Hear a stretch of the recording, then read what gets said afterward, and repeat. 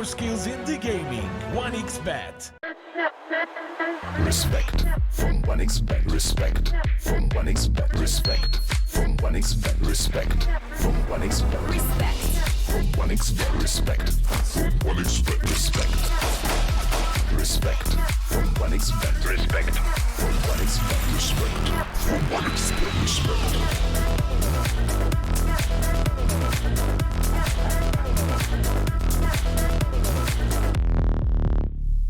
Hello, son. Hi, Mom. Pretty girl. This is Eva. Nice to meet you. Thank you very much. Your dad's just making his favourite dinner. It's duck. Come on inside. They're all probably too gruesome to tell you while you're eating at the table. How's your food? Is everything okay? Good, good.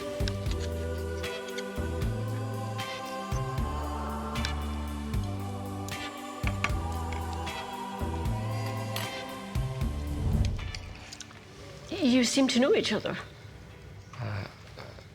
Yeah.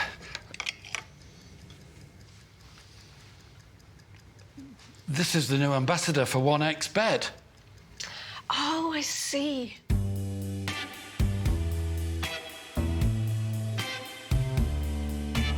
Everyone felt good when Eva Elfie became the new ambassador of 1xBet.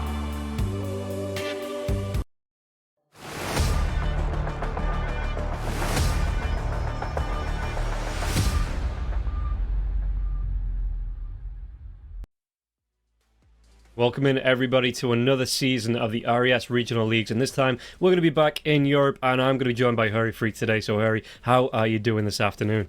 Doing quite well. You know, kind of wanted to see how Europe is gonna do, if Namiga are again gonna do as well, and we've got some interesting teams this time around in the RES Europe part. So I'm pretty excited to see how some of the guys that have just joined are gonna do. Yeah, we've got an interesting lineup of teams. Some coming through from Season 1, coming back, having a return. But, a lot of new teams coming into this as well. I think we're going to be able to take a look at the schedule, be able to take a look at the two tables as well to see how these groups are going to break down between them. So, on the schedule today, we've got Bait versus Dandelions and Spider Pigs versus Two Girls, One Puck. I can't decide if that's the worst name ever or if that's the best name ever. And then Liga versus One Move to wrap up the day. Looking at this one, this is going to be our Group A standings as well. Group A lineup coming through. Liga, maybe going to be a bit of a surprise here because we've seen them do really well in some events, and some events they've not really turned up to. So this is a team that I'm kind of like the dark horses. If they do turn up, I could see them going really far, but if they don't, they might just crash out super early on. Dandelions as well should be one of the more consistent teams, I think, coming into this one. So we're going to see them first up against Bait. And Bait, a new roster for them as well, so we'll see how they're going to do coming together. One Move, they've turned it around, changed it around a little bit in terms of lineups, so we'll see how they're going to do. I think Two Girls, One Puck, three of them are Americans. So we'll see if that ping is going to be an issue here for them here as well, as they will be facing off against Spider Pigs. That's Loretsu, Mikey, Skylark, Astral, and LeBron stack coming through. So that is going to be the schedule coming through for the day. I think we're going to be able to take a look a little bit further on as the team lineups start to come through here as well. Bait versus Dandelions. And Harry, favourite coming into this one, do you think? Well, you said it. Dandelions are probably one of the more consistent teams in the tournament. And for Bait, we just don't have sufficient info to actually, think about how well they're gonna do. We know some of these players, but Rinseq and Placebo are almost completely new, so it's gonna be hard to predict things before we actually see them go at it versus other teams. So I think Dandelions are definitely the one that are looking better at the moment. Yeah, at Stormerman as well as Murray, we've seen them the good sort of supports, with Dandy on the mid laner. Depends on how he does, where he turns up, what he's going to be going for in the draft. But yeah, we've seen plenty of players come through the Bait. It's almost a joke at this point that Bait are an academy team, because they have brought through so much talent that have gone through onto tier 1 teams. And so Bait, I'm looking forward to seeing how this new lineup plays, and again, hopefully they're going to be able to stay together, have a massive impact, and make some waves happen here. Maybe, you know, get themselves through onto that LAN at the end of the year, coming through in, I think it's October-ish. But yeah, so for now, we are just looking for game data on them. We are looking to see how they play as a team, how they play as a roster, because it is a new lineup. We'll see how that one's going to go. On the other side, Dandelions, you know, they had a bit of a more... What could I say? You know, the lineup's been together a little bit longer, so they've had a bit of a better showing in the past. You know, they've made a name for themselves, made a stake for themselves. They came in second in the last European tour, so we'll see if they are going to be able to add on top of that one. Of course, it was Nemiga that finished in first place, so they got the 400 points. But Dandelions, they want to be racking up those points as well, because again, I think it's top 4, right? Yes. Over the 4 tours that from EU that go through to the LAN. So yeah, you do want to be getting those points on the board, and Dandelions have made a good start, wanting to continue on a little bit longer. Yep, the 4 teams go from Europe, so one could say it's easier to actually go to the LAN from Europe, but some people would say it's even harder because the competition might be stronger. Though I have to say, the Latin America previous tournament we had was very stacked. I think more stacked than what we're seeing in Europe right now. So I don't know. Overall, Dandelions are a good candidate to actually make it to the LAN, so I'm looking forward to seeing these guys, meeting them once they come to the LAN in Serbia. But overall, as you mentioned, they've been playing together for quite some time. Nande and Desire have been in multiple teams over the past couple of years as well. And then you see Kidero, he's wearing the bait jersey, right? So you know those situations when 2 teams are playing and there is a player in the other team that used to play for a previous one. He comes in with the previous team jersey or tracksuit, like just to show respect, and then he crushes them thoroughly. And I don't know how people can do it. So I'm kind of looking forward to see if Kidero has it in his heart to kick his previous teammates in the face. Yeah, whether he's going to have a choice in that as well, you know, because the rest of the team, Dandelions, obviously want to make a mark in the opening best of 2 coming out, or 2-game series coming up for them. So it's Kitaro. We'll see, you know, how he's going to be able to play. Maybe he might, you know, just not be able to pull the trigger here. And yeah, well, we'll see, because they are all professionals, and it doesn't really matter. You know, at the end of the day, they are going to be playing up against each other in some form. So you've just got to do your best coming into this, as we have a little bit of a issue with the connection on the draft, I think, but hopefully we'll be able to sort that soon. You'll get ourselves into the game. Anyone else you're looking out for, especially in Group A coming up over the next few days? You know, is there anyone else you think we should be keeping an eye on? Well, you mentioned Liga as a dark horse. I don't know if I would classify them as that. I'd classify them as probably the favorites of the tournament, with the possibility of dropping the ball, rather than, you know, the underdogs with the possibility of crushing it. So I'm very curious to see how they're gonna do. And I've been a big fan of Violent, but One Move has some, you know, newish faces. Some of them we know, but the mid laner I have never heard about. So that's gonna be one of the teams that I'm gonna be looking forward to seeing. So that, I guess that's it for Group A. Easy answer to the question would be Spider Pigs. It has LeBron, right? My countryman. But I think that team is. It's pretty easy to understand at what level they are, at least individually, because we have known players. But these ones where we don't actually know how individuals are going to perform are going to be the most interesting, at least for the first couple of games. Yeah, and again, it's not a very long tournament for either group. You know, you only get yourself 5 days to get into a good position. Liga on the 10th as well. They're going to be playing twice, so they're going to be seeing the results sooner rather than the rest of the teams. And it's a sprint. It's not a marathon. So you've got to be on form for the next 5 days. Get yourself through. Looking at the other side as well, Group B, it's going to be Monte, Navi Junior, Nemiga, Night Pulse, Rest Farmers, and Yellow Submarine. For me, you know, looking at these groups, I'd like to say Yellow Submarine, because Yellow Submarine are always on like the cusp of doing great things. It feels like, especially with the team being so young, being together for so long there as well. But it never seems like they can make that next step forward. Rest Farmers, we saw them. They made it to other events. They made it through qualifiers, but again, maybe just a little bit shaky coming towards that finish line. So the teams in Group B, I think we might see a little bit of a closer group there, but I couldn't call a favorite out from those teams. I mean, Namiga are the reigning champions from the previous ones, so maybe look at them as the top dogs. Yeah. But yeah, it's hard to say, really. The thing is that in Tier 2 Dota, and this is Tier 2 Dota mostly, there's always the inconsistency part, right? Has the meta changed a little bit? Of course it hasn't, because we haven't had a patch for months. But as the meta changed, are the players feeling good about themselves? Is everything okay within the team? All of those things are gonna be coming into play, and it's never easy to predict. There is no clear favorite in either of the groups. There is no clear favorite for the entire tournament, and I like it that way the best, because we're actually gonna find out how good teams are throughout these games. And even if they play one series well, it doesn't have to mean that the others will follow. So I'm thinking it's gonna be an exciting tournament for sure. Yeah, and what are you thinking coming into the draft, right? Because like you say, we've not had a patch.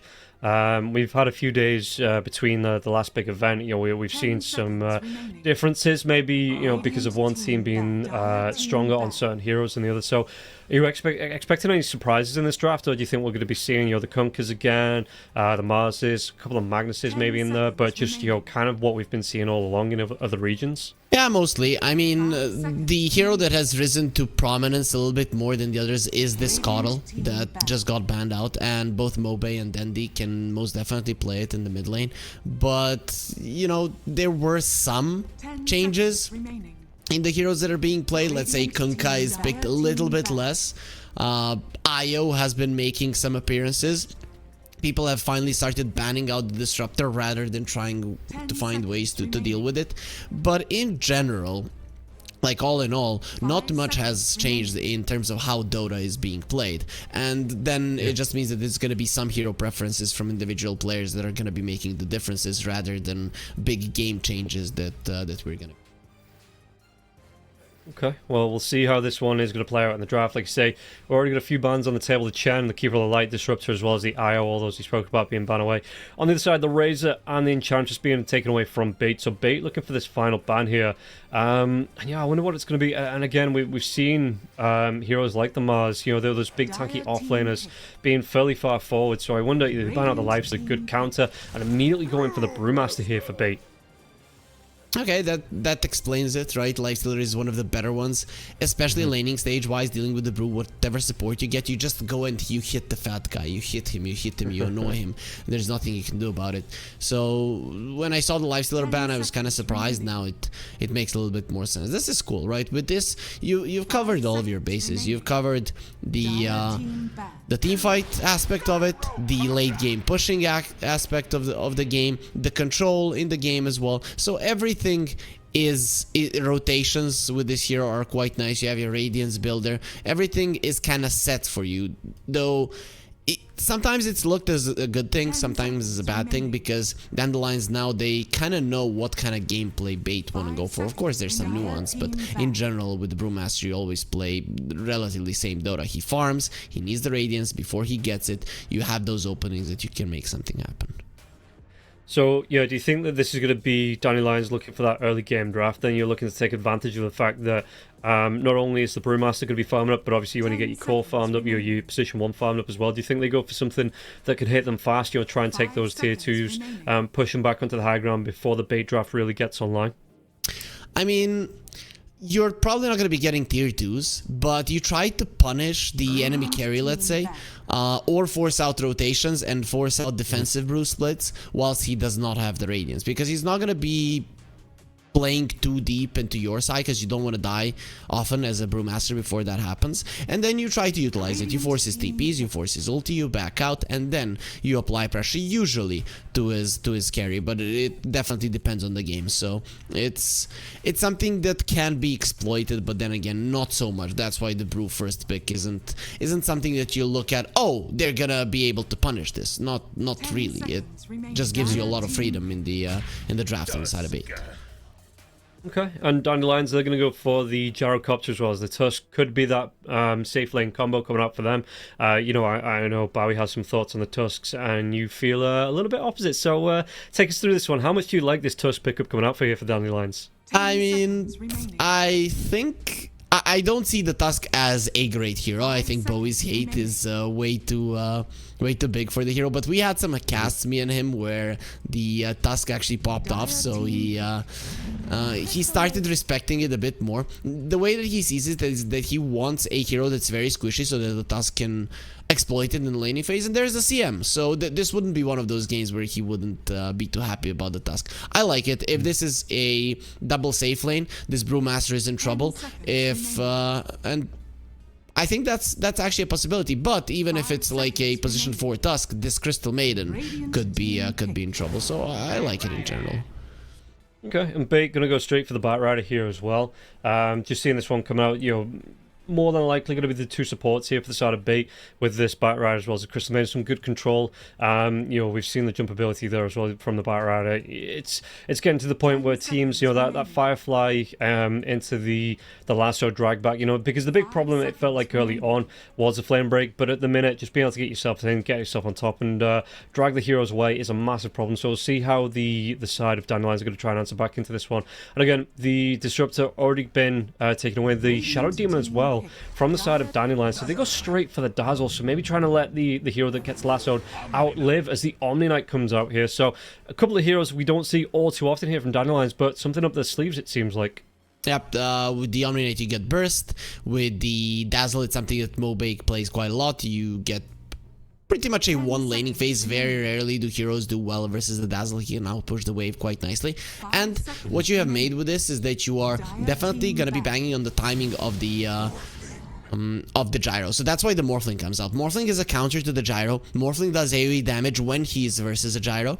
And these heroes on Dandelions, they don't do too well to like heavy physical all-around damage, which the Morphling will be able to do once he gets the Flak Cannon. So here's the idea for Dandelions. Hit the timing with the gyro, have a Dazzle and an Omni Knight behind him. The enemies can't do anything, right? But if you miss that timing and the Morphling gets farmed, you are screwed. So it's actually pretty clear what both teams are trying to get at. And Bait, they have all the tools ready to prevent the timings of the gyro. They have good laning stage with the CM and the Batrider. They have catch with the Batrider. They have some early team fight with the Brewmaster. So remember that Radiance farm. I think this Brew should put his farm a little bit to the side, use ulti every single time that he can, and just make sure that Dandelions are slowed down, especially this gyro. If that happens, Bait actually have a really decent shot. Yeah, and with this Dandelions draft up with the Dazzle and the Omni Knight coming out here, do you think they're both going to be cores? So maybe looking at offlane Omni Knight, you're the mid lane Dazzle coming out, or do you think you can shift one of those to the support and get something that answers back against the Morphin here for Dandelions?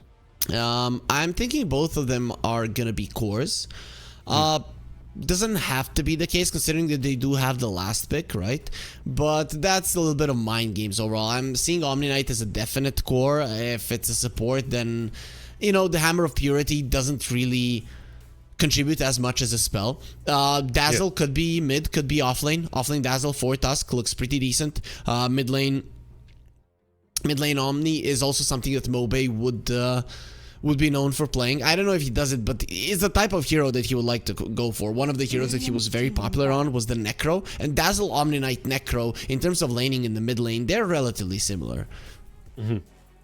Okay, well, we'll keep an eye on the draft. They do ban up the Zeus here for Dandelions now, as well as the Puck. Both going to be taken away. They've already taken away the Chaos Knight, the Centaur, as well as the Doom, so we'll see what their final ban is going to be. Yeah, just looking at, I mean, the Dandelions mid lane, if they do want this Dazzle, you know, we can go for that early Spirit Vessel to come out, you know, and that's maybe what I expect to see, a very aggressive, rotations, heavy Dazzle coming out here for Dandelions if it is the mid lane. Meanwhile, B, what else do they want to be going for here? So they're looking potentially for the mid laner. I don't see them jamming that Batrider into the mid lane. And they are going to have the next pick, right? So we'll see what they want to answer back. They take out the Meepo. Of course they take out the Meepo, just in case. But yeah, B, what else do they want to be going for here? What is their final pick on the board? Just looking at what's left for them here. If they want to go for something, you know, with a bit of impact, what you want some jump in, some burst damage, though there's not really a backline to dive here for Dandelions, right? You have survivability all across the board here for them. Dandy plays a lot of Magnus.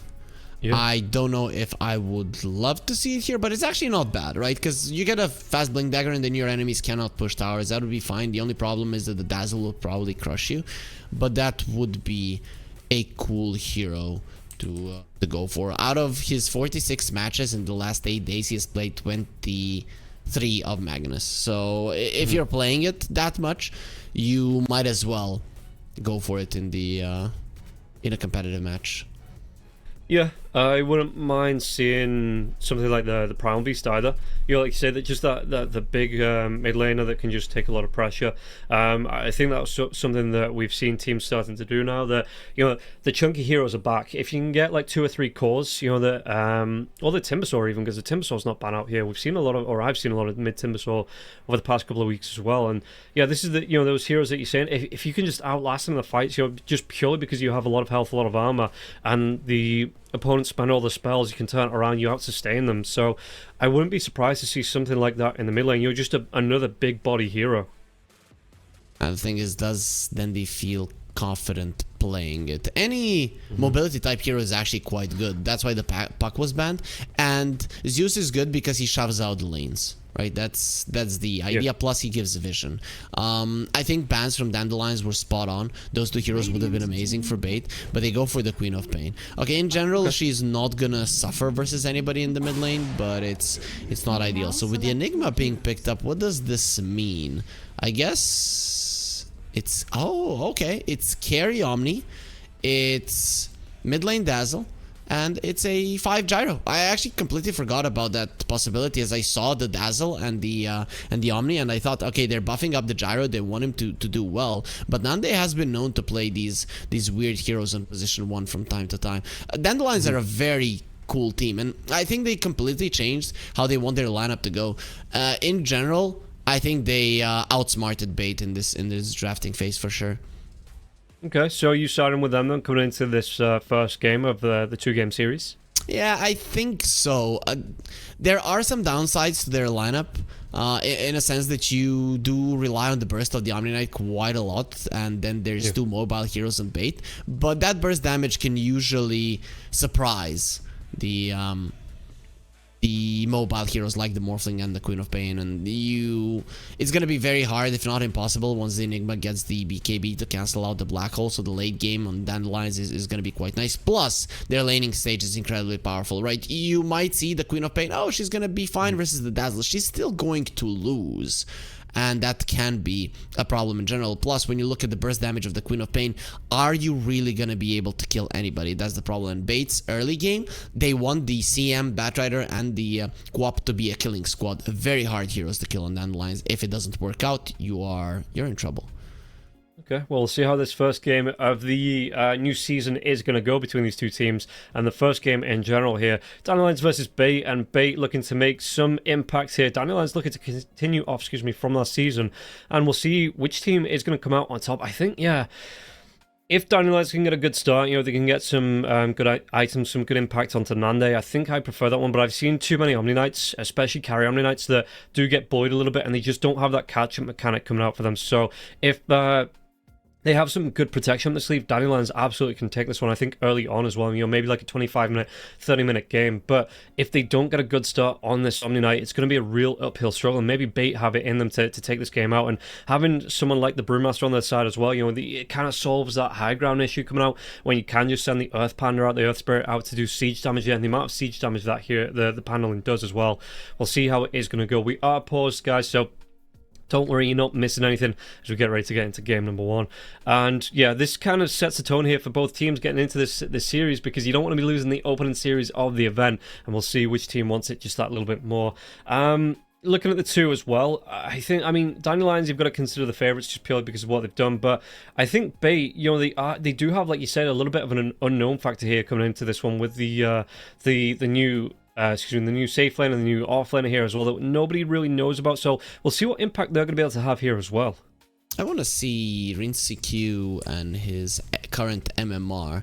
You know, could be another Watson coming into the scene. You never know. That's what we're always looking to see. I mean, Watson has been rank 1 forever. Like for 4 years. I don't remember when that happened. Everybody remembers the Weeha and Miracle days, but Watson has been number 1. I don't know. It feels like forever. Even if somebody takes over for a second, he's back immediately. So I really can't wait to see that one. But we got a game ready, Rob. I think everybody is ready now, and the game has started. So I think we should focus on it right now.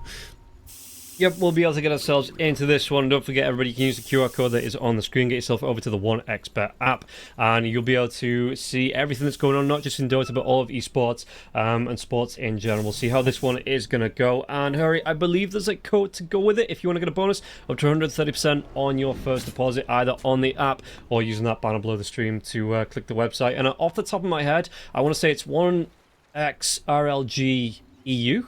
Yeah, I mean, you always know them. I don't know why do you doubt yourself, Rob? And yeah, we've now moved to Europe. This is probably the best time to use it because, well, you know, as time passes, it's not going to be as valuable. You get that ball rolling now. You can just continue having even more fun, making even more money. But I did go and find Q in the leaderboards, and he's 110, I think, somewhere along those lines. So he's not really Watson level, but you never know. He's playing a Morphling. That's a Watson hero. He's gonna be trained by Dandy, and everybody who gets trained by Dandy obviously becomes a top tier player. Yeah, and we're going to be getting into it now as well. Gyrocopter in the trees, hiding away.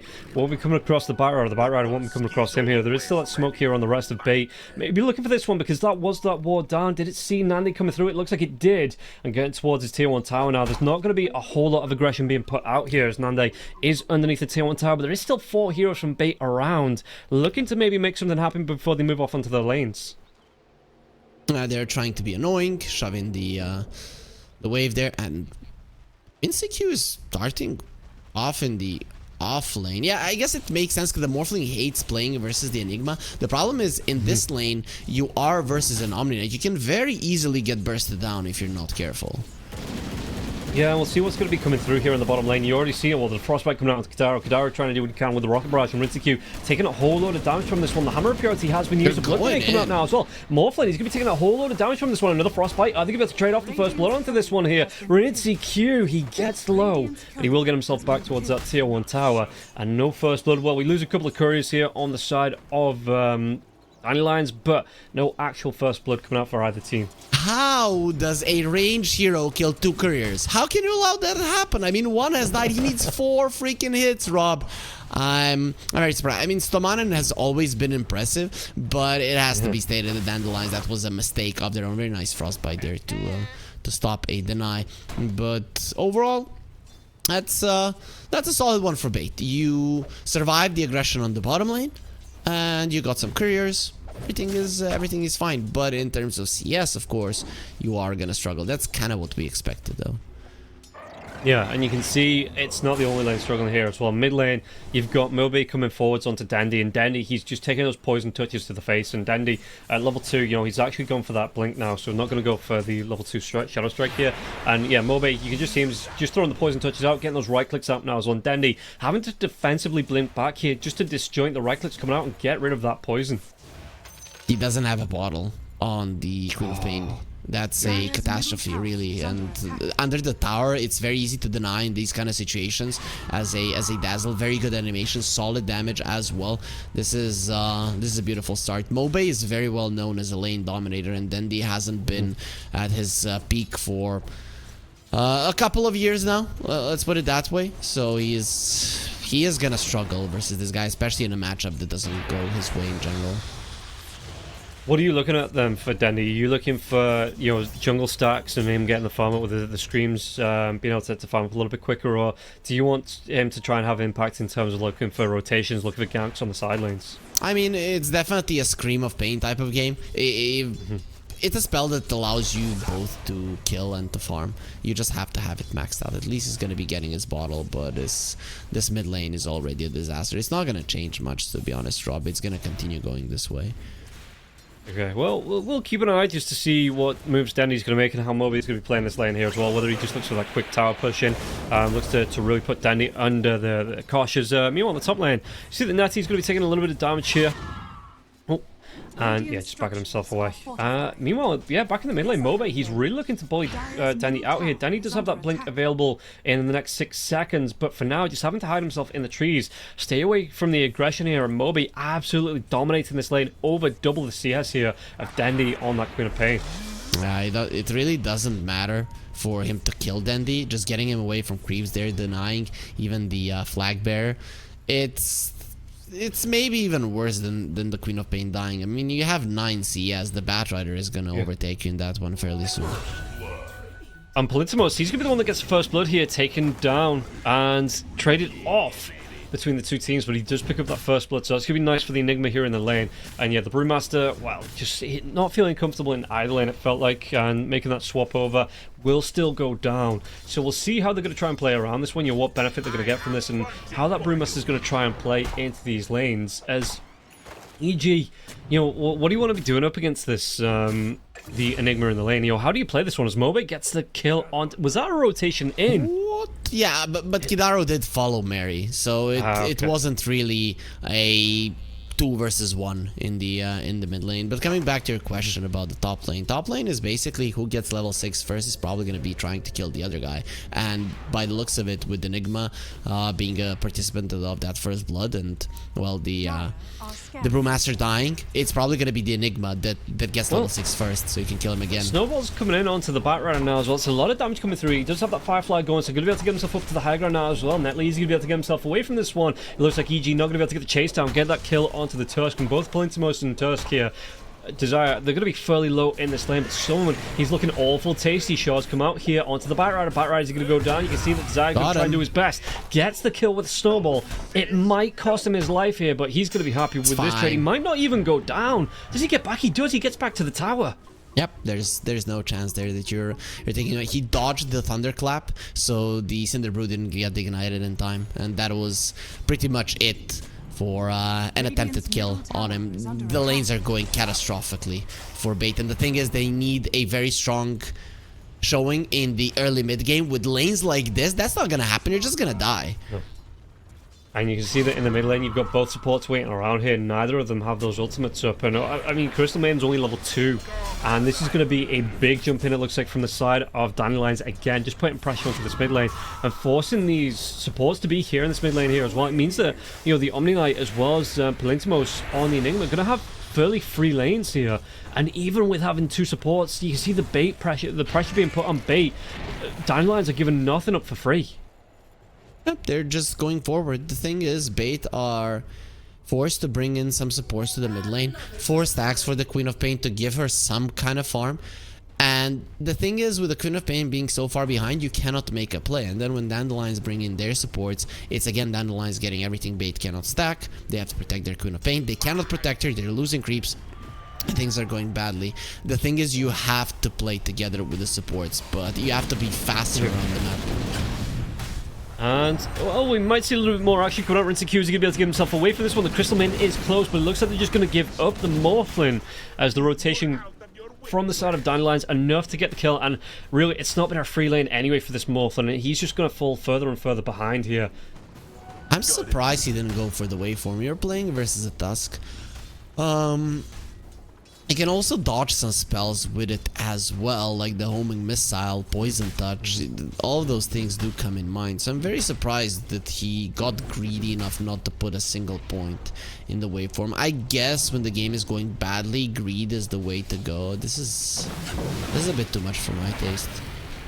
Yeah, meanwhile, In the trees, it looks like Stoneman, he was going to be under a little bit of pressure here from Desire as well as Kukudara. They're making a rotation into the mid lane now as well. Looks like just trying to get these D wards off. Will be able to get the one on the cliff. But again, even if they can't get the kill onto Dendi, it doesn't mean that he's going to be forced away from his creeps, forced away from the farm. And they're going to go homing missile coming through onto Dendi. But Dendi should be far enough back that they shouldn't be putting him at risk. As Mobe, he's just going to be pushing through. Does Mobe have the shield rune active? He does that onto the Dazzle here as well. So looks like just going to be using all of this pressure to put down and maybe take away this tier 1 tower in the mid lane here from the side of Bait. Yep. They are going to get the invis rune and actually making a play. There it is, level 6 on the Brood. Maybe they can get a kill. Yeah, they look for this jump in now as well. It will be a little bit of damage coming through. Sonic Wave Mobe will go down here. They get the spin up onto the Tusk, so no save coming through here from the Tusk. No Snowball, no Ice Shards. Gadara could be in a little bit of trouble there as well. He did pick up the Invis Rune, but did use it. Yeah, so they are going to be able to get this kill out. The Cyclone spin up into that Boulder Toss. It looks like the Gyrocopter, with the help of the Brewmaster, he's going to try and go for the TP away here, but the Frostbite keeps him in place, and he will be taken down. Oh, Dandy really needed the focus to get that kill himself, right? He did get one in the engagement, but in these kind of scenarios, when you've fallen so far behind with the Kun of Pain, you need everything you can get. Either way, though, Bait, we talked about the early mid game. Something that they need to happen is for them to get a couple of kills. Brew Split is something that's going to allow them to have the strength for it in a fight. Though now, Dandelions, they're going to be playing much more aggressively. Yo, the Omni Knight is actually dying. Nande is being chased down. Yeah, I think they're going to get this one. I mean, Rinseq might be able to get the solo kill here now as well. Level 6, going to go for the chase down onto Nande. Nande can get himself away. Adaptive Strike comes through, does the damage here. Rinseq, though, he doesn't have that catching mechanic. Like you say, no waveform here. So no gap close coming out, and Nande will be able to get away from this one. Yeah, but good pressure either way. The thing is, though, Dandelions were smart enough not to make any rotations there, as they knew what their job is now, to apply pressure on the top and the mid lane. That's why Nande was left alone, and that's why that was such a good play for the Morphling. Unfortunately, just not strong enough because of a detrimental laning phase. Yeah. Meanwhile, top lane, there's going to be the Snowball coming out onto the Brewmaster. Brewmaster, what's he going to be able to do for this one? There's going to be the Black Hole coming out onto the Bite Rider now as well. A lot of damage with those Eidolons going now as well. Dandy rotates in. Palinta was taking a lot of damage from this one. Will be taken down. So trading that one off, it does favour Bait just a little bit as you get the farm up onto those skeletons there as well. I would like Dandelions to have a deep ward in the mid lane, around the mid lane, and just play aggressively with the Dazzle when there's no split. I would be all down for this kind of a play if the split was available, just to get the hate off of the Dazzle, but with it being down, I think the slower approach might have been better. Either way, Dandelions, what they're gonna do every single time when there's no split, they're gonna be going hard at it, just probably adjusting now to seeing that Bait are going to be responding. Bait are doing the right thing. They're responding in numbers. Everybody apart from the Morphling is going to be joining almost every fight. How do you feel about, I've only just noticed it, but the Enigma going for the Helm of the Dominator here as well? Well, shoving out the waves is a big deal, because if you look at Bait, their only catch is going to be the Bat Rider. If the lanes are shoved in, then you just need to keep in mind where he is. He's missing off the map. Sure, we are just going to go back, and shoving out the waves is probably the easier and the safest for the Bat. So I like it in general. It's going to make the game hard for Bait. Okay, well, what is going to be hard here at the minute is Desire. The 3 heroes stacking around him, and Stoneman does get the credit for the kill here, so Big. Didn't even need to spend the lasso for that one. It is a fairly nice pickup for them. It keeps the pressure off that tier 1 tower there as well, as they've already lost the tier 1 tower in the mid. Oh, does he? Yeah, he bought it, and it's coming with him having a smoke, so another hero is most likely going to die on the side of Dandelions, and it's probably going to be a move towards the mid lane. I mean, they're in such a good position, the 3 of them, to go for it and actually kill the Dazzle. This is huge for Bait. Okay, and yeah, like you said, the smoke's going to come through immediately here, but Mobe isn't showing off just yet. Walks himself back in with Desire right behind him, so there is some save coming out with the Snowball, but it's whether they're going to be able to get this jump now as well. Mobe gets a jump, lasso comes through, and the Tusk moved himself away from this one, won't be able to get there in time, and then he gets the credit for the kill with a Sonic Wave. Beautifully done. It was...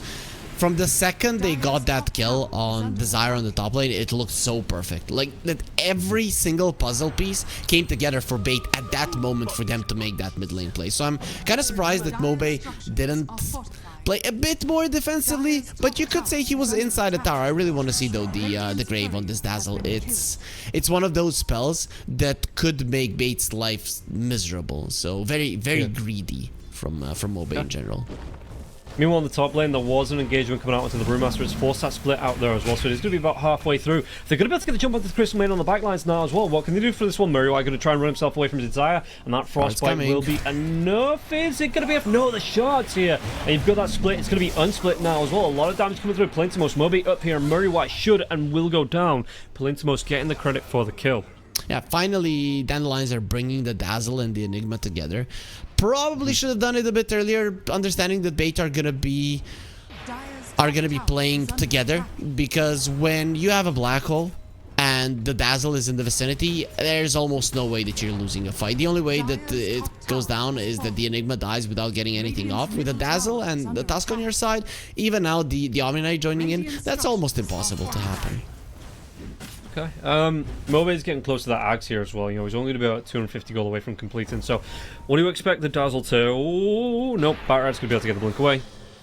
Should be able to, will be able to get the TP out there as well. Speaking of Blinks, the Tusk has one now as well. So, that's going to be another catch potential for Dandelions. Okay. And... is this... I mean, you've already said you want the Dazzle to rotate. I mean, the Ag Scepter... is that going to be enough to have that impact here for Moby, then that he can look to maybe get involved at black holes, cooldowns coming through, and, you know, follow up with the rest of his team? I mean, the Axe is pretty cool, as there is a Brewmaster on the other side, so you're going to be able to pretty much fully heal whoever EGX does focus on. So I think it's actually going to make a difference in this game, a pretty significant one. Healing your teams, for people that don't know, when you use the Shadow Wave on the enemies, it's 150% of the damage plus heal. So when you're surrounded by 4 or 5 units, you pretty much get healed up 1000 HP from the Shadow Wave. Okay, and I think that, yeah, it's completed now, so he's going to go back for the Boots of Travel. We'll be able to group up with his teammates, you know, if he wants to, with some quick rotations here as well. Meanwhile, on the top lane, I'm seeing Stormman. I mean, the Eidolons are down here. He's got the backup of the Tusk as well, so I don't think Palintimos is an open target here for the Batrider. So we'll see what he's going to try and do here. Is he going to go all the way around, maybe, on Stormman? Or is he just looking to get through? He's even going to be able to see the courier. Oh, that's going to be the Helm of the Overlord recipe. Going to be gone now. What's that for nearly 2 minutes coming out for the Enigma? Yeah, pretty annoying. Pretty annoying if you're an Enigma, especially because it's like a Midas now, gives you gold. So Madden has been caught, but all of the spells were already used by Desire. It's too surrounded. He's dead. Yeah, homing missile. It's going to keep him on the cliff there as well. He's going to tick down to it, and Palintimos will get the credit for the kill once again. Ah, that's quite nice. This is the thing though, Bait, even though they got a couple of kills when the time came, they didn't put down any of the towers and lost the mid lane tower, which is the most important one to use that Blink Dagger. So now it's actually Dandelions that are gonna be going for moves. Mary Y is very happy that he even got that war down, because there was no way we're gonna survive, so at least you get something. Yeah, he's like the best of a bad situation right there for him. And we take a look net worth wise as well. You can see that all three of the cores here on the side of Dandelions, they're ahead. Not only they're ahead, you know, they're making big strides ahead of the counterparts on the other side. The Morphlin, he's going to be, what's that, nearly 2,000 gold behind the Omni Knight here. And Morphlin, okay, a little bit later on, he does have some impact, you know, but that means that he needs that phylactery up, you know, he needs the candor up, he needs that damage coming out. And Rinsey Q, he's going to have a hard time getting to that just at the minute. He's farming too slow. That's just the case. Morphlings are used to doing well in the laning phase because they're usually in the safe lane, Rob, right? And he was put in the off lane versus a hero that you can get bursted down from. You have to put a little bit more into strength, and instantly you are in a position where you're going to be dropping lower and lower in terms of net worth, and you do not flash farm the jungle. That's not how the hero works. The Manta is going to change that a bit, but in general, Bait need a lot of time, and you're buying time versus an Enigma with a lineup that only has a lasso to cancel it, and you're probably not gonna have a range to do it anyways. So I'm scared for Bait. I mean, it was as we stated at the start, but considering how the lanes were going, you could say they're happy with the current state of the game. Could have been much worse. Yeah, you think we might be seeing that second item, or the Batrider is going to go for the 4-staff, so like third item Hex coming up for the Batrider here. As we do see the scan in, and this is going to be able to get the TP away, not interrupted. Oh, Desire with the blink away here as well, so should be able to get the TP out. That was just a great read coming out from the side of Dandelions on that scan. I mean, he had Repel anyways. He actually didn't use it. That's... I mean, that's a perfect read, let's put it that way, but a ballsy way of approaching it. Still, that's a good rotation from bait. This is how smokes should be used. You are going for a kill, but there has to be something that you're gonna be getting for certain from that smoke. This time it was a tower and some vision. If it's only vision, it's fine, but if it's an objective, vision plus a potential kill, then a smoke was very well prepared to begin with. And bait have been doing some good smokes in this game. Okay. What do you expect them to do though in terms of, because they're not that far behind in terms of net worth, like overall as a team, but it just feels like the cores are getting a little bit behind. Do they just kind of like wait this one out? You know, you've got the Radiance coming up soon, or the Radiance is actually up here for EGX, yeah. So are you looking to just spend the next 5 minutes getting those next big items out before you look for a proper fight here, or do you want them to see them take the pressure to the side of Dandelions just a little bit? Deep farming, that's what you want to do. Because, especially with the Brewmaster, it's hard to kill him without him getting the Brew Split off. The only way you're gonna do it probably is with the Black Hole, and Enigma doesn't have a Blink Dagger just yet, though very close to it anyways. But in general, deep farming, forcing rotations towards that way, of course it does open this kind of a move from Dandelions, but you cannot stop it anyway, so you might as well get as much farm as possible. If you farm defensively, you're screwed, but currently the positioning of bait is probably the best that they can do. Okay. I mean, the scan comes out here from bait, so they know roughly where some of Dandelions, not everyone from Dandelions, but some of Dandelions are. It will be that free Roshan, like you say, but it does mean they should be able to get... Do they even get... They don't. The fortification gets used here. They don't even get this tier 1 tower here because they're a little bit hesitant on the side of bait to put any pressure onto the tower. Even after this scan came out, it felt like... Yeah, these are the type of situations where you have to have a ward behind the enemy tier 1 and you have to catch that support that's being annoying, that's slowing you down. With the Gyro surviving for as long as he did, pretty much solo defending the tower, it makes the game very uncomfortable. Yeah, I mean, they did have the Bat Rider behind, but he was on the other side here, and it just felt like, oh, Corlan's going to be used here as well. Can they get the kill onto EG? EG's going to back himself away. Crystal Maiden under a little bit of pressure. Look at the damage coming through here from the Omni Knight. And he doesn't even have that cannon on the board felt yet. Going to be going towards that phylactery, but yeah, just be able to throw that level 4 Hammer of Purity, and the damage that he put out with the Purification there onto Crystal Maiden. Murray lost about 3/4 of health on the 2 actions of Nande. The most important thing, bait got the mid lane tower, so now it's going to be much easier for them to make plays. And in general, the only reason that Crystal Maiden survived is the 4 staff of Stamanen. So next time, if that has been used, Mary is just going to get annihilated by Nande. His burst damage is now ready. That means that the Morphling also has to play a little bit more up in his strength, which is going to hinder his farm even more. Yeah, and how we're looking here, Morphling, like you say, he's just moving through here into Q. Not the fastest farmer in the world, but he is going to have that Manta style up that's going to help him a little bit. Getting close now. The phylactery is up. Oh, bottom though. I think they're going to get the kill into someone. There's going to be the Warrior Punch coming through as well. They do get it, and Nandi gets the credit for the kill. Very good positioning from Stamanen in general, though, but there was just no way that you were going to survive that. But he's right at the edge of the cliff, waiting for the snowball to hit and then run away. Unfortunately, he died before he could execute his plan. Okay, and we'll see bait going towards the Tormentor. Mary, you've got to be careful there, bud. You've got to be real careful. And that's one of those things, right? If you're running a Zeus early on like this, every time you see that Tormentor, you just, or at least I do, you know, you just hit that Thunder God, see what you can get from it. But Murray getting real close there to be taken down by the Tormentor.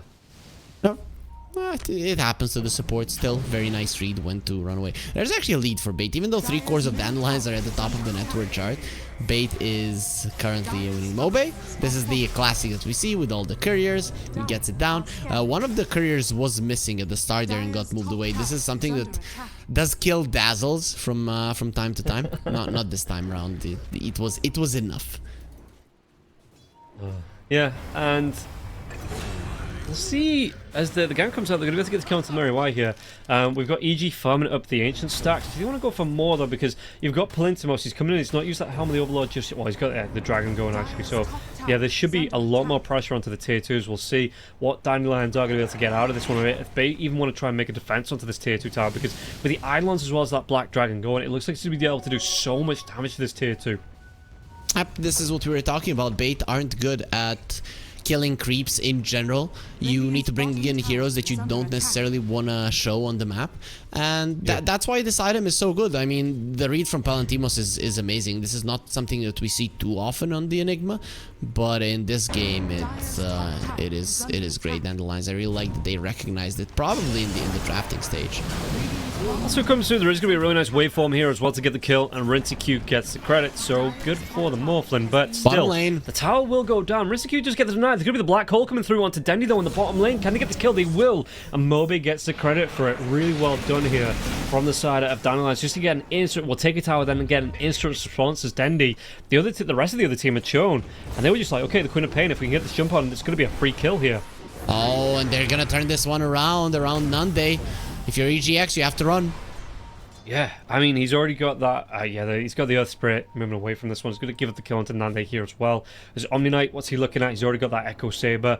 The Phylactery coming through now as well. Not too far off that Kanda. Just needs another, probably about 1,500 gold from this.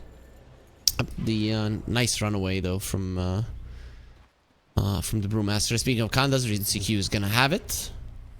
And how is the Omni Knight looking? Well, he needs a little bit more time. Either way, the Omni Knight does have burst damage to finish heroes off anyways. Kanda is just going to be a nice Brucey bonus in general. But Bait are not in that bad of a spot. There is no black hole right now. Lasso is going to be available in 15 seconds. I'd say it's time for Bait to move. Yeah. And we'll see what impact they're going to have here as well. You've got Dandy. He might actually be able to... No, Plintimos just going to go for the blink away. So, again, not sure what else is behind here. Dandy wants to play it safe.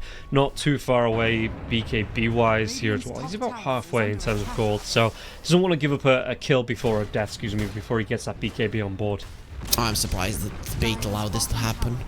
They should have at least made an aggressive move on the map, maybe around the mid lane if you thought that you couldn't defend the bottom lane, but other than that, they just shoved out. Oh, and they lost Dendi as well.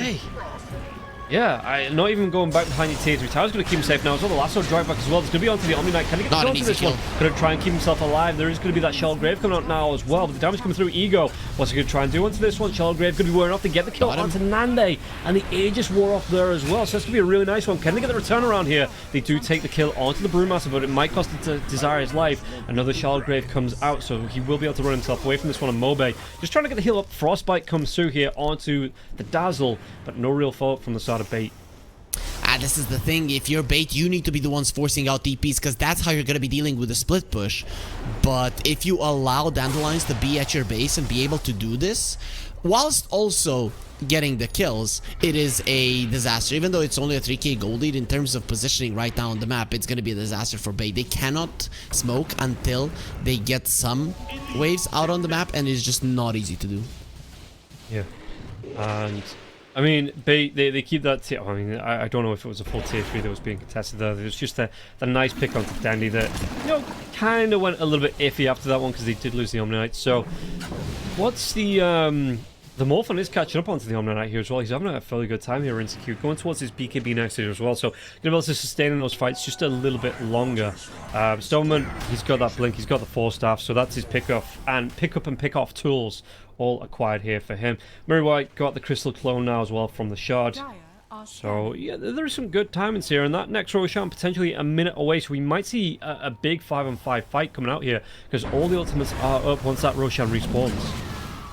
Problem is you're dealing with this shallow grave now with the Nocturne core, so if Mobe plays his cards right, he can very easily just keep somebody under the shallow grave twice in a row, and that is a problem, especially in a situation where Bait are kind of relying on getting that first kill with the lasso. This is a very uncomfortable position for them, especially like, look at the waves. They cannot deal with them.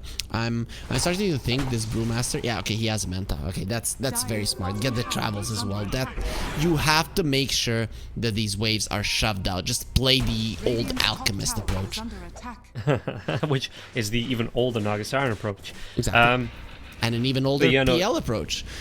Yeah, yeah. And we could probably carry on going back and back and back. No, but I just wanted to sound like it was good. And a quick blow up there onto Murray White as well as the Thunderhide was continuing to push this lane out, like you say, on the bottom lane here. And it's going to be, I don't want to say it was a force back onto bait, but you could see that the Dandelions, they were waiting for somebody. They're getting a really nice pickup there onto the Crystal Maiden. Yeah, bait cannot TP. If they TP multiple heroes, you're kind of losing the game that way. So I'm liking what RinseQ is doing at the moment. He's trying to get the TPs towards the top side of the map. The problem is now the Enigma has the BKB, so she can keep people in place for a very long period of time for the TPs to come through and then increase the lead even longer. Bait are gonna have to make some very hard decisions because it's so easy for Dandelions to play the game at the moment. Yeah, and like you say, that you've got this Black Hole that, how do you really even cancel this one? Like when the Enigma wants to get, if he gets a good jump in, a couple of heroes, big BKB's going, might just be able to turn the tide of the fight here, or excuse me, just sets it off on the best foot for Dandelion. So we'll see how they're going to try and contest this one. As bait, there's not been a massive, there's been a couple of medium-sized black holes coming up, but not a massive one just yet. So Enigma here, especially with Roshan being up, if they can get this Aegis, I can see him definitely looking to maybe try and get a good 2-3 man catch out, and Dandelion's trying to look to break the high ground coming out in the next couple of minutes. This is a free Roche. There's absolutely nothing that Bait can do about it. The best thing, if you're Bait right now, shove out the waves. Buy a minute and a half of the Aegis and hope the Dandelions are gonna make a mistake while shoving out the waves so that you can catch them off guard. That is just the thing. We're coming back to the fact that if the Batrider is missing, you just hold still a little bit on Dandelions, and fairly soon, once you see him, you're gonna know that you're completely safe. And which way does it go? It's actually gonna be, who got the cheese though? Ah, Mobe got it. So yeah, Aegis onto the Omni Knight. And Greater Cheese healing onto the Lotus as Dazzle. well. I mean, look at him. How do you even kill this guy? This is true, yeah, with all the heals, the saves he's got up his sleeves here as well. This is going to be not the easiest of kills to get, and that's kind of what Dandelions have gone for their entire draft here, right? Oh, jump in the lasso, drag back. Do they have enough time here with the force staff to get this lockdown onto Mobe? Run. He's going to be Please fairly run. fine as well. Do they want to try and turn this one around? Stormwell comes out on the backlines as well. You can see him going to get low Sonic Wave, but he's going to be able to eat that cheese. Heal himself up a little bit longer now as well. He's got that healing lotus coming out, like you say. The split has been used, but they're not going to get anything from this one. It feels like Snowball on the backlines. They should be able to get more than one black hole to get the lockdown, and they do get two from that one. Yeah, RinseQ gets killed anyway. It wasn't quite inside the black hole, but more than enough to get the 2 kills though. Yeah, the Morphling didn't get caught by the black hole, but he got demolished. The second I saw them catch that Dazzle and not kill him during the last one, I'm like, please run away. Please try to run away. And they committed for it. The second they committed for the Dazzle, it was obvious what was going to happen. The problem is that you don't really have much of a choice. That is, at this point, and they didn't even get him inside of the snowball because it really wasn't needed. No. Yeah, you can see here, even the freezing field on the back line, Snowball being caught in it, just opens up a really good target here. Murray White, Snowball comes in, like I said, that BKB is going. It was so close. I mean, he was locked down anyway, he was controlled anyway, so they still get the kill from this one, and now they're going to be able to step up onto the high ground. It looks like breaking down this tier 3 tower.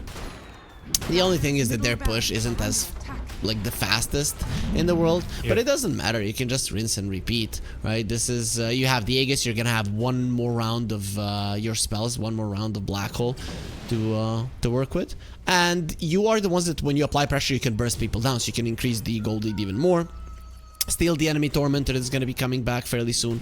I mean, there's not really much that Dandelions need to do here to end the game, and you don't need to do things perfectly either. It's Bait that have to find some unconventional way to play this game, and you know, I'm looking at it right now, and it's hard. I can't even say they seem lost. They don't have an opening. It's not given to them. No, and like you say, even if they don't have the best lane push, they do have the Summon of the Overlord coming out. You've got your Dark Troll Summoner coming through there as well, so the Skeletons being raised, the Eidolons coming through as well. So even if it's not the fastest push, it's like you don't have to commit to this high ground, to the trap that a lot of teams fall into, right? They try and jump high ground, they lose a fight, and all of a sudden the advantage is back on the other side. But being able to do this and not have to commit to the high ground in terms of heroes while still sieging the buildings down, it's going to be a really nice opening here for Dandelions. It's so easy for them to play this game. I would be feeling so helpless if I was Bait. I mean, they just lost the tower and your carry is there. It's just the Eidolons that are doing it. You can see how desperate Rinseku is. He's going for a Maelstrom into a Mjolnir. And then you look at the other side, they're gonna be able to heal through the AoE damage. This is just to make sure the lanes are shoved out.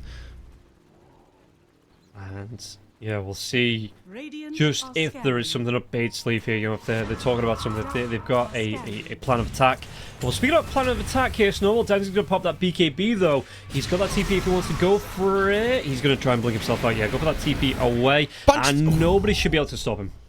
Whoa, that was close, man. The punch was being charged up. He came to his chin, and you know, just before he disappears, Dragon Ball style, right? Just before the punch lands. That was asking it from Dandy, really.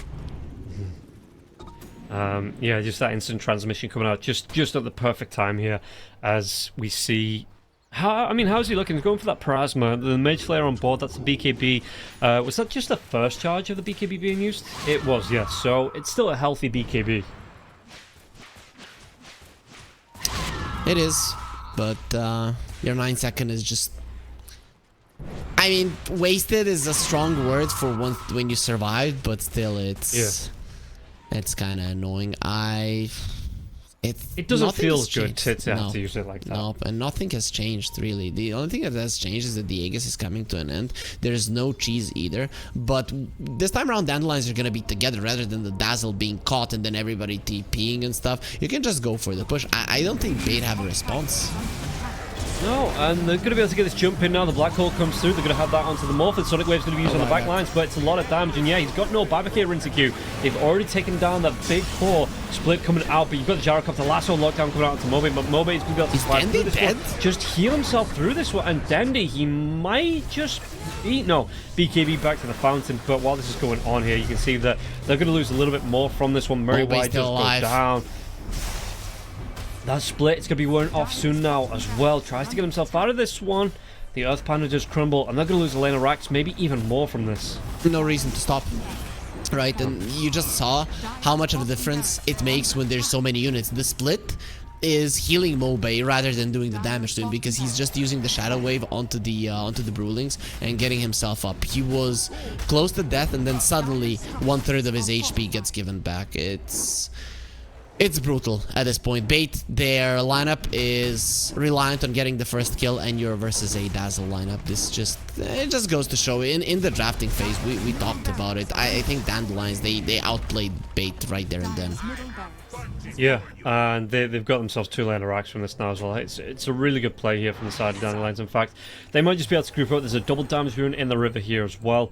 Oh, Dandy is going to try and make a move towards it. Do they have an interrupt if he picks it up? They see it. Poison Touch comes out with a Hex. Now can they get the damage to get through? Dandy's going to be able to get that TP. He's no, gone. Is he? He doesn't use the BKB. He didn't have the BKB, right? It was still on cooldown. Even if he had, the second that Desire used the snowball on him, it was pretty clear that he's going to be getting the punch off anyways. This time around, it wouldn't have even been close, so... Dandy just shouldn't have been there, but at least he took away the AD rune. I mean, we can look at the positives here, Rob. There is a Bloodthorn on the Morphling. This is actually a really smart move. You need to kill a hero instantly. Let's see if they can do it. Yeah, I mean, they're going to try and do it onto the Tusk. It's a lot of damage here, but the survivability coming out. The lasso comes back as well. You commit so much here, and they might not even get the kill. Shalgrave will be used. He's going to go down eventually, and it looks like Snowball. In the end, buyback here coming through with that Snowball. Does he live? He does. He carries him going. He's going to live through this one. They get the kill onto the Morph again.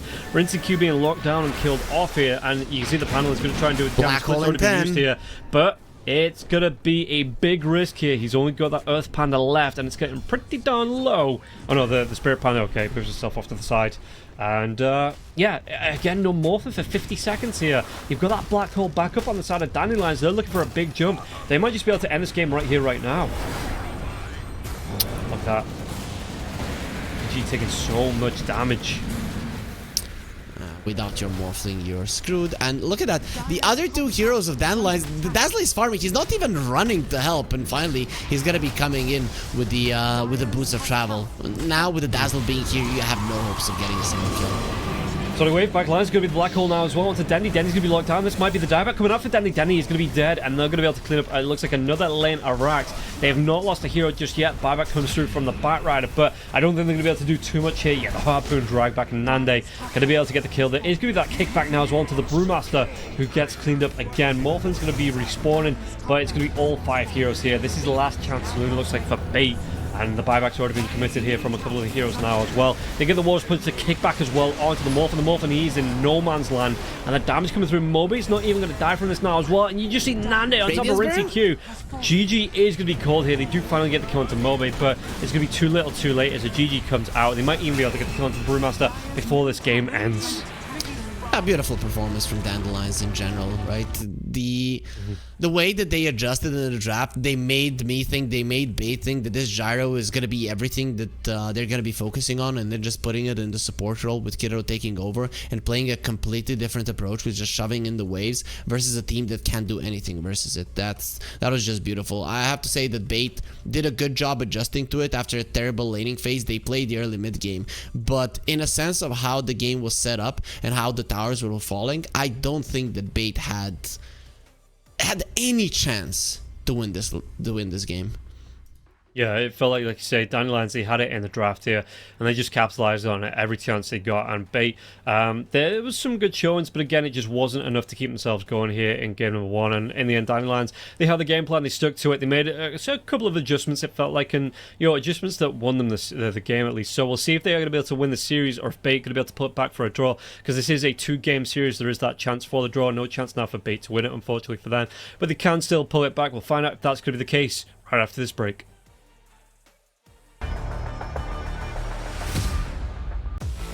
OneXBet and Eva Alfie present betting on all esports events on the website and in the OneXBet app. OneXBet. Play with Eva.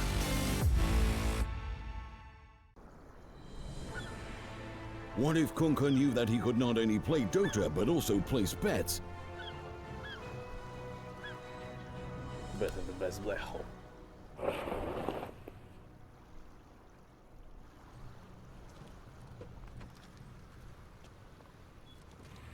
1xBet, bookmaker company.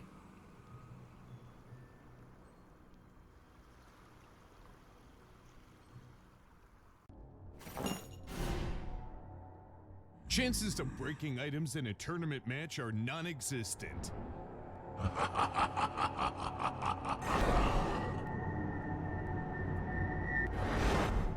Chances of winning at 1xBet are always real.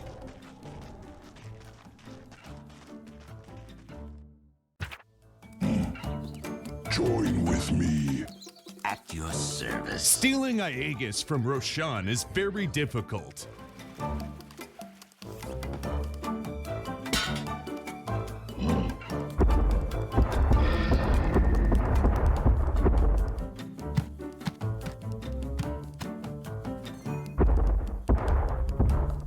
Winning at 1xBet is super easy.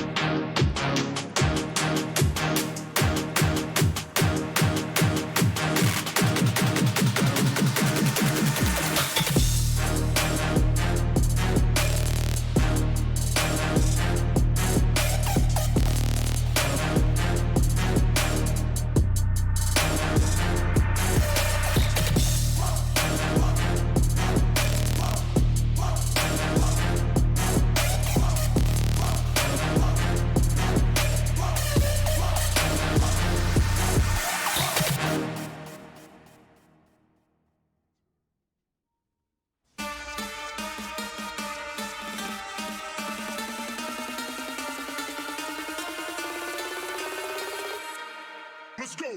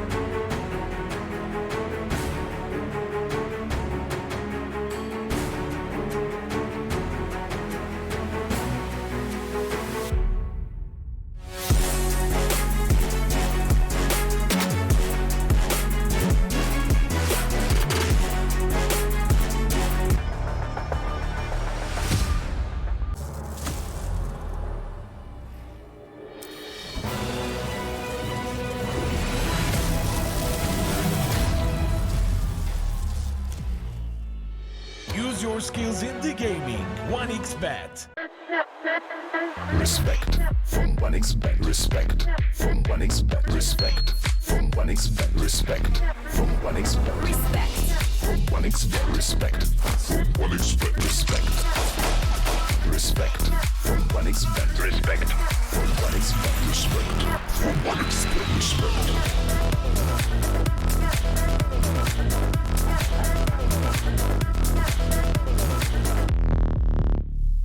Hello, son. Hi, Mom. Pretty girl. This is Eva. Nice to meet you. Thank you very much. Your dad's just making his favourite dinner. It's duck. Come on inside. They're all probably too gruesome to tell you while you're eating at the table. How's your food? Is everything okay?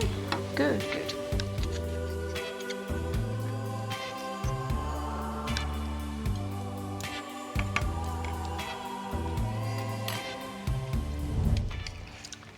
You seem to know each other. Yeah.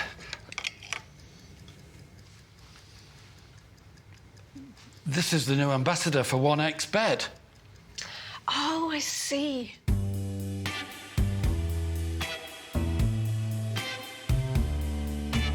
Everyone felt good when Eva Elfie became the new ambassador of 1xBet.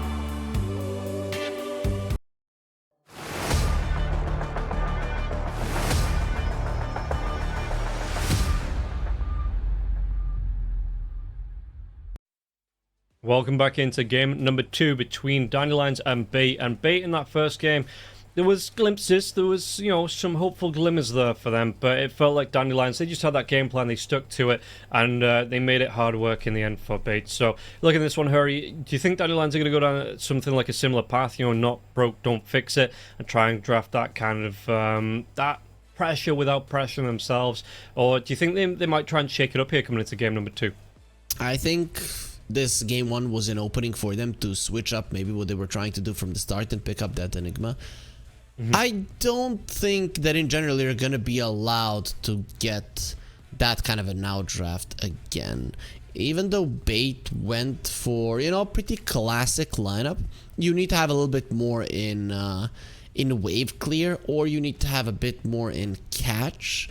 I think that Queen of Pain pick really did make Bait's life miserable, so they're gonna have to, if they're leaving the last pick for Dendy, to make sure that it's rounding up the draft well, so that there are no chinks in the armor as there were in the previous one. If he went for something that's not gonna lose the lane as much, if he went maybe for something that's gonna have more catch, maybe the game would have been harder for Dandelions. I don't know if it would have been easier for Bait, but definitely harder for Dandelions, and you need to make that happen, because when the enemy team is playing without any problems, without any fears, it's so hard to make mistakes there, and if you don't make mistakes in Dota, you usually win. Yeah, and we'll see if they are going to make any mistakes coming through into the second game. If Bait are going to be able to force it out, like you say, maybe go for a little bit of better draft here.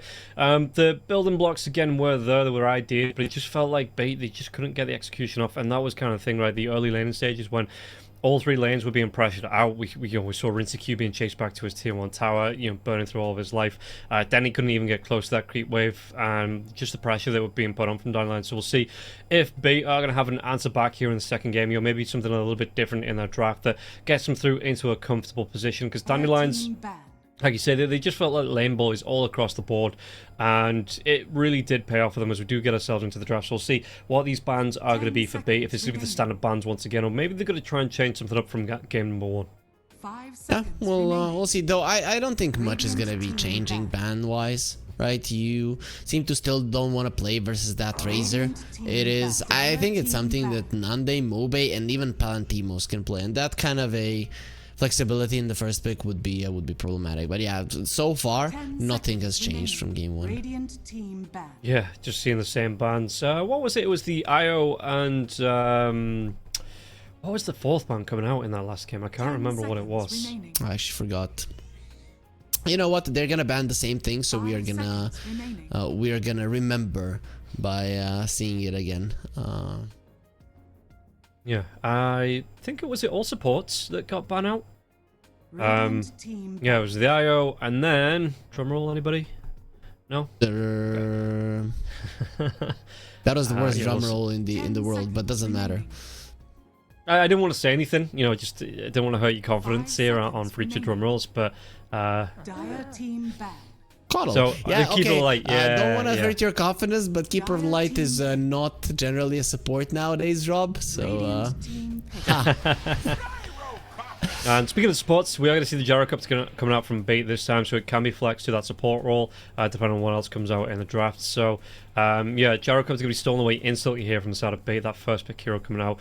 What do you expect as a response from Dandelions? Is there any heroes that just make it, even just supports, that make it uncomfortable in the lane that you think are going to force it into that support role?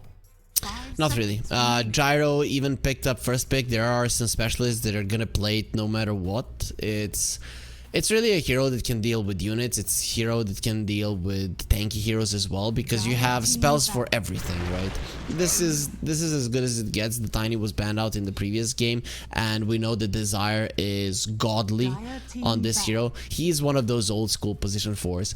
Tusk, Tiny, you know, those types of heroes. That's what he likes to play, and I'm super happy we're gonna see it. Even the Shaker is something he picks up from time to time, which is relatively unpopular in the current meta.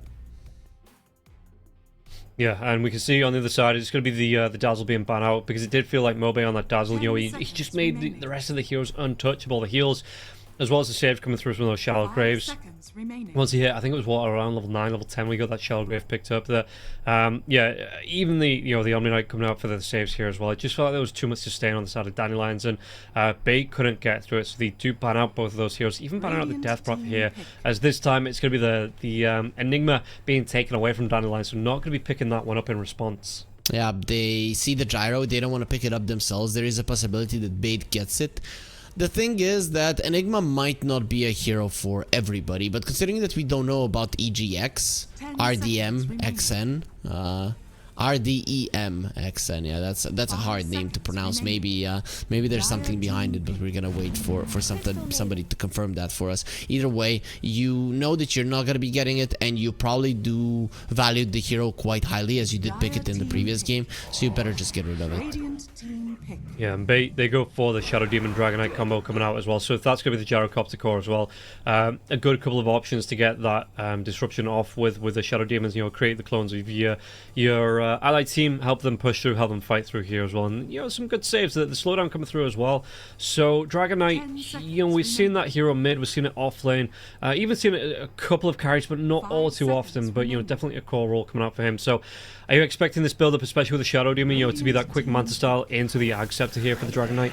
Probably. Maybe we see a Mage Slayer here and there, because there's really a lot of magical damage on the other side, so that wouldn't surprise me. Blink Dagger also, if you don't have any other initiation. But yeah, in general, that's gonna be the type of a Dragonite that you would want in the end. The only thing is, does the enemy team allow you to do it? And this is the Dirty Viper mid players. Mobe, again, very well known for winning his mid lane, being super annoying. I think you have to put this Dragonite in the offlane now. There's not a choice. Dandy has been playing a ton of Sniper, so Dandelions, they have some catch, but this could be a cool Sniper game if they want to pull it out. Yeah, and I'm interested to see how this Viper is going to play, because the recent Viper picks that I've seen just really haven't worked out, because the hero is so slow. You know, inbuilt mobility, it can do a lot of damage, but it's just, you know, trying to get on top of heroes. It's not the best hero in the world, so if you have help from your teammates to slow them down, maybe that's where the Frostbite and the Toss are going to come in handy. But yeah, this hero, to me, it's not even like win lanes, lose games. To me, I'm just not even seeing it win lanes most of the time. Well, here's the thing. If it's a mid lane Dragonite, you're gonna crush it. If it's if you see that it's not, that it's in the mid lane, something is gonna be good for you. A tiny Viper lane pretty much wins versus anything. So having a Tiny to protect you with them not being able to run at you, because the avalanche is going to slow them down, in general is something that should allow you to win the lane. Plus you have two supports that are very glad to run around the map and run towards you. So I think this is a good setup for a Viper. And now the Meepo comes out, so we are gonna see it. I think both Mobe and Nande played the Meepo, though I'm seeing Nande as more of a Meepo player. When I did used to play with him in a team, and we also had a mid laner that was good on the Meepo. It used to be like, we can even first pick it, and Meepo is much stronger than what I remember it to be back in 2018, 2019, I think that was the year. Okay, and yeah, we'll see how Beta are going to respond to this one, because they did. I think it was the final ban coming through in that last draft here. If I can just, yeah, it was that final ban. So we'll see what the answer back is going to be. I mean, Gyrocopter is a good start. I wonder if we see something like the Doom coming out here for them as well, but it would then lock in that Dragonite into the mid lane. But yeah, I mean, you could run, if you wanted to, you could run that, maybe that Doom carry. You know, put the Gyrocopter as a support. This is a rough one now. I actually would really like a sniper now, because the concussive grenade is actually really good versus the Meepo. You can build into a Maelstrom. You would lane well versus the Viper. The only catch is the Tiny, but he needs to get the Blink Dagger to be a proper problem for you. I would love it in general. I don't know if there's anything else that you would like to pick versus this Meepo. Well, we'll see here as Bait, like I say, getting themselves through a lot of their reserve time. Look for this next pick, so they are going to try and think it out. Try and see where these lanes are going on the side of Dandelions. Whether this is going to be that mid lane Viper, or if they're going to be swapping it into maybe hell, even like an off lane here, trying to put some pressure around the lanes and putting this Meepo in the mid lane. Because, like you say, both Nande, just pulling into most players as well. Is this just a team full of Meepo players? I don't think you're giving it to Palantimos, even though he can be quite greedy. With these two, no. Okay. So yeah, Bait, what is on the board for them? They've got a couple of... I'm going to go for the Wind Ranger. Okay. It's a hero that even if you get caught in the net, you can stand your ground and fight because of the Wind Run. It allows you to lane versus the Viper, be it mid lane or off lane. The thing is that you do not have the last pick, so Dandelions are pretty much going to know where the Wind Ranger is going to go, so they can dodge it with the Viper. But in general, it's a solid hero, right? It might not be a sniper, but it is a high range hero that can lane well. Whereas this does a lot of burst damage, so it can actually kill a Meepo. I like it. Yeah, Dandelions. What's the response here? Actually, because I mean, you've got the Wind Ranger, Gyrocopter, and the Dragonite all can be flexed here across multiple roles. So I wonder what Dandelions think Bait are going to be laning these heroes, and how they're going to respond in these next couple of bans. Zeus banned out, so they're thinking this is a carry Meepo. I guess playing the Meepo in a safe lane is better, as you do have the option to go through the twin gates once you have the bows. So, and then having a Zeus mid that's gonna contribute even more to the damage to the side lanes once you get level 6. It's kind of the same timing. It's a little bit too much to go up against. And there's one thing that Dandelions are missing, and that is wave clear, right? Meepo can do it, but you're putting yourself at risk, especially versus a Dragonite and a Wind Ranger, who can both catch you and set up for kills on you. So I think this is smart. To maybe get another hero banned out that can actually shove out the waves, because the waves are shove out, it's gonna be so easy for the Tiny and the Crystal Maiden to be going for kills. Yeah, I wouldn't mind seeing... Again, depending on what you want to do with this Meepo, you could still go for that Conquer pick here on the Standard Dandelions. It's some good control as well throughout the team fights. So, what else are we looking at that's fairly common? They ban out the lifesteal themselves, so maybe thinking this is going to be that Gyrocopter support. There's a good chance for it. I mean, Gyro versus a Viper would be a problem, because Gyro wants to close the gap. And even when you close the gap versus the Viper, that can be problematic. So considering it's still not clear what Dandelions are gonna do, that's a problem. And I actually can't find Palantimos on the Dota 2 Pro tracker, so I don't know if he plays the Viper recently. Yeah. It is just one of those. I mean, it's not super complex to play as well, right? So it's not like you're saying, oh, you've never played any, and they do go for the Doom. Yeah, like I said, I didn't mind this one. It's a nice pickup. It can be flexed across a couple of roles there as well. It stops the Meepo from being an absolute pain in the arse most of the time. It stops that Mega Meepo coming through if you can find the right one. So yeah, I really don't mind this Doom pick coming out here for the side of Bait. It's a good counter for the Meepo. They completely forgot about it, even though it was kind of obvious that there was a chance Bait were gonna go for it. That does put the Dragonite in the mid lane. I think that's why Dandelions were like, yeah, pick the Doom and then we're gonna crush your Dragonite. Coming back to the point of Viper not being that hard to play, in terms of mechanical skill, no. But you hit the nail on the head when you said that this hero just feels weak all the time. That's because it's very hard to utilize it as a team. And there goes the Timbersaw. That's a MOBA hero, so I still think it's going to be a Palantimos Viper laning versus the Wind Ranger. So in terms of lanes, Bait got a pretty decent situation up their hands, but this Timber is so freaking strong. Who do you doom? Am I dooming Nande, whose signature hero has been Meepo for like 6-7 years?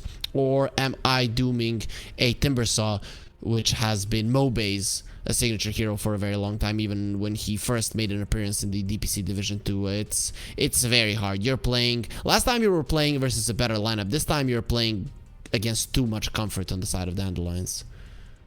Yeah, it is a good question. I mean, you're going to have the potential slowdown as well coming out from the Shadow Demon. So I don't mind that if you throw that onto the Timbersaw. You've got the lockdown coming through with the homing missiles, the disruptions, Dragon Tail. The lockdown from the shot as well coming through from the Wind Ranger, the shackle shot there. So I think you do have a lot of control. I think you can still doom out onto the Meepo and then look to just control the Timbersaw through these fights. But there is a good chance. I mean, how the Doom might just go straight for that. I don't want to say first item, maybe like third item mags to be able to jump onto the side of Dandelions and keep multiple heroes in that Doom there as well. So recently they have played in a tournament, Dandelions, a Meepo plus a Viper combo, and in general I like this. They won, of course, lanes went well for them and they won really fast. Why do I like it? Is because the Meepo is very good at controlling the map, at scaring the opponents, spooking the opponents, and always being there. That's the thing. Viper needs heroes. They're always going to be around him. All 4 of the heroes of Dandelions, the other 4 other than the Viper, like moving around. This Dandelions lineup is awesome to make this Viper shine. Problem is, laning stage wise, Bait should have a better time than they had in the previous game, and I think that's where maybe their strength can come from. But even if they have good lanes, how are you getting kills? Where's your damage? Damage is the issue for Bait, so I think I'm again on the Dandelion side. Okay, well, we'll see how this game 2 is going to go, whether Bait are going to be able to pull it back for a draw in the first series of the European Tour, second European Tour, or whether Dandelions are going to be able to lock it in 2-0, get themselves that first win on the board. We are going to be able to find out as we get ourselves into the game. I think I'm split between the 2 teams here. I like the Bait draft, but again, everybody, you can scan that QR code on the screen, get yourself over to the 1xBet app. If you've got your own opinions of how you think this one is going to go, you can use that promo code here as well. 1XRLGEU. Get yourself up to 130% bonus on your first deposit. We see the odds on the screen here, and again, you can have your say not only on the app, but on that website as well, through the banner below the stream. That is available to you, and we'll see how this one's going to go. Both teams smoking out here, but Bait sticking together. There's going to be some wards coming down here. Looks like the Timbersaw in the mid lane just going to try and scout out as well, but neither team coming across each other. Not going to get a big opener here on those smokes to start off with. Rob, I'm surprised that you still don't believe in me. We've been casting for a couple of years now, and I tell you which team is gonna win, and you're unsure. I mean, I have never been wrong in my life, and you need to trust me more. One day breaks the smoke, and he is in a ton of trouble. Yep, ward goes down. No way. He's in the trees. No though. way. He's gonna be able to walk away. Dude. What? Does the ward not see that? Of course it sees him. Oh, it doesn't know. It doesn't actually see into the trees where he was. Oh, actually, what? Why? I don't know, because it's on a high ground. It should see are the trees just in the right position, I guess, to block the vision?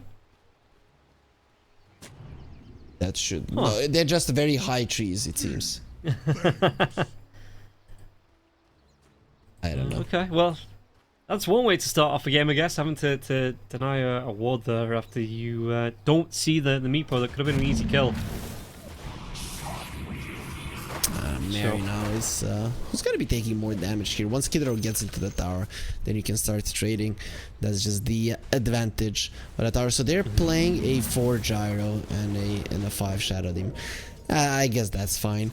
The gyro has the damage necessary to make the doom pressure fine in this lane, and the top lane you probably just want to make it very slow and farmy. Yeah, and we'll see what they're going to be able to do with this one. Emil in the mid lane again. Danny's just being bullied out. Moby's going to be able to get up right close to him and yeah, put the harass onto this Dragon Knight. Just coming in with a Will and Death. He'll be able to deal with those stats, and Danny just really not having the best of times here to start off with in the lane. It's going to be much easier for him than the previous game. He still doesn't have the better matchup. He messed up that Dragon Tail, but yeah. In general, it should be better than the Dazzle Queen of Pain one. Yeah, I suppose he is going to have the Breathe Fire, taking a lot of damage out from the Will and Death, and Moby, there's not a lot of trees to chase down unless Moby wants to be diving 2 on towers, but yeah, that Breathe Fire is going to help him secure some farm, and you know, being able to get the damage reduction off onto the Timbersaw is quite nice, but yeah, it's still not an easy lane here for the Dragon Knight.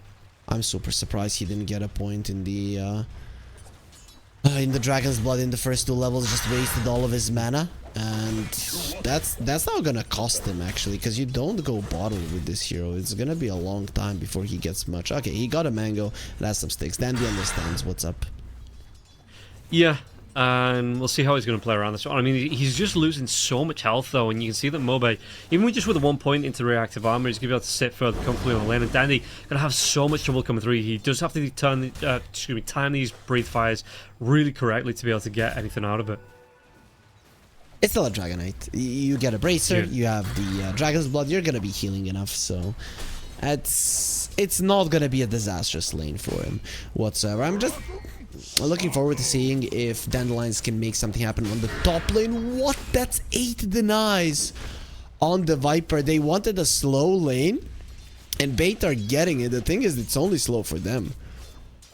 Yeah, it's looking like Polysimus looking to be able to put pressure into Rinseq, and Rinseq really not having the best time here. You can see the last hit difference coming out now as well. There's going to be 5 left hits between the Viper and the Wind Ranger. The Wind Ranger having to just defensively use that Wind Run now as well. Disruption comes out. Can he step up?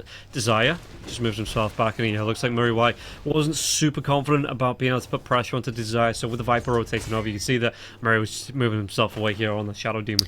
And what's even worse is that the Viper didn't use any of the mana. The thing is, Viper level 1, you want to force him out to use as much mana as possible, because the mana transfer into damage is not beneficial for the Viper in that first 2 levels. But the second you get the second point of the poison attack, that all changes and he's full mana. This is... Oh boy, I wouldn't want to be in base shoes at the moment. Yeah, he's got those prime boots. What are you looking for an off-lane Viper build? What's the idea behind it? What do you want to be going for item-wise, into your mid-game power spike? Okay, so what did he go last time? He went for a Dragonlance Mage Slayer. Wouldn't mind that, to be honest. I think there's different ways, but I think he's probably gonna go stats. Yeah, it's gonna be stats for him. Wands, treads, some... I would like to see an old talisman, just so that you get a bit more mana regen. Okay, well, bottom lane coming out. Nande's going to be put under a lot of pressure coming through here as well from Stoma, as well as EGX. Just be able to chase down here underneath the tower without having to go for right-click damage thanks to the Rock Barrage. Just be able to go for the chase down here as well. Did EGX go for it? Didn't go for that point in the Infernal Blade here. He does have the mana burn as well. So Nande and Kadaro both under pressure underneath the tier 1 tower, and it feels like they're just going to try and do this one. There is going to be the net coming through here for the Meepo as Rinseq. Well, they're going to be able to get the kill out. Throwing that first blood as well, but Nandik, does he go down to this one? Stoma gets the kill onto Kadaro. Is he even going to be able to get the turnaround? Yeah, both of them going to go down here to the Gyrocopter. Very big Stoneman in his approach there, and their approach to that push on the bottom lane. I'm kind of surprised the Dandelions didn't just use the glyph when their creeps started dying, because it was obvious what Bait were trying to do. They were trying to go for that dive, and well, it worked out. So we talked about it. Lanes of Bait should be going a lot better than the previous game, and well, this is it, right? The Meepo is struggling. The other two are doing well, but that means that the Meepo rotations are just not going to be as impactful early on. He's low again. You're going to be able to force out rotation. Yeah, look at this one. He's only just come back to lane here. Scorched Earth as well as that Rocket Barrage. There is going to be the homing missile. Kadaro underneath that tier 1 tower here with the tower shots coming through. Desire will be able to help get the kill in. EGX should be able to run himself away. Earthbind now, Blood Grenade. Do they get a chase down? Yeah, he's already used that Scorched Earth. They should be able to, will be able to get the return kill. Desire is a godly player. He understands that the top lane doesn't have much kill potential, and then he rotates himself. The Viper is actually going to be fine. Just needs to not be overly aggressive on the top lane, and Palantimos will be surviving, continuing to farm quite nicely by himself. This is beautiful understanding of how you take the lanes back and give the advantage back to your cores that they just lost on the bottom lane. Yeah, so we'll see how this continues to play out. I mean, it feels like without that rotation, though, again, and he's got that second Meepo up. He's going to be able to survive a little bit longer, but it looks like the Doom, he just wants to bully out Nande every time he shows up in the lane. And both of the heroes here, Stoneman on the Gyrocopter as well as Ego on the Doom, going to be able to chase down that 3 points in the Scorched Earth, 1 point in the Infernal Blade now, so they will be able to get on top of that Meepo and really make it hurt here anytime he does get caught out. That is a slight lead for Bait out of the laning stage. Then they lost the mid lane quite a lot, though. That's going to be a problem. Now you just start playing around the mid lane because you know that Mobe is going to be untouchable. Yeah, the bottle coming up Mana Boot too. So what are you building to this? Is it like the carries come out for? Do you want to be building into any jump potential with a Blink Dagger here for Mobe? What do you do for a mid Timbersaw? Blink Dagger. It's all about bursting people down. This is what you want to do. You see how low is Dandy getting? And once you get the Blink Dagger on the Tiny and the Timber, it's gonna be the same as it was in the previous game with the Tusk and the Omni Knight. So just this time around, it's not gonna be the safe laner that's going for burst with the position 4, rather it's gonna be the mid laner. Yeah, and well, so, and this is kind of the thing, right? The Dragon Knight and these Dragon Forms was to be putting the pressure onto the tier 1 tower, like you say, opening up the other side of the map for his teammates, and it just feels like Mobe, he's just saying, no, you know, you can stay on your side of the river, and I might even take your tier 1 tower here, as the pressure just continues to mount. You look at that one, he's got, what's it, 13 last, he's going the Dragon Knight, and the Dragon Knight even being forced into the jungle here, yeah, trying to make a move, Dandy, okay, Dragon Tail comes soon. Meanwhile, on the top lane, can they get the kill onto Rinsekiu? Rinsekiu is going to go down as well. Great rotation coming through from the Meepo to put the pressure onto the opposing carry. At least this time around, Bait, when their carry is being pressured, they're pressuring the bottom lane as well. So they're getting something out of it, at least some damage to the bottom tower, a lot of farm as well. It's not the worst thing in the world. Of course, you don't want your carry dying, but if he is dying, at least you are getting some tower shots. And remember the previous game, Dandelions getting the enemy safe lane and mid lane tower down with Bait doing almost no damage to enemy towers. Yeah, so I mean, this feels fairly comfortable for Dandelions, right? How do they...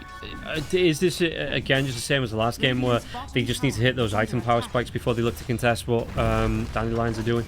Dandy's dying at the moment, though. We're gonna be answering that question. Okay, he does get out.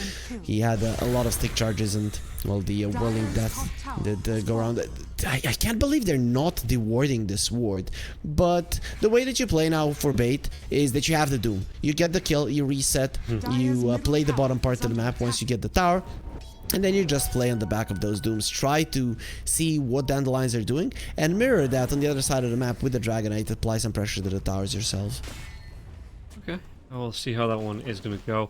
As we just continue on through this game, you can see that the rotations starting to come through here from Bait. You know, maybe looking for that rotation onto Mobe. It's the level 6 is up as well for the Doom, so you're going to have that ultimate. Maybe potentially look for a jump, and then Dragon Form is up. Look to pressure that tower out, but Mobe, he's already moved himself to the other side of the river where he's got teammates close to him, so it looks like he's not even going to be in too much danger here himself. He doomed the Viper in the top lane. That's just not the hero to doom. I don't like it, especially because he was all on his own and now he's gonna die. AGX, this is a huge mistake. It's not only gonna cost him, his entire team is screwed for the foreseeable future now. Yeah, I would have got that if it had doomed the Viper. He had his team behind him. Yoku could carry on going. They got a kill out of that, but just that blind doom onto the Viper, and he still goes down. Palintimos, he just waits out the doom. It's not the longest doom at level 1. It was like coming down at 12 seconds. So yeah, Palintimos just able to back himself away and rotates back in, gets the kill. This is the thing. You need to play the bottom side of the map if you're Bait and threaten the mid lane. That's what you do. You make sure that the Timbersaw doesn't feel comfortable around the mid lane. The thing is, if Dandelions get a good ward in their big jungle, now somewhere around where Desire is right now, they're gonna be covering every single part of the map that they need. And Bait, with them moving the Doom to the top lane, him using the Doom, it is gonna be a possibility for Dandelions to smoke there, place that ward, get a couple of kills, and control the entirety of the map for the next 6-7 minutes. Yo, Dandy. Nope, they're not going to make a jump onto this one. You know, you had Kadaro close, but you didn't want to... I mean, you only need to tier 1 tower here as well. They're not going to be going for suicidal dives just yet, it feels like. Because Mobe still got a bit of building to do in terms of items. Yeah, this is that Blink Dagger coming out next. And then we'll see what he wants to do with this one. Like, say, Kaya probably going to be the next item. Do you still go back for something like the Eternal Shroud here for the Timber? Or do you just go straight for a BKB? Eternal Shroud is good for mana purposes. So yeah. I think so. I think that it is going to be a possibility for Mobe looking forward into the game. Okay. Yeah, we'll keep an eye on the Timbersaw. The Timbersaw top net worth here as well. Having a really good time, this Timbersaw. Not going to be too far away from this Blink Dagger and Dandy. Well, might be in trouble. The Avalanche is going to connect in the mid lane now as well. There's going to be the tracking ball and death into the Viper Strike. The break onto the Dragon Knight. Dragon Knight not going to be able to survive through this one. Not with 4 heroes around like this. The Shadow Demon made his presence known as well. We'll get the disruption off, but the chase is on. Yeah, Timberchain comes in. Murray's going to try and juke the other way here. Kadaro, this is going to be a really nice slowdown. And Murray White, yeah, with that Chakram coming through. Mobe trying to deny himself to the neutrals, but Mobe just able to get the kill off with the damage. This comes down to that Doom being used. Mobe can do this. Mobe can run you down and be as aggressive as he is right now because the Doom was used on the top lane. If the Doom was just farming hidden on the map, Mobe would have to stay quiet. And I'm very surprised that Bait went for that play. It's just one of the situations where you think you have to do something and you all don't understand the complete implications of what it's gonna change in the game, and it really did change Bait's game for the worse. Yeah, you can see they're having 7-4 now, 2k net worth lead coming out for Dandelions, so they're having a really good time, not really being put under too much pressure, and kind of thing, right? They're the Wind Ranger until you get that Maelstrom up. You know, you don't have that flash farm ability. Still building towards that here, Rinsecue. Whereas Nande on the Meepo, he is going to be able to, with the proofs with the extra Meepos, he's going to be able to flash farm these camps, really build up that net worth, and the Wind Ranger is going to struggle to get back caught up with the Meepo here. There it is, Doom going for a move once again, but again they're not threatening the Timbersaw. Even if you, let's say, kill the Meepo, it's not the worst thing in the world. Dandelions are gonna take that, and Mobe is just gonna continue to apply pressure. Look at when the Doom is available, look at Mobe in his positioning. He's not crushing you. Just threaten him and farm. And they're going for a Viper again. I actually can't believe it. I don't want this to happen. Yeah, they might be able to make a move onto Valentimos. Valentimos, there is going to be the piggy pole though. He's going to try and get himself away from this one. Homing missile into the Doom, and can they get the damage out to get the kill at least here now as well? Has that blade mail coming out for the Viper, and the Viper, he will go down, but can they turn this one around? Kadara's going to be close now as well. Frostbite comes out onto the Doom. The Doom has nothing left. Freezing field, anything. Where's that avalanche? Yeah, toss coming through. They're going to be able to stop it. Desire gets the kill. And now, well, the toss back on Kadara, trying to get himself away from danger now. And the jump in, Mobe comes through. It's going to cost them a Crystal Maiden, but they're still going to be able to get more of this while Stoneman trying to run himself away. Tree toss comes through from Desire. He does get in range for the avalanche. The Timbersaw comes forward with that Timber Chain, and Mobe gets himself a double kill. The second they went for the Viper, it was the second that even if they got that kill, it was clean. It would have been not so good. Now it's a disaster once again. You're now gonna be seeing a different Mobe on the map for the next 2 minutes when there is no Doom. He's gonna be in the faces of the enemies, knowing that his death is, I mean, it's almost impossible to happen. He really needs to be extra aggressive for Bait to have any chances of bringing down. Plus, there's a blink on the Tiny, so these two guys are just ready for murder. The amount of burst damage they can do is kind of insane. Yeah, and does this just come down to having to have better warding here on the side of Bait? You know, just stop these surprise ganks coming up from the side of the Dandelions? You need to understand why some of your spells are strong, and in this situation, Bait, it was the individual misunderstanding of what your role is in as a hero and just how much you contribute. I mean, we as spectators, we see just the different approach of Mobe. I mean, they can go for killer kill, but the response is coming, so get out fast. Okay, that's a nice clean kill actually. Yeah, it is, but like you say, there is a response coming out here from the side of Dandelions, so you do need to move yourself back and away from this one. The Gyrocopter might just be... Oh, he's still playing through the trees, won't be spotted out now. It will be the Wind Ranger actually coming through, so the Viper Strike's going to be here. Nether Toxin gets dropped as well. That break and the damage is starting to stack up. Backlines, look at this one, they take down Mary White, and it's just straight up disappearing here. Not going to be able to get the Chakram, but the Timber Chain. Good break on the tree there. Yep, beautiful. Yeah. That would have been dangerous. Yeah, and what can they do from this though? Because Dandelions, they put the pressure out. It looks like they want to still hunt onto this one. Are they looking for towers onto this, or maybe just trying to put the pressure onto Bait again? It looks like. Be deep onto the enemy side of the map, make them spooked, play aggressive with Mobe, get as much farm as possible. Okay, and this is a good play from Stamanen, right? You're deep into the enemy side of the map. You're not gonna live. That's just not gonna work when you're doing with 2 blink daggers. But in general, at least you are making sure that Mobe cannot be on your side of the map. Now you have a Doom back, so he's once again gonna be a little bit more defensive on the Timbersaw. The thing is that the damage is done, so now you have to rely on this Dragonite Blink Dagger, for which you don't really have damage. You're gonna have to bring in Rinsecue as well if you're Bait. Daro? Yeah, this feels... Ooh, did he go on to That's this such one. a There's cool going to be the freezing play. field being dropped now as well. Dandy, yes, going to be able to get that Dragon Tail off on Kataro. But Murray White looks like he's going to fall to the damage coming out from Mobe there. Not a lot they can do to help out Murray White once he used that disruption. And they even saw the Blink Dagger on the Dragonite if they clicked on him. So that means that's a huge problem. Nande, he's outplaying the Wind Ranger so much. No more Wind Run. You're dead. Really good solo gank there coming out from Nande. Yeah, the Doom was close, but not able to get on top and help out. And yeah, this just shows that the gap is starting up. And I'd like to say that the Dragonite having to go for that double brace of Blink Dagger instead of the Manta style into the Agceptor build that we're seeing, it really does feel bad for the Dragonite that this is kind of this, even potentially as an off-lane build, it's still not the best build in the world, it feels like, for the Dragonite at the minute. It's the one that you had to go for. The thing is, you don't have the damage. And yeah. Also, look at the Timbersaw. He has a shield rune in his bottle. You use it after the Doom has been used on you and you don't die, right? You get that extra 900 HP and you're going to be able to survive through anything. So Mobe, he knows this, and that's why even with everything, he is ready on the side of bait. He's playing deep in the other side of the map. Plus, they have really good aggressive vision.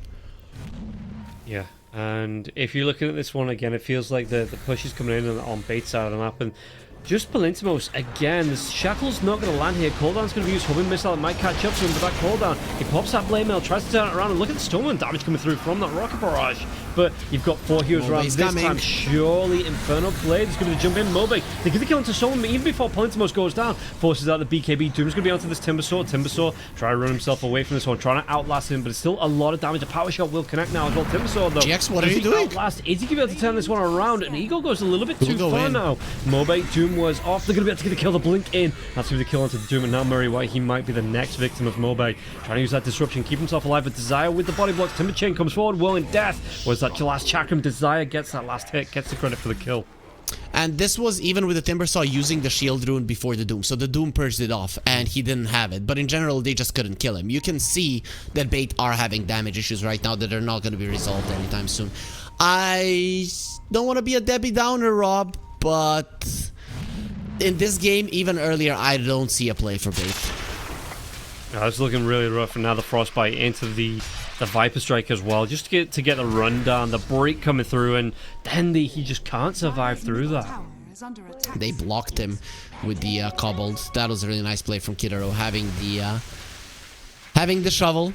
Gets some extra gold, gets the body blocks, allows Palantimos to TP in, and they killed the Dragonite. Bait even more helpless. Yeah, and you can see that, I mean, coming up to the 20-minute mark here, 19 to 8, 10k net worth coming through, Frostbite onto the Doom, freezing field again, and Ego just can't get himself away from this one. It's way too easy to play, and they're even going for more. Mary is just gone as well. And he had no choice there. Yeah, he goes for that disruption onto Mobe, but because the Chakram's already done that, slowed down, can't get himself away from the damage, and Mobe just picks up with another kill.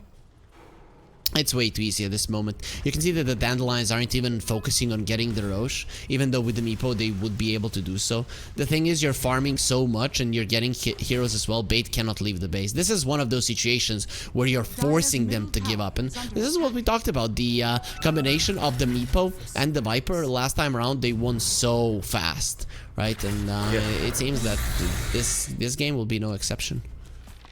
Yeah, and this is without the Meepo really getting involved here too much. Okay, you got the kill onto Rincy Q here solo, but for the most part, Nande's just been farming up in the jungle. He's got the Agcept coming out soon. He's already got the Dragonlance. He's going to go, got the Disperser here as well, if he wants to go a little bit later on. And it's just going to be a big stack up here for Nande that he's got the stats, has that Diffusal Blade anyway, so he's going to be able to run down heroes, and for the most part, the Meepo not getting involved. He's still top net worth, he's still having a really good time in this game.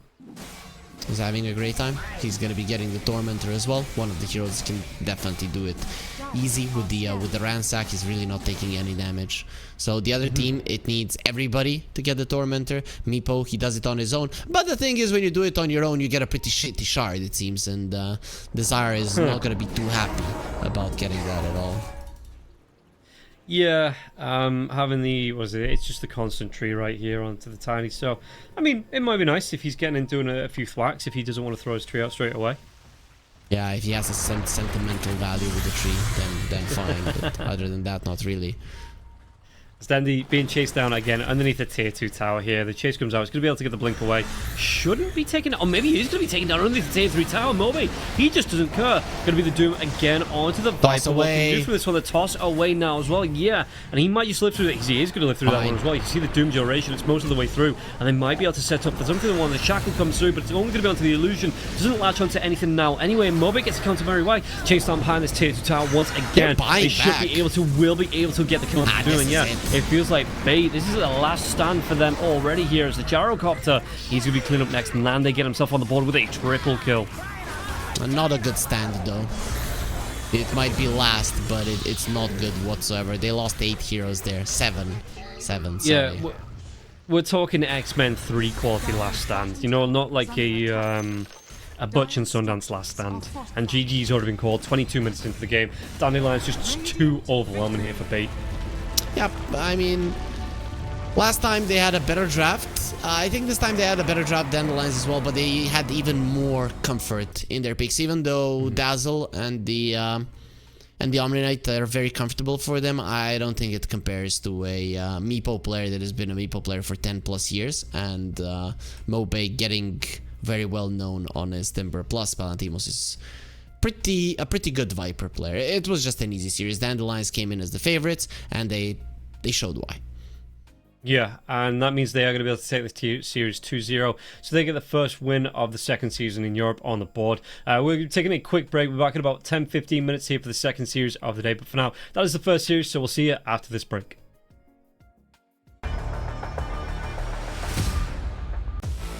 OneXBet and Eva Alfie present betting on all esports events on the website and in the OneXBet app. OneXBet. Play with Eva.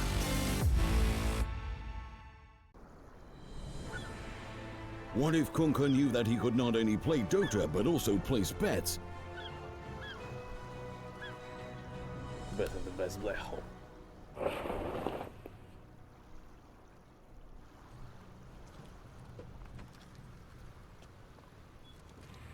1xBet, bookmaker company.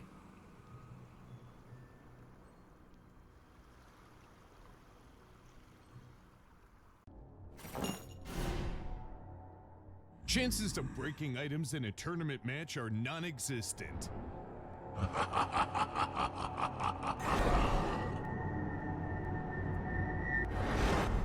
Chances of winning at 1xBet are always real.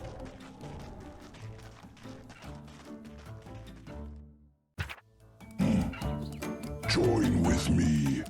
At your service. Stealing Aegis from Roshan is very difficult.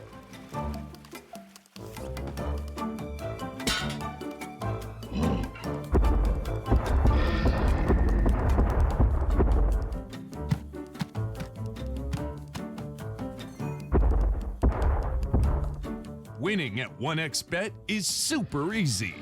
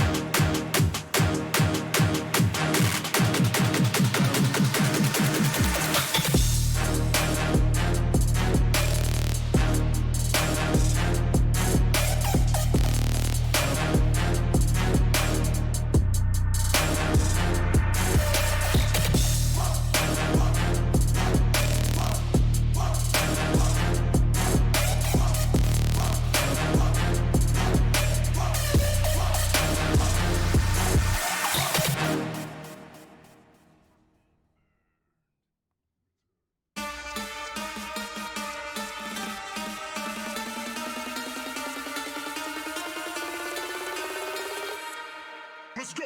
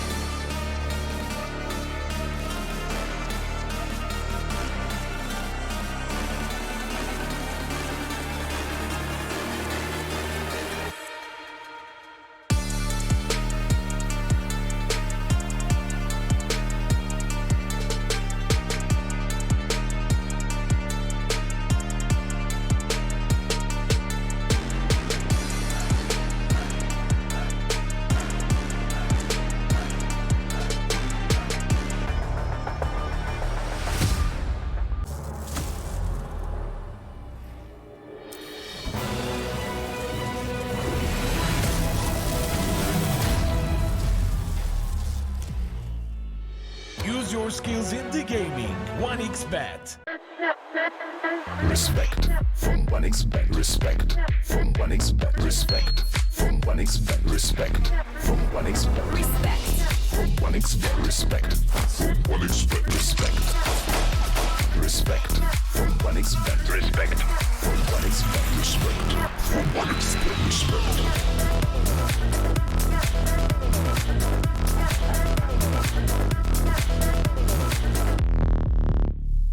Hello, son. Hi, Mom. Pretty girl. This is Eva. Nice to meet you. Thank you very much. Your dad's just making his favourite dinner. It's duck. Come on inside. They're all probably too gruesome to tell you while you're eating at the table. How's your food? Is everything okay? Good, good.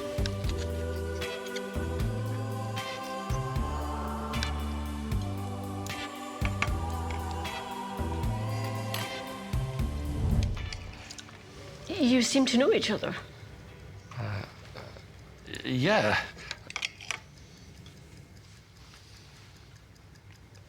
This is the new ambassador for 1xBet.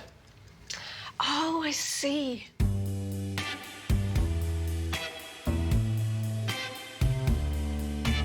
Everyone felt good when Eva Elfie became the new ambassador of 1xBet.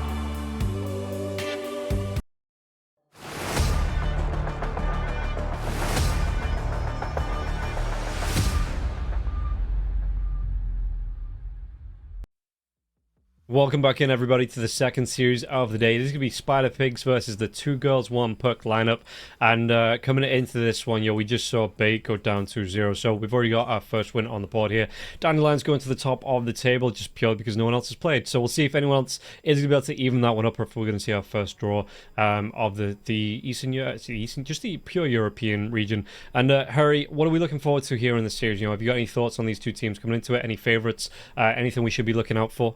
I think Spider Pigs are most definitely the favorites. Even the icon, dude. Like, are those Crystal Maiden legs? I think so, yeah. Okay, that's okay. I'm not gonna be saying anything about their designers, right? It's obvious that there is a lot of thought. Yeah, a lot of thought behind both of these logos. But yeah, no, sorry, I interrupted you. So what are you expecting here between these two teams? Is there anything we should be looking out for as a matchup, particular lane matchup you think we should be keeping an eye on here as well between these two rosters? Considering I don't know almost anything about the 2 girls and 1 puck, I am not really equipped to answer that question all that well, but yeah, I'm just gonna be refraining from doing it. I just want to see if these guys are gonna have ping issues and just how well they can deal with Spider Pigs, because Spider Pigs in general, they are, in terms of names, one of the favorites of winning the entire thing. And 2 girls, 1 puck, I think it's possibly one of those teams that might not win a single game. Yeah, again, we do have Red 2, Little Nick, as well as B-God all playing from North America, so they will be playing on ping.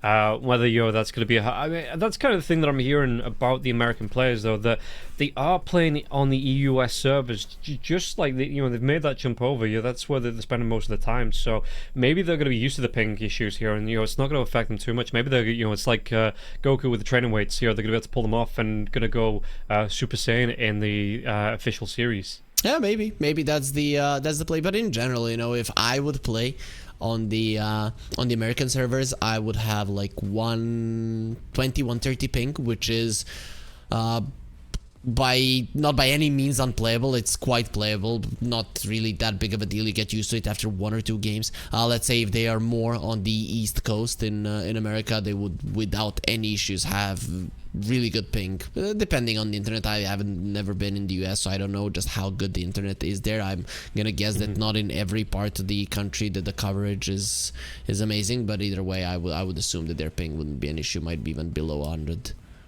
Yeah, well, we'll see how it's going to go for them as we do get ourselves into the draft. And right off the bat, something a little bit different here. 2 girls, 1 puck. Going to be banning out the Clockwork, as we see the Pang on the Razor. So the Razor, just a standard ban, it seems like. But the other two, we're not seeing them ban out so far. So something a little bit different coming from these teams, as the Shadow Demon will be banned out from 2 girls, 1 puck.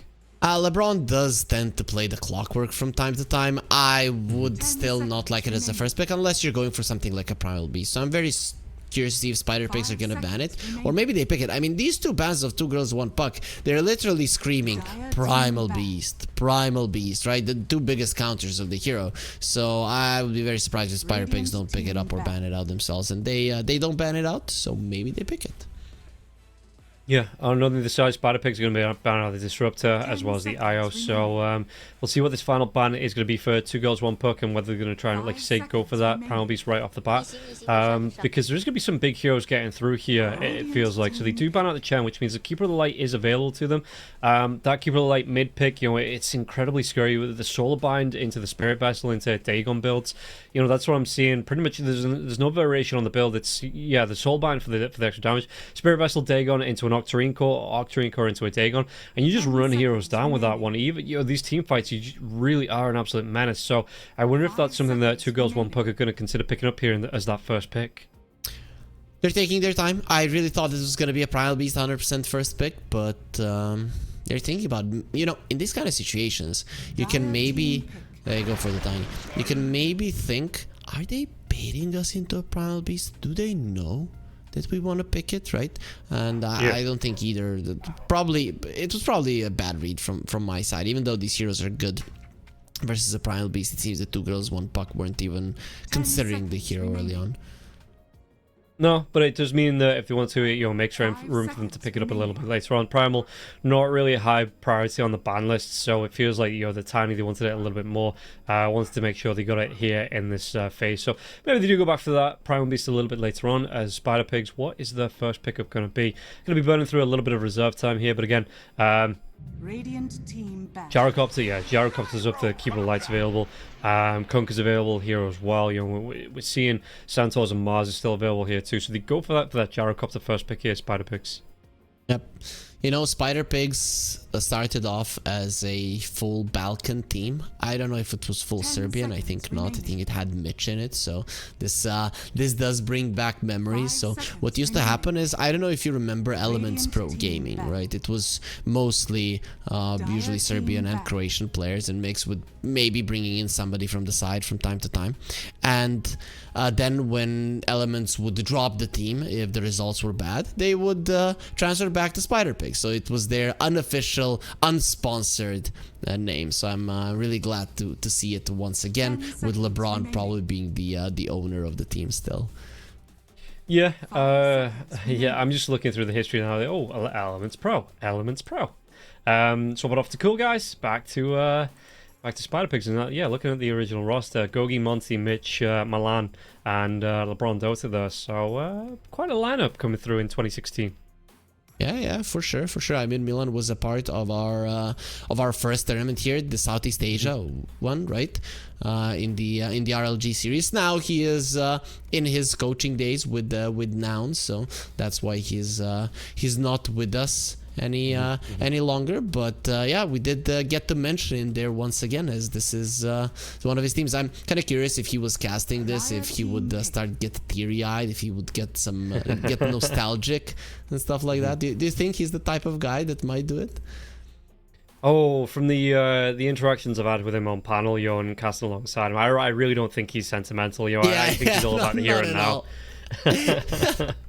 Literally wouldn't care. He'd be like, I remember when we couldn't beat anybody. I really was mad about how we were underperforming, stuff like that. That would be more possible than him actually getting teary-eyed. Spider Pigs are just gonna stay with the tried and true Centaur and the Gyro. Even though, I mean, Bowie has been talking about this quite a lot. The Centaur versus a Lifestealer matchup in the lane. Actually, the Centaur has been doing quite well in that one recently, but Spider Pigs either way didn't wanna deal with it anyways.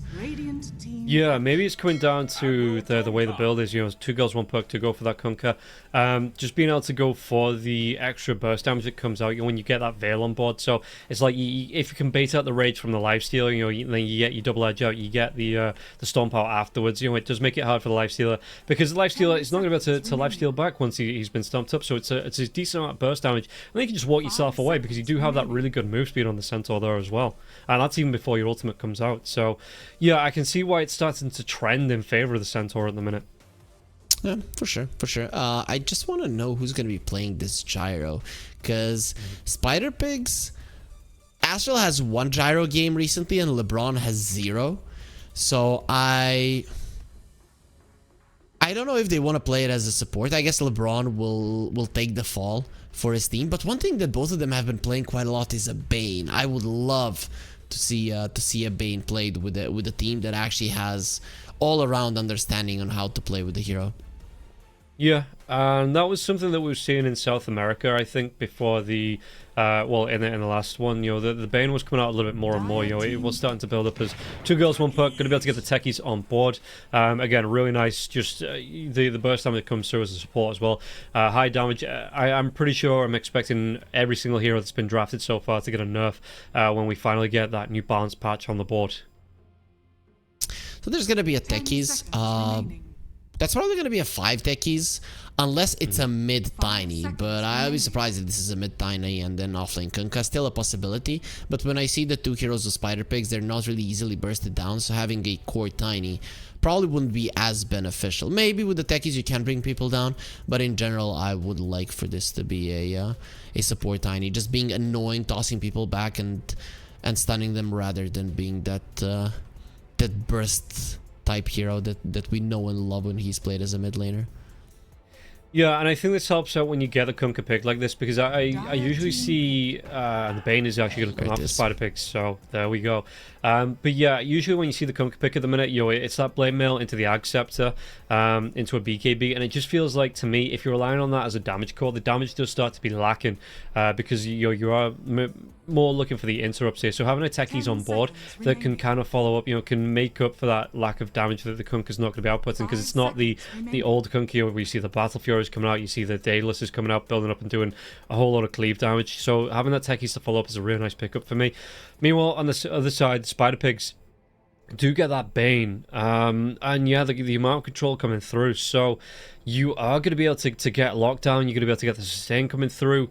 How do you try and deal with this on the side of 2 girls 1 puck? Because the Banes that I've been seeing are rushing towards the Ag Scepter there as well for the 2 Bane clones.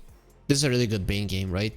I mean, sure, you're rushing the Ag Scepter, but that's the not that important part. You can cancel out the Fiend's Grip. You're getting this because of the Nightmare. You look at 2 girls 1 puck, they actually have a good way of setting up for a hero to get blown up, and that's where the Nightmare comes in handy, so that your cores or whoever is going to be getting the BKBs, Blink Daggers or whatever is needed to escape from that. But also, both the Gyro and the Centaur have follow-up stuns, and the Hoodwink as well. Now this makes sure that it is going to be a Gyro 1.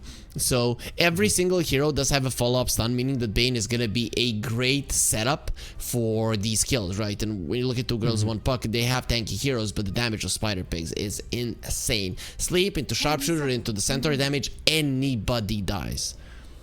Yeah, and yeah, like you said, that looks like it's going to lock in that Gyro 1. So what are we looking at? The Bane and Gyrocopter in the safe lane, the Centaur and the Hoodwink in the off lane. Yeah, and we've seen that combination coming out via the Centaur. Visage coming through here. I don't like this hero. Not as much as I don't like Control Warlord, but I just don't like the impact that this hero can have in the lane. If it doesn't really start off, on the very tippy top, I don't know, dude. I'm not a fan. You needed a pipe hero, and that's where the Visage comes in. I think that's what they were looking for. And looking at the Bane and the Gyro, they probably thought that the Darkseer wasn't a good approach, so they went for the Visage. I'm not too mad about it, especially if you have a Visage player on your side, somebody that's super confident in the hero. Tiny's one of the best heroes to lane with you, to protect you, so that you can do a decent job. The supports on the other side are squishy. It can work. It can work. It's just the type of hero that can make the game very, very slow. But I think just having a pipe builder in your team versus what Spider Pigs have might be worth it. Okay, I'm just looking at you're going to be coming up into a Gyrocopter, even with the just with the Visage on board. He's gonna, if he gets a good start out, he's gonna have a lot of damage. He's gonna be able to clean up those familiars. I think the impact that the Visage usually has, especially when these cleave heroes like the Luna, like the Sven, are super popular, it's really gonna limit the impact of the Visage. Yep, probably gonna be the case, but we'll see. We'll see. It depends on what carry you get. I think you have to get the carry that's gonna out carry the Gyro. Well, we'll see. We'll see how it goes. Okay, okay. Is there any hero you like here? The Morph and the Spectre being banned out. What's left that we usually are seeing it. I'm maybe thinking of something like the Luna here, that is, one of the last high impact hero that 2 girls 1 puck can't draft up. Yeah, I would like a Luna. So any hero that really likes to get buffed out by the Solar Crests, by the Rump buff and stuff like that, Luna, it's the nail on the head. Plus you have another way to cancel out the Fiend's Grip. You can shove out the lanes with the glaives. I think the laning stage might be dangerous for the Luna, though. That's the one thing that you have to think about if you're 2 girls 1 puck. But it's still a hero that has solid range to secure the range creep at least. So yeah, I wouldn't mind it. It's probably the best pick to go for. Okay, well, we'll see what they're looking at as bans as well, because it looks like mid lane is still be pick up. They ban out the Huskar here, 2 girls 1 puck. Yeah, don't want to be cheesed out in that final hurdle here by Spider Pig, so we'll see what else they want to be banning out. If there's anything else you want to be taken away, do you actually want to Yeah, okay, the keeper makes it all the way through here. It does finally get taken away, and again, just the amount of damage this hero puts out with just 2-3 items really does. I mean, the third item is like 7k once you get to that Dagon 5, but it's a lot of damage that the Cottle can put out in the lanes there as well. So this is a TA or a Luna Pig for 2 girls 1 puck, and I'm thinking maybe a Timber Saw for Spider Pigs might be the approach when you see the Kunkka. Maybe a Dragonite because you are missing some push, but I would rather go for the Timber Saw. I think it's going to be easier to play, plus you have the Nightmare to dodge some of the damage of the mines. If that happens, you're going to be unkillable. And we'll see what 2 girls 1 puck really want to be picking up. They've only got themselves 11 seconds left on the clock here. You're burning through all that reserve time. They go for the Sven. Okay. It's good versus every hero on Spider Pigs other than the Bane, but it's gonna have a problematic laning stage, and I wasn't expecting that. What's that gonna be? Mid lane, yeah, Mikey on the Marcy, so that's the mid lane, right?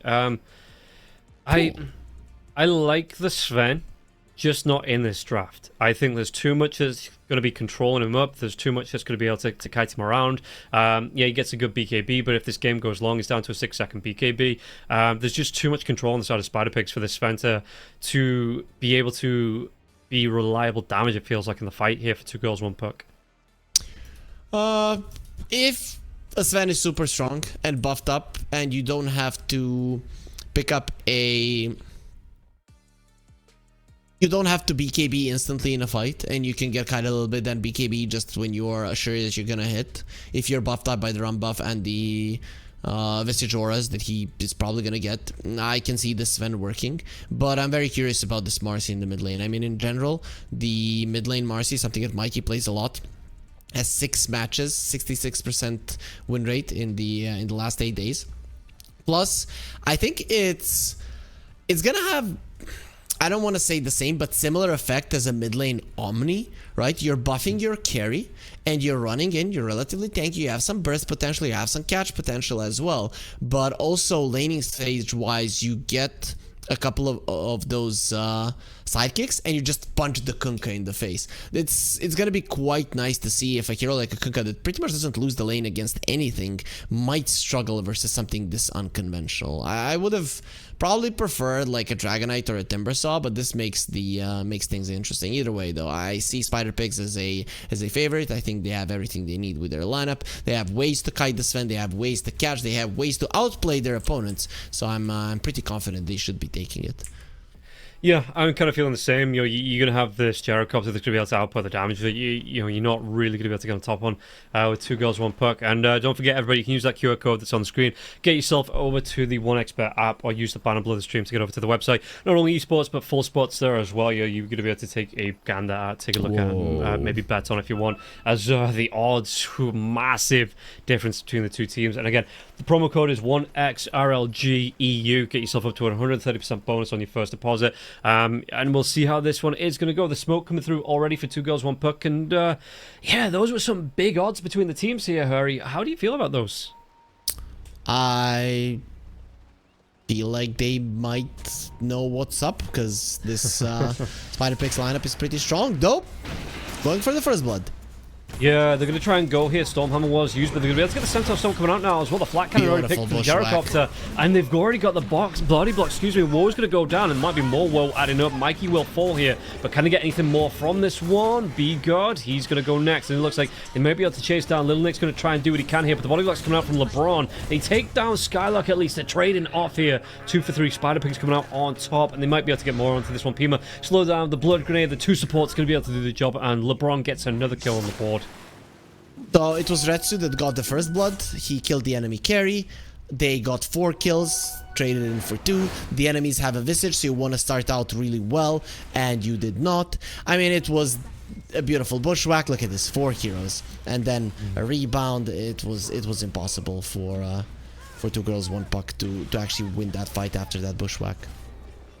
And I mean, the Bounty is going to be traded off here 3-for-1 as well. It looks like in favor of Spider Pigs, so it's a really good start coming out for Spider Pigs. And yeah, if you're looking at this now, 2 girls, 1 perk. I mean, God, we're not even a minute in, so you know what, I'm not going to say game over. But these lanes, it just makes it a little bit harder here as we see the live. LeBron going to be chased down though, just looking for B God. Not going to be able to get that last bit of damage off here in the top lane. So LeBron going to be able to get himself back underneath the tier 1 tower. And yeah, Lil Nick wasn't able to catch up and get that last right click off here to get the kill into the Bane.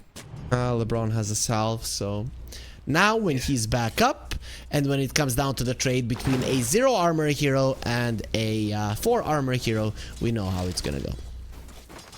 Yeah, and if you're looking at this lane here, are we looking for more kills, you think, coming out with the Bane Jarrow Copter combination, or do you think B-Gods and Lil Nick going to be tanky enough to try and outlast the pressure that they can put on in this lane? There's kill potential on both sides, 100%, so you kind of have to be careful, though it's probably the best if LeBron just isolates the Tiny onto the other side, and then if it's a 1 versus 1 between the Gyro and the Visage, the Gyro should be getting more farm because he has superior animation to get a last hit.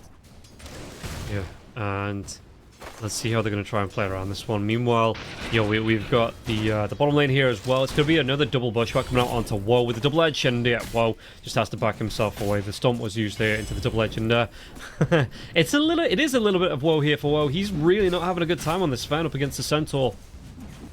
There's a bit of an explanation why Rob is so happy, because Rob plays the offlane, and then when he sees offlaners bully carries, he gets a little bit warm around the heart there, and it's just so sad for the Sven here at the moment. That might change, but the Spider Pigs are playing a better lane. You can see how they're pulling the wave, how they're controlling the equilibrium, and that's the reason why the lane is going as well as it is for them. Yeah, and this is kind of the thing, right, that the Sven is a hero that you need to really... I mean, you can move into the jungle. It's not awful if you have to farm through, but you need those initial levels, right, to be able to get yourself to the point where you can get the impact moving through the jungle. So around level 4, level 5, if you really are in dire straits, you can move in with the cleave. But for the most part, you still want to sit on this lane for the first 4 or 5 levels. And even if you do move into the jungle, especially with a Centaur and a Hoodwink on the other side, you are open to being hunted down here, killed off. Top lane, speaking about being killed off here, B-God, he just picked up his tree, but he himself is to be felled, and Retsu gets that kill on the board. Yep, the Gyro is not getting a ton of farm, but the thing is, that's because it's... Both teams recognize their skill potential in this lane, and they are trying to use it. And I think 2 girls, 1 puck, they're the ones that are trying to force things out. And then Spider Pigs have no other chance but to respond. If you just focus on creeps, at some point you're gonna start dying. What's interesting to me is this mid lane is going in favor of Marcy. Okay, we know that Mikey is most definitely a better known player than Red, but I don't know if this is how the lane should generally go. Your guess is probably better than mine here. It's looking like we might see a lot of pressure being put out. But yeah, what do you expect this Marty? How do you expect this Marty to play? Once you've got a few levels up, are you expecting the pressure to be put on in the lane from supports rotating in, or do you want Mikey to be rotating, making plays? Let's see, the supports rotating towards Mikey. That's what I would want to see, because all of the supports are very good at rotating towards the mid lane, and Kunkka can shove in the waves quite nicely and apply some pressure to the tower, better so than the Marcy. So I see no reason for Spider Pigs not to go for it. Plus Marcy can do so much damage before the boat even comes out once you have the unleash, so it makes sense that you are going to try to apply pressure onto Red. Are you expecting the same build from Mikey that we see from the supports, Marcy's? Just the Dispose comes out here, and Red 2 going to be taking a lot of pressure coming out from Mikey. But are you expecting the face boots into BKB, Basher build up, or do you see this Marcy building something different here from the mid lane? Let's find out, right? Let's go to Dota Buff and see what he has been building recently, because I'm not sure, but I would assume so, that the Face Boots BKB is probably the way to go. Yeah, I'm watching this Kunka get bullied now as well. He's using his last tango. He's got an empty bottle, and Mikey just keeps coming in with that rebound into the dispose, taking about a third of Red 2's health. And Red even threw a blood grenade there for good measure, the Marcy, just to try and rub it in onto Red 2. And Red 2's completely out of regen now, so just relying on that tier 1 tower regen. We'll see what Mikey's going to be able to do. We are going to be seeing runes come up, but there's going to be the backstab coming in here. Hoodwink is going to be able to get a really good jump in here, and an Astral setting up for Mikey's kill. So Mikey, 1 on the board already against the Kunka. Yep, with the rotations they're going to be able to do it. Spider Pigs are crushing this game, and yeah, you were head on to it most of the times. He goes phase boots into a BKB into a Crystallis or Shard, so that's the approach. And later on in the game, he does usually go for an MKB as a damage dealing item. Very rarely did he go for the armlet, and he's not going to be doing it this game either. Three heroes grouping up on the Gyrocopter. The Gyrocopter Retsu is in trouble here. Really good rotation, trying to get something back on the board here. So 2 girls, 1 puck. They take down Retsu. Little Nick with the credit. Going to be really nice with him. This lane is going to be empty here as well for the next, well, at least 15-20 seconds or so it feels like. And timing that one fairly nice with those rotations coming through from the techies. The second that happens, the Centaur starts applying the pressure onto the Sven. Sends him into the jungle. With just 2 points in the Great Cleave, your farming potency is nowhere near what you would want it to be. There is 1,000 gold difference between every single core of Spider Pigs and the Sven. And the Sven is the type of hero that needs to be ahead. This is not a weak laning hero. You need to have a good lane and then farm the stacks. You have a strong lane and then farm the stacks. If you have a weak lane, then coming back into the game is increasingly difficult for a Sven. Yeah, and again, right, you're playing up with against a Gyrocopter that can do the exact same thing as you with a flat cannon. You know, he has that farm priority. He's going to get the Crystallis into the Ags on the board here as well. Did he get the steal here? Pima, yeah, okay. Really nice. So both Wisdom Runes going to go the way of 2 girls, 1 puck. Really good timing onto that blast off. Beautiful. I mean, really good timing to be there. He came at the perfect time to use the blast off, but Marcy is rotating and Bo is looking very much dead. Yeah, this isn't great. Another good disposal, going to be able to get the drag back now. The damage in Skylark gets the kill onto the board, and with the Unleash coming out now as well. Do they get the full? I mean, they've got the catapult wave here as well. Fortification is going to be used. Yeah, this Unleash damage, well, the fortification does come out. They should be able to get a whole lot of damage onto this tower, making this even worse for the Sven, because the Sven wants to move through that corridor of farm in the bottom part of the map, and if you have no tier 1 tower, it just opens up that lane. Rotating. And yeah, they're going to have to go on to... Do they get the kill onto him now? Retsu trying to get himself away. The Stampede. Is it going to be enough? Oh, well, with Pima going to be able to close that gap, B-God will be able to pick up the kill. Very nice read of the situation when they can kill the Gyro. The thing is that Retsu is playing super aggressive because he knows even if they kill him, they need a big commitment that's going to be opening a little bit more for his team. Now the question is, if 2 girls, 1 puck get this tower, it's a problem for Spider Pigs. But if Spider Pigs can defend, then 2 girls, 1 puck aren't going to be too happy about the kill. And they got it. So opening up the map, not the worst thing in the world. Despite being so far behind, they're getting something done. Yeah, and again, like you were talking about with the Sven, this is going to open up the Gyrocopter to maybe being a little bit more vulnerable to the ganks here, just be able to, force through past that tier 1 tower into the corridor, into the jungle here as well. So we'll see how it's going to play out. I think Marcy here. Mikey, how's he looking? Got the Ogre Axe on the board. Going towards the BKB at some point, but going to have that one flown out to him first. Mikey's having a hell of a game on the Marcy. I mean, this hero isn't like the fastest of farmers, and because you won the laning stage so much, you're gonna be at the top, capable of killing almost anybody. They're just bullying this Sven. Despite him not dying at the moment, if you're not attacking creeps with the Sven, I mean, it's a fate worse than death.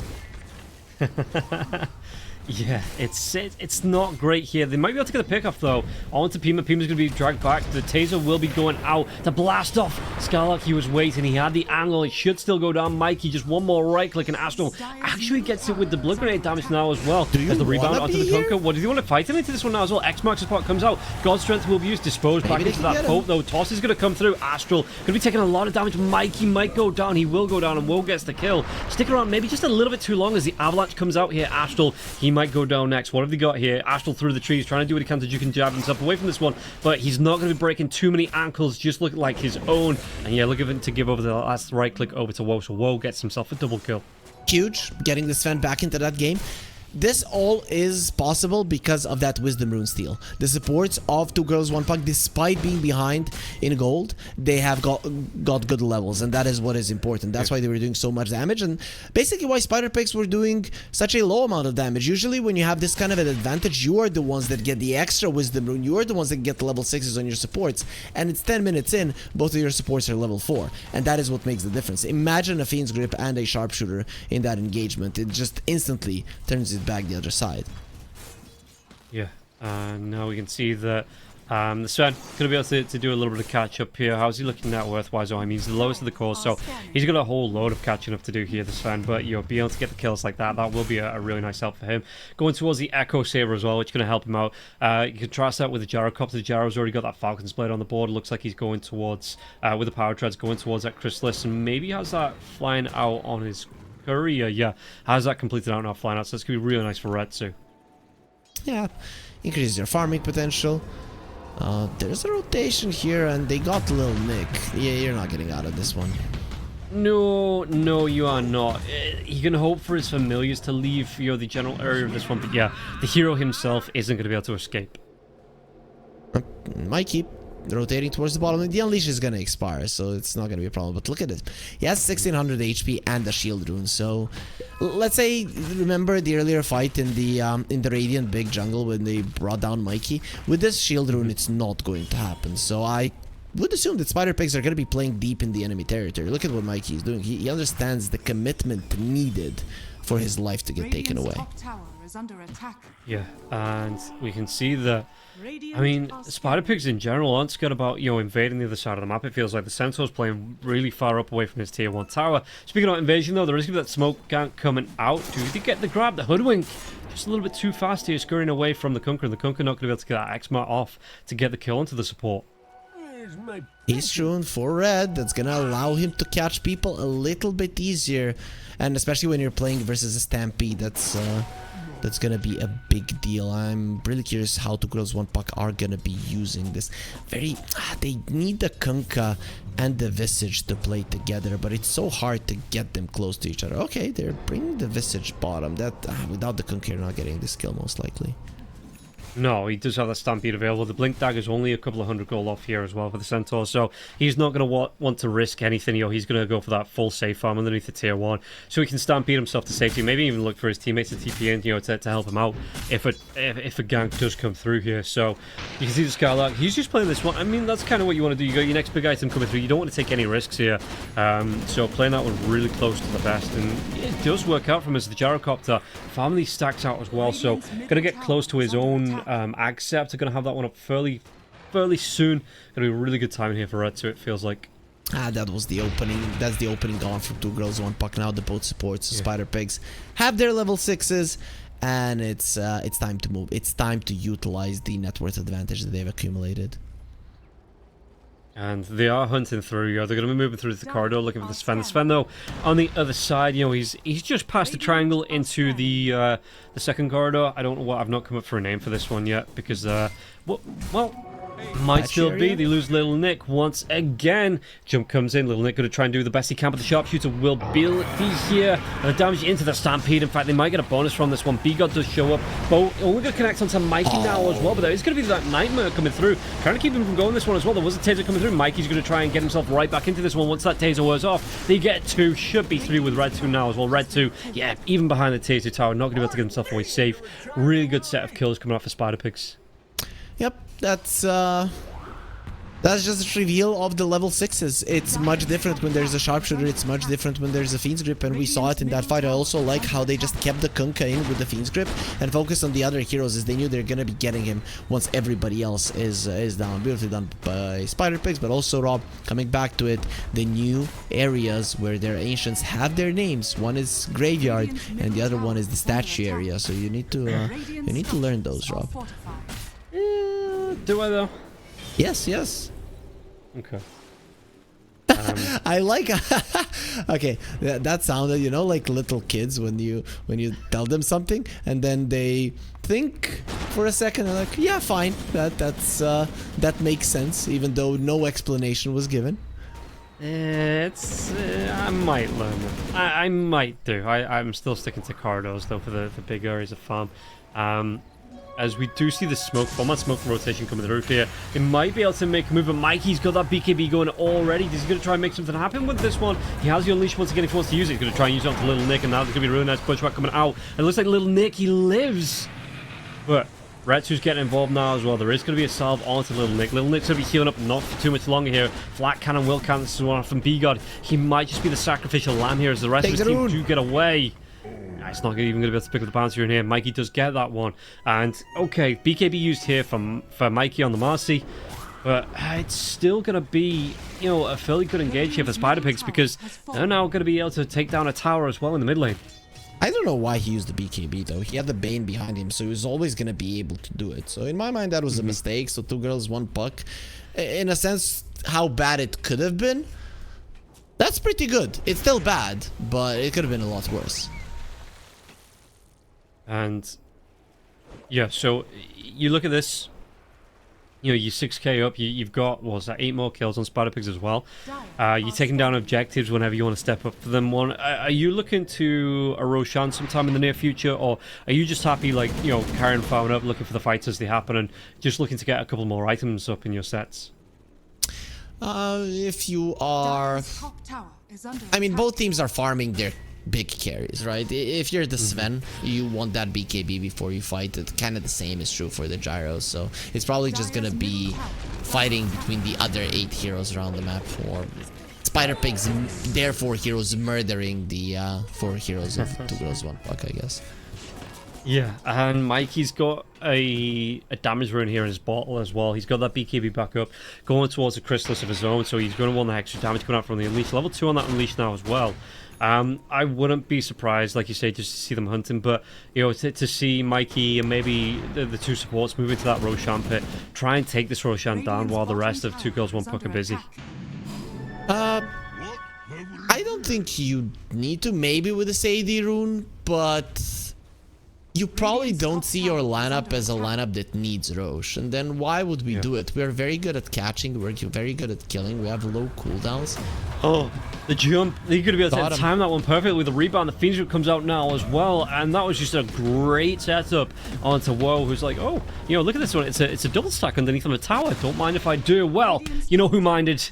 Spider Pigs, they minded. Yeah, they did, and they oinked you. Haha, that was very funny, as they're gonna be getting more. Well, I mean, the taser is there, and it looks like they don't want to dive underneath the tier 2 tower, but just putting the fear of God into Pima. You didn't react to my super awesome joke, Rob. I laughed a little bit.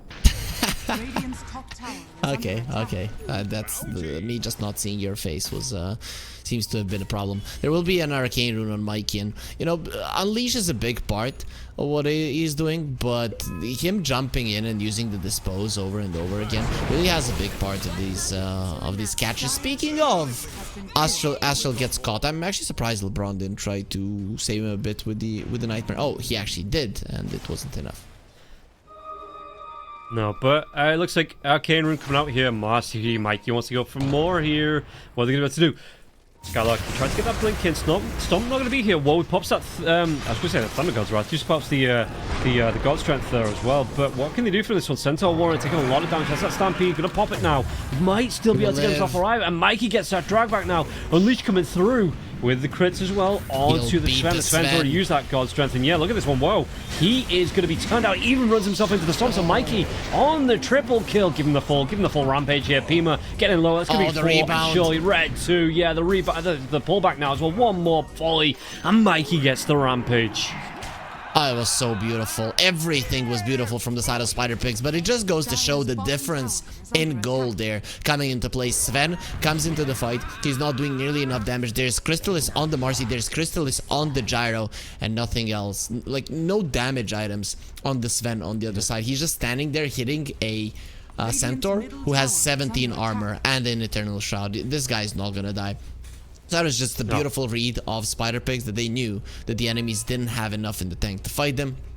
Fought at the perfect timing and even got our first rampage in the second series of the tournament. I mean, Rob, this is a setup, right? Showing us that this might be the best tournament just yet. Yeah, and I mean that's what we need to get double rampages, triple rampages, full team-wide rampages here as well, both sides. Getting the wipes out just to that's it now. You set expectations in the second series of the event. Yep. Imagine now if it's a pretty boring tournament. Well, I blame you. As the jump comes in, Tiny going to be in trouble again. Not going to be able to run himself away from this one. Aretsu gets a kill on board. Pima going to be dragged back once again. X-Mark setting up. This is going to be the taser, but it doesn't really matter. As Mikey just waits it out. In fact, going to go into Little Nick now. It just feels like this Unleash is always up for Mikey. I mean, it's not the biggest cooldown in the world at level 2 anyway, 75 seconds, but it just feels like every time he needs it, he gets it off, and he gets kills from it here as well. Yeah, you kill the enemies, they're dead for 40 seconds, they come back to the world of the living, they TP, and then you need like 15 more seconds until you get your ulti. That is just how it goes, Rob, but the game is out of the hands of 2 girls 1 puck. Spider Pigs are in full control of everything that's happening. They even use the sleep on the catapult to save it, and then they easily take down a tier 2. Usually in this kind of situations, when the lead is this big, if you can keep your tier 2s, you might have a chance at comeback, but having a 15k gold deficit plus losing your tier 2s 20 minutes into the game, it makes it almost impossible.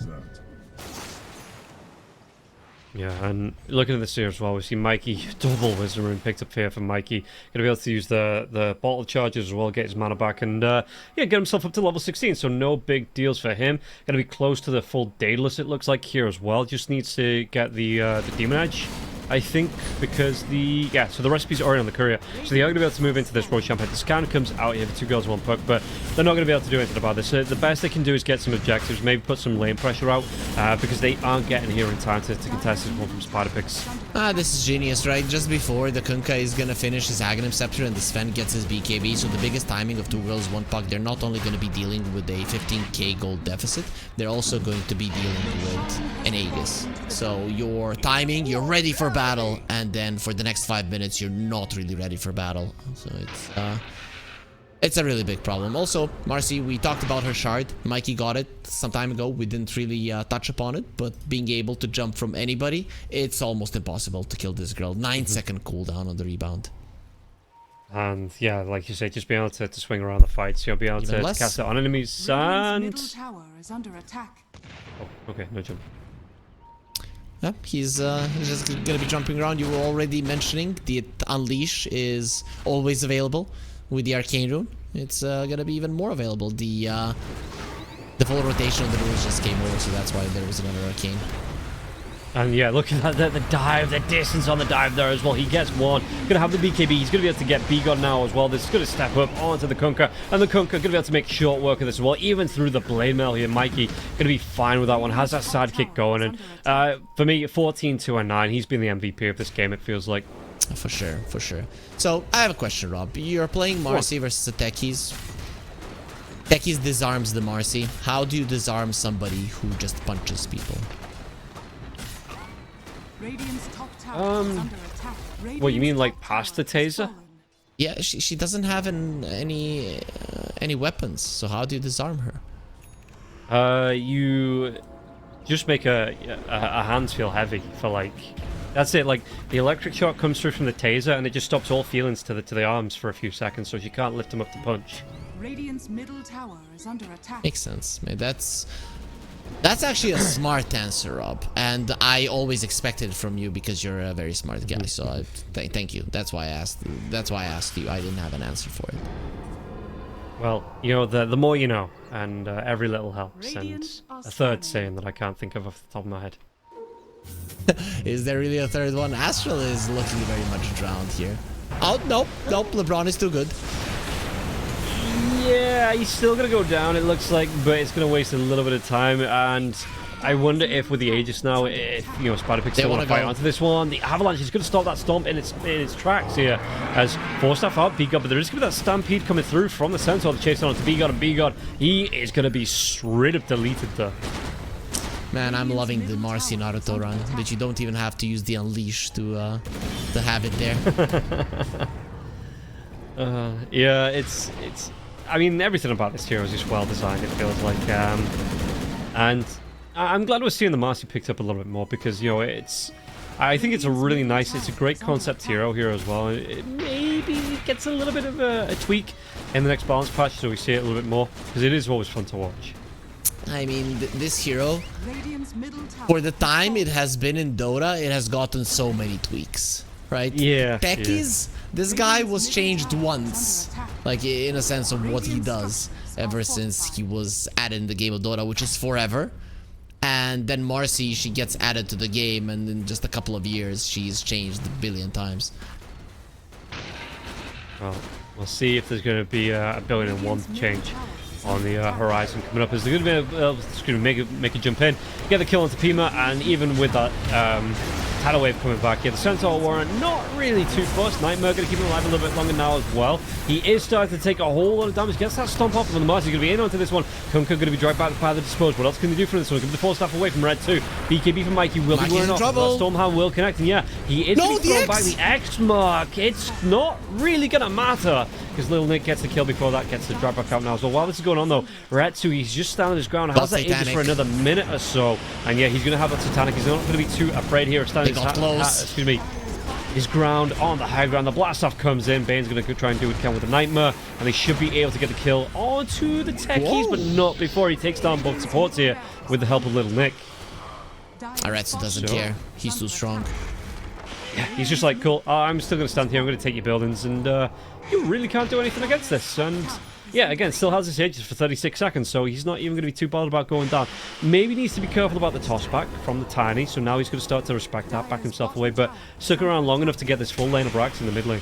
Yeah, I mean, at least they got 4 heroes down inside of Spider Pigs, but the big one is still alive. Despite the Aegis gonna be expiring soon.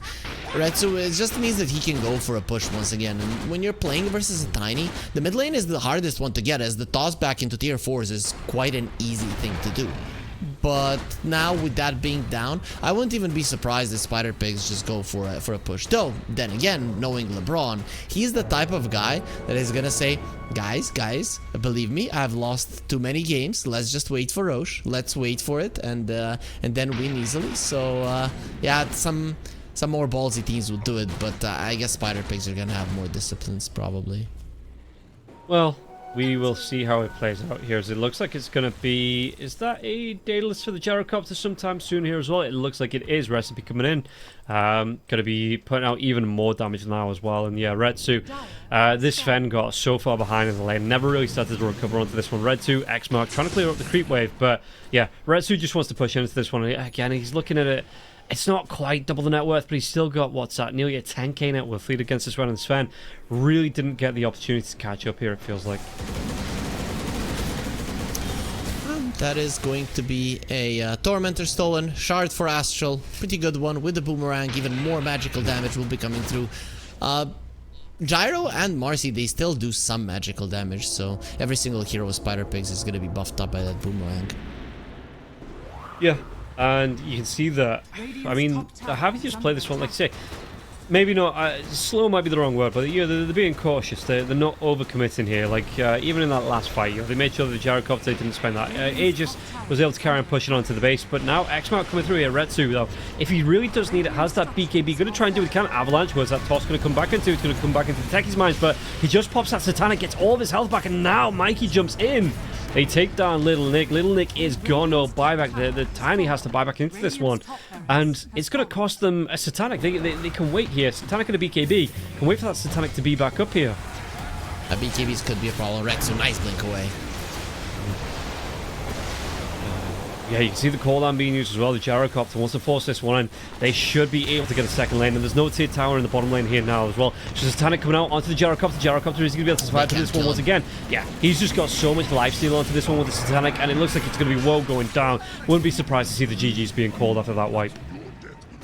It seems that Spider Pigs are going to be allowed to surf a little bit on those tidal waves, but yeah, in the end, you have to call it at this point. It's impossible for you to win. Probably has been that way for quite some time, but there were chances of Spider Pigs making some crucial mistakes, and you may be turning it around. At this point, it's just over. You accept your defeat, and you try your luck or your skill in game 2.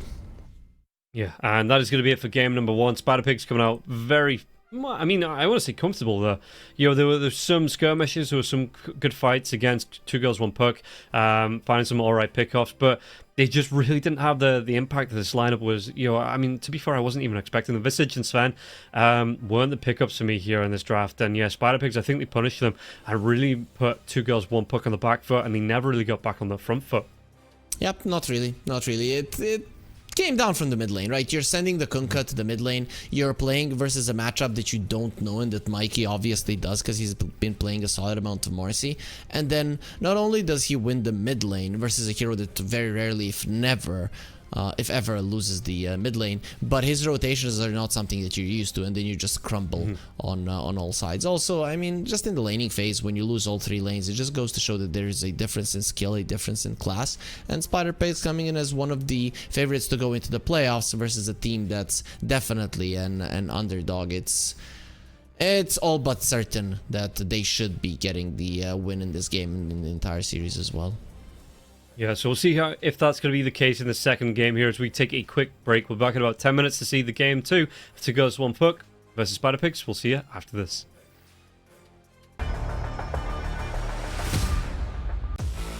OneXBet and Eva Alfie present betting on all esports events on the website and in the OneXBet app.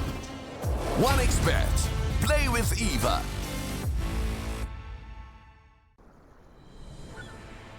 What if Kunkka knew that he could not only play Dota but also place bets? Better than best black hole.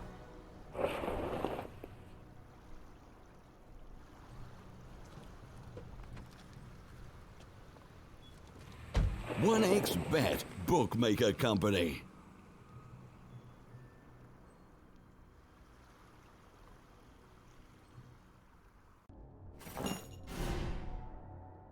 Chances of breaking items in a tournament match are non-existent.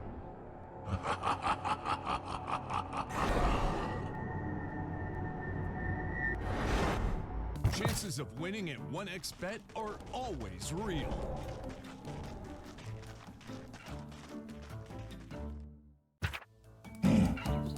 Join with me. At your service. Stealing Aegis from Roshan is very difficult.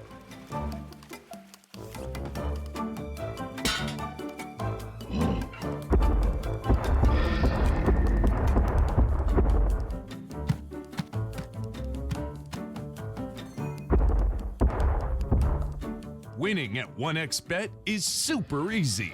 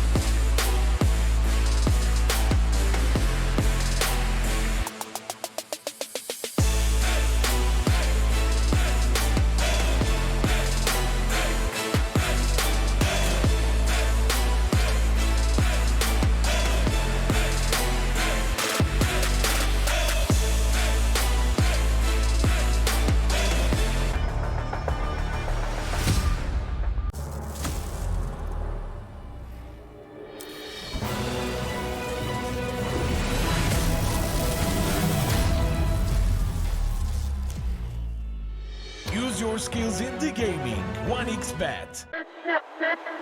Respect from 1xBet. Respect from 1xBet. Respect from 1xBet. Respect from 1xBet. Respect. From 1xBet. Respect from 1xBet. Respect. Respect from 1xBet. Respect from 1xBet. Respect from 1xBet. Respect.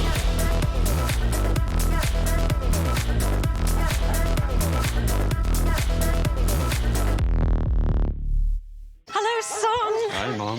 Pretty girl. This is Eva. Nice to meet you. Thank you very much. Your dad's just making his favorite dinner. It's duck. Come on inside. They're all probably too gruesome to tell you while you're eating at the table. How's your food? Is everything okay? Good, good.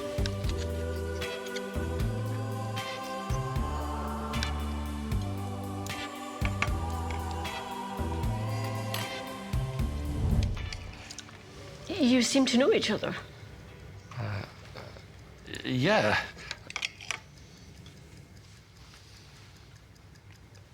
This is the new ambassador for 1xBet. Oh, I see.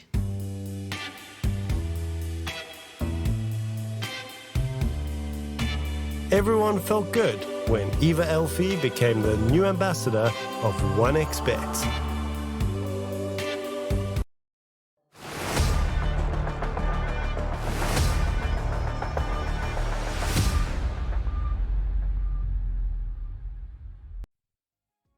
Welcome back in, everybody, to the second game of the second series. As we get back into it, Spider Pigs, they have that advantage here coming up against 2 Girls 1 Puck, and it felt like that last game. Yeah, the cause that they drafted 2 Girls 1 Puck, they just weren't on par with how Spider Pigs were drafting. So, Harry, looking through into this next one, what are you expecting to come out for Spider Pigs? Do you think it's going to be, again, more of the same because it's not broke, don't fix it kind of thing, or do you think they might try and switch it up against 2 Girls 1 Puck? Maybe not get this Marcy out, get this Gyrocopter that we're seeing every single game, and have to go for some different choices. I think in the start of the draft, they might try to go for something of the same. I don't know if we're gonna see the Marcy again. I mean, I wasn't expecting it anyways, but now it's out there as a possibility. I think if it's a possibly good Marcy game, that is gonna get banned out in the later stages of the game, but I would be very surprised if Spider Pigs first picks it or something. I don't think that's gonna happen. So yeah, I do think that the Banes, the Clockworks, the Gyros and stuff like that is gonna be highly contested at the start of the draft. Okay, yeah, we'll see how that is going to go. I mean, last time we did see the like I said, that Clockwork ban out with the Shadow Demon being taken away as well, I do believe. So, you were thinking that maybe the Primal Beast coming up, maybe that was just a great bait from both sides, and no one going to pick up that hero. So, we'll see as we get ourselves into this draft what it is going to be this time, whether they're going to be banning out. I mean, because that Clockwork, I kind of get it, but unless it's a specific ban, like you say, for that Primal Beast, the hero isn't really that worrisome at the minute for me. So we'll see if it's going to be another ban like that one this time around, or maybe they go back for some of those heroes. They're a little bit more scary, a little bit more current in the meta. I mean, you are banning out something that the enemy supports are both confident on, that gives them flexibility, that LeBron really likes playing, that goes well in hand with some of the carries that are being played right now, like the TA, Luna, those types of things. So I can get behind it. I don't mind the Clockwork ban, and I think there's a chance they get rid of it again. 10 seconds remaining. Yeah. So, okay, we see it is going to be the Chem going for the bans first. They're the same side on the with the Spider Pigs bans with the Razor. So is that Pangolier, though, so going to be the same bans that we saw in the last game for them. And they do actually ban out that Clockwork. So, yeah, I don't mind this one, if you think that there's going to be something up Spider Pig sleeve there, or their sleeve that gets countered by the Clockwork, so they don't want to see that hero picked up. Disruptor, and I assume this is going to be another IO ban coming out here for Spider Pigs, and just not seeing that hero at all today. And what do they want to ban out last? Do they want to be taking away the Shadow Demon? 10 seconds. I mean, why not? It is something that the Spider Pigs knows how to play. They are very well. I mean, they're a better team, so when you have saves on your side, you're gonna be able to position better, and then with save heroes, you're gonna win every single fight. So sure, just get rid of it if you If you don't want to pick it or you have no idea how to deal with it, they will ban out the Tiny and pick a Kunkka. So they are not giving up on this hero. I guess makes sense. They do have 3 NA players, and in NA Kunkka has been pretty popular. Yeah. It does, like say, let the Shadow Demon through. The Gyrocopter gets through here as well. Shadow Demon going to be picked up here by the side of Spider Pigs. So that is going to be the first one on the board. And if you're looking at this now, in the second phase, we've already seen the Gyrocopter all 3 games today. Are you looking to ban that one out if you're 2 girls, 1 puck? Do you just think that the hero is just too good at the minute? Maybe try and remove that? Or is there just enough alternatives that it doesn't actually matter if you ban out the Gyrocopter? I don't think there's a classic alternative to the Gyro. Just the hero deals well in the lane against most offlaners, right? Just because he has an overwhelming amount of damage. So yeah, I would say ban it out, because Shadow Demons is a much better support to go with the Gyro than the Bane is, just because you have an easier save, a 2.5 second save compared to a 0.5 second save. It's night and day difference that the Gyro is going to be able to get everything off and just get back into the fight, even if it's not starting off too well for him. So I think just get rid of it. The Centaur ban, I don't know if I like it, because when you have the Kunkka, the Stampede should not be something that you're afraid of, that you think that is going to allow the enemies to escape. Yeah, although we did see it a few times in the last game, the Stampede was just super effective, but the engagement tool from, and the Centaur didn't lose the lane as well up against his Sven. It felt like he actually won that lane up against his Sven, so maybe 2 girls, 1 puck, they want to go for something similar, and they're just like, we don't want to play up against this hero as they ban out the Doom. Hero that I'm surprised that we're not seeing a whole lot of is the Leshrac. That seems to be in every other region, and the events that I've been watching, one of the most popular mid laners coming out, but the 4 teams that we've seen so far not even prioritizing that hero. So surprised, we're not seeing a little bit more of the Lesh in these drafts, but I guess the teams just don't feel comfortable with it. Yeah, it seems like tier 1 teams do like the Lesh. It is a hero that needs a lot of team coordination. In the early stages of the game, he's easy to kill, and he needs to push towers, and he needs to win the lane. If any parts of those gameplay of the Lesh you screw up as a team, not only as an individual player, the hero is going to be in trouble. So I think that's the reason why tier 2 teams are generally going to be staying away from him. Even in the Latin America region, we didn't see much of it, if any, to be honest. Okay, well, we'll see what they do actually want to be drafting here as we're getting through these this next ban before Spider Pigs goes back to picking their heroes. So, is there anything you want to see removed? Is there anything you think is just a little bit too broken for this final pick that Spider Pigs could be taken away from 2 girls, 1 puck? Something that's gonna jump in the back, or something that has damage to kill the heroes that are coming out of the disruption. The techies would be a good pick for 2 girls, 1 puck again, but they got rid of the Spectre. Okay, I mean that has to be something that Pima is known for, that we obviously don't know much about. And there's the Mirana. Okay, the Shadow Demon Mirana setup. I've been longing to see a Mirana. This is one of my favorite heroes for sure. Yeah. I'm not gonna say it lost OG their last LAN match, but it wasn't the best pick. It felt like that Mirana pick. But yeah, it's not too bad as a support, maybe. Setting up with the Shadow Demon, so you do have that long and stun lockdown coming out with the arrow. As the Vengeful Spirit comes off for 2 girls, 1 puck. Oh, we haven't seen Avenge for some time in the original Dota 2 series. I mean, in my mind, it's still a pretty decent hero. Just people got it a little bit used to it, and they steal away the Hoodwink. Of course, with the Miranda being picked up, Pastoral is most likely going to be playing that one. I'm having a hard time thinking that any of these players will pick it up. Maybe Mikey mid Mirana, that could be a possibility. Yeah. Again, not gonna say that the mid Mirana lost OG that last game, but I can tell you the attitude of the entire stadium when that pick came out, and it wasn't a positive one. Well, that's because you guys are haters, right? Rob, I've seen you really, when you don't like a hero, you really do hate on it. And I don't want to say that it might be your countrymen that have the same logic, but maybe they do. Like, we don't like the Mirana, boo, and then maybe it was that atmosphere that made them lose the game. Did you think about that? Oh no, there was a lot of chanting going on that was in favor of OG. There was a lot of chanting going on. Yeah, but the Brewmaster comes out here for Spider Pigs, so again, I don't mind this hero pickup, Shadow Demon. So 2 out of 3 ain't bad here for Spider Pigs. So, Rob, there are a couple of heroes that you really don't like. Troll is at the pinnacle of it. Is Mirana like the top 5? No, it's kind of one of them that I don't mind the hero. I just don't like it as the mid pickup. Okay. It's not a bad hero. I just feel sorry if you have to play it as a core. I cry for you. Okay. Yeah. And again, I think that comes back to my pubs, where for some reason, the past couple of months, people have been picking up this Mirana like offlane and Mirana mid. They just go, no, it works.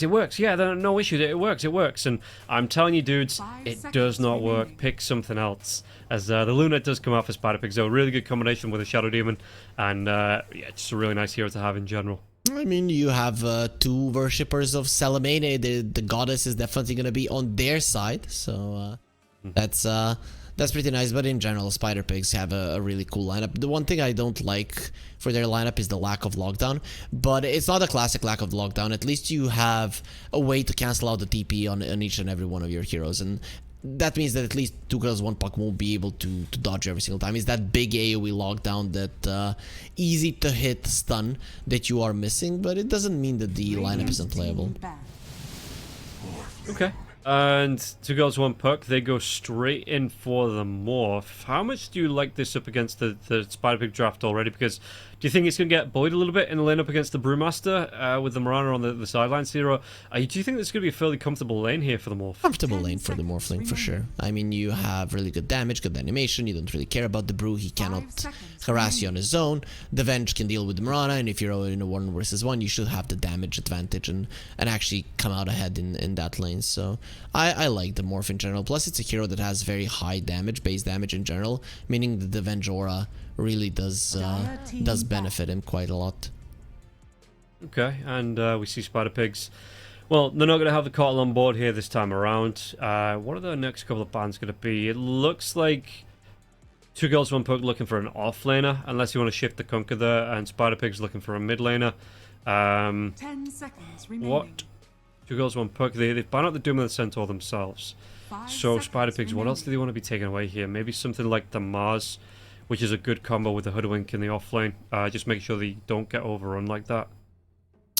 I think 2 girls 1 puck, that their lineup is already well rounded. One thing that they're missing is early tower push. So you were mentioning the Lesh. You could put the offlane Kunka, play a Lesh in the mid lane. Something along those lines. Maybe even a Dragonite, because you have ways of killing people with the X and the boat plus the sharpshooter. Almost anybody dies. Or maybe some more layers of initiation, as you mentioned. Mars is one of those, as there are saves on the side of Spider Pigs.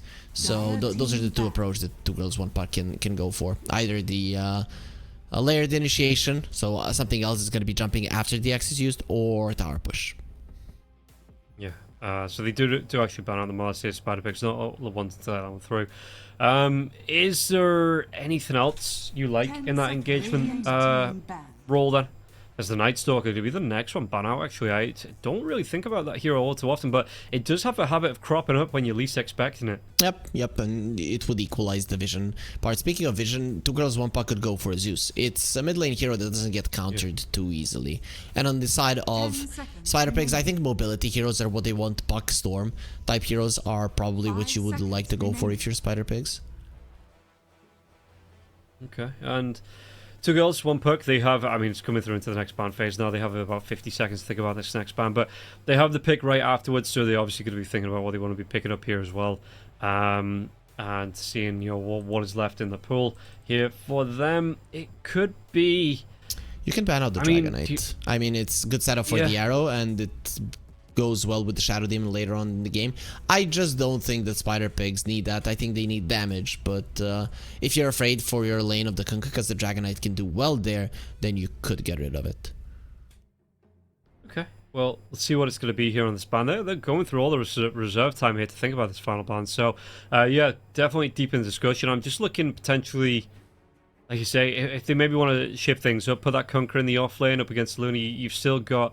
I mean, they're going to be picking blind, right? So they could still pick that Sniper. They could... I was going to say the TA mid, but they ban it out themselves here. And you know, there is still some options here for the mid lane. Like I say, that Zeus. So they actually go for the puck itself and living up to that name. But Spider Pigs, how do they answer back to this one? Because again, if they wanted to here, they could just lock in that Dragonite or the Sniper. Yeah, both of them don't lose the lane here up against the puck in the mid lane. Yeah, and now even though you're kind of lacking in the damage department, Spider Pigs, Puck, Hoodwink, Venge, and the Morphling, when you stun these guys and a follow-up arrow, they just die if there's no swap save. So you don't mind going for it. Plus, Dragonite is a Mikey hero, so he knows how to deal with it. This is gonna be a completely trashed red in the mid lane. Oh boy, some prayers are needed for this puck 100%. Yeah, we'll see if there is going to be any chance here for this mid lane. And do you need those rotations snappy? You know, from the 6-minute mark, that first rune, get both Pierre and B-God to rotate in to help out Reds? Or do you think it's going to be a bit of a struggle here, either way here for this puck in the mid lane? No, you're helping Puck when the Dragonite is pushing and you need to kill the waves. That's it, right? That's when you help. And then once the Dragonite has his dragon form down, that's when you try to make things happen on the side lanes with the Puck potential rotations. So battle for the runes are going to be a big deal because all 4 of the supports are very good at rotating. But then again, when all 4 supports are very good at rotating, the ones that have a stronger mid laner prevail, and the Dragonite is like by far the stronger of the 2 here. Okay, well, we'll see just how they play around this one. And yeah, Mikey, there's absolutely, to me, 99 times out of 100, you know, 99.99 recurring times out of 100, he shouldn't lose this mid lane to the puck. So it's going to be interesting to see how Reds actually maybe looks to recover from a down lane, and how the rest of the 2 girls 1 puck try and fight this one. Because again, well, if he does get that Manta style up, he's going to have some farm priority, some farm speed, but it's not like you get the farm on the Luna. It's going to get the 3 points into the glaives, you know, the 2 points, 3 points even into the aura, and just be able to take down those camps, you know, from level 6, level 7. You really make quick works of those. So 2 girls 1 puck. I wonder if with the lineup they want to get aggressive and hunt down Retsu before he really comes online. Yeah, for sure. I mean, you do have ways of doing it. Coil, break the coil with the bushwhack or the swap. You have the X you can keep in place for a very long time. I'm actually surprised Spider Pigs are playing 5 Mirana and a 4 Shadow. It probably has something to do with the Cinder Brew getting ignited, but in general, Astral is very well known for his Mirana play. Yeah, so we'll see how this one is going to fall out. And again, guys, if you want to keep an eye on not just esports, but your sports in general, you can scan that QR code that was just on the screen, get yourself over to the 1xBet app, or use that banner below the stream there as well. And there is an offer at the minute. Use that promo code 1XRLGEU. Get yourself up to 130% bonus on your first deposit, available both on the app and the banner below the stream. And at least this time around, it's not 9-time odds, so it just goes to show that the difference in the drafts isn't that big. The thing is, I still think that Spider Pigs have a lot to give in this one, and we might be having another level 1 fight. Step lively now. Your admiral is on board. Well, let's see here if they want to walk themselves up to the high ground. It's going to be an arrow onto the Conquer. The stun duration is going to be long enough, and Little Nick, yeah, just can't survive through that. Okay, so imagine you are a Puck in the mid lane, laning versus a Dragonite. Okay, things are bad enough. And then that Dragonite gets a First Blood, which is probably going to be giving him a full Bracer, which is probably going to make your life a living hell. It's going to be a misery here. The Dragonite actually has a null tally queued up as well, I guess just because he wants to carry on the spawn out spells, so he's going to have that mana regen coming through from the null tally. And yeah, I mean, it's not an item I see at all. It's a bit of a dead item here, but people started buying it more. Let's put it that way. Not on a Dragonite that much, but Mikey has been a Dragonite player for a very long time, and when you know the heroes in and outs, especially in a matchup versus the Puck, you know what you can get away from. You don't need to go for the dump build with the double bracer and like maxed out Dragon's Blood. You know what's gonna give you the best chances of winning the lane, plus getting even more farm. So I like it. I think it can actually work in this matchup. Okay, well, we'll keep flicking back to this lane, see how it's playing out for both sides here. But yeah, I think there's only really going to be one winner here as we take a look at the bottom lane. How much do you like this lane with the you're gonna have the Venge coming through with the the Wave of Terror. It's a lot of damage in practice. A lot of damage being demonstrated onto Skylark right as we speak. Yep, you have a lot of damage on the Morphling and you go forward. That's what you do. That's how you play this lane. You should be able to do well in general, unless Spider Pigs apply a lot more pressure than what is to be expected, which I do see them as the better team, so they're probably going to be able to do it, but just laning wise, 2 versus 2, Morphling should get slightly more than the Brewmaster.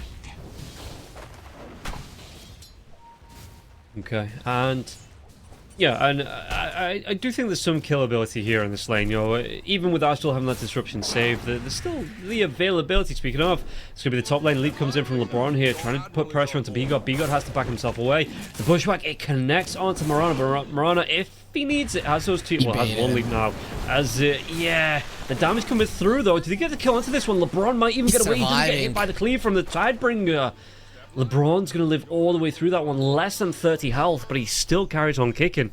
Yep, and that was a cool play from Lil Nick, actually eating the arrow for his buddy. After the Lucent Beam, I thought it was certain that the Hoodwink was going to get arrowed and that you just get an easy kill. But that almost allowed the top lane of the Radiant side to actually get a return kill on the Mirana. But 3 leaps being used, it's not that big of a deal for the side of 2 girls 1 puck. Especially because the first blood was already done for, so it's okay for this top lane. Okay. It's going to be another Bushwhack coming out here. Do they have the setup onto Retsu? Retsu's going to take a lot of punishment from this one, but Little Nick not actually going to be able to get this tire. Ooh, the torrent doesn't actually connect here either. So yeah, Retsu and Lil Bron both back underneath the tier 1 tower. They're going to have a lot of regen on it between themselves here as well. Sorry for the, yeah, I mean, you have to watch out still for the cleave.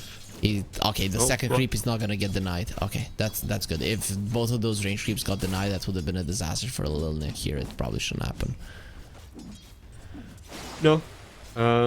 Yeah, he's just gonna be able to get the cleave off, get it down when he needs to. So you look at this 0-2 starts off for Spider Pigs. Going to start off on top again.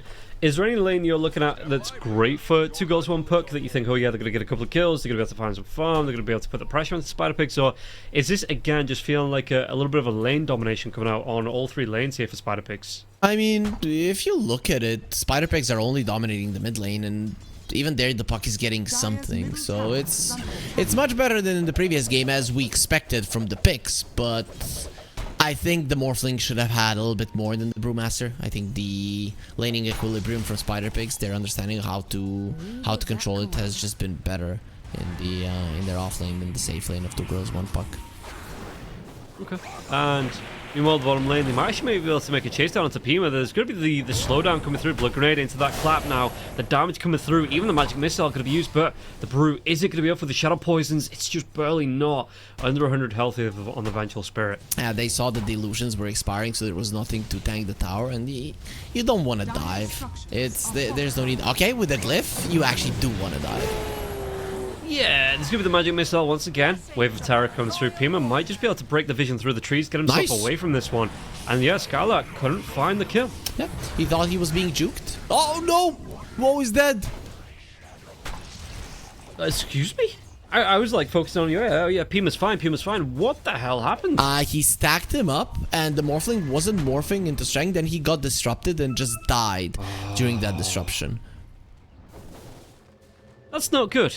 Yeah, that's usually your carry dying in a situation where he shouldn't die is classified as not a ideal scenario. No, it's actually a bad scenario, I would have thought, by all accounts. Yeah, it feels like little mistakes like this, you know, costing them kills they don't really need to be given up all through the series so far. I mean, it's just what happens when there is a difference in class between the teams. The other team is doing everything right, and maybe some slight mistakes, but you don't know how to utilize it, and every single time that you make a mistake, they get a little bit in return. At some point, you try to get a bit more, and then you start dropping heroes. So now that bottom lane that was going relatively well for you is now in favor of Spider Pigs. And we'll see Just so they want, I mean, Mikey's got that Dragon Form up already. The puck nowhere near the lane, so Mikey's going to be putting pressure onto this mid lane tower, onto the creep wave here as well. He's got the catapult creeps behind him. So, I mean, Astral even going to be able to keep bit of the bushwhack coming out. They might be able to get the kill on Red 2. He really needs his kill. Disruption, though, from Astral. Just going to buy him a little bit of time. Start coming out, getting involved here as well as the Shadow Poisons start to tick up here. Astral just trying to do what he can. So he's wasting Red's time, though, as Mikey gets some pressure Look at on the this mid tier lane 1. tower. Yeah, that's insane. And it does leave Kunkka all alone, meaning that he's not going to be farming either. The mid lane tower falls. That kill is not worth it for Spider Pigs. Absolutely not. Not with the access this is going to give Spider Pigs now as well. Just be able to roam through and look to backstab out as well. Oh no, everything makes sense. They have a Venge and the Hoodwink plus a puck. It's 2 girls and 1 puck. This is the perfect lineup for them. Well, at least they're on theme. Yep. So, probably would want to win with that theme draft of theirs, but start once again better for Spider Pigs. You win all 3 lanes. Nowadays in Dota, winning all 3 lanes by a small margin isn't that big of a deal. But when you're a better team as well, so your movements are probably gonna be more well thought of in the early mid game, it's gonna be a rough one. Yeah, and you look at this one. I mean, the Dragon Knight's already got that tier 1 tower in the mid.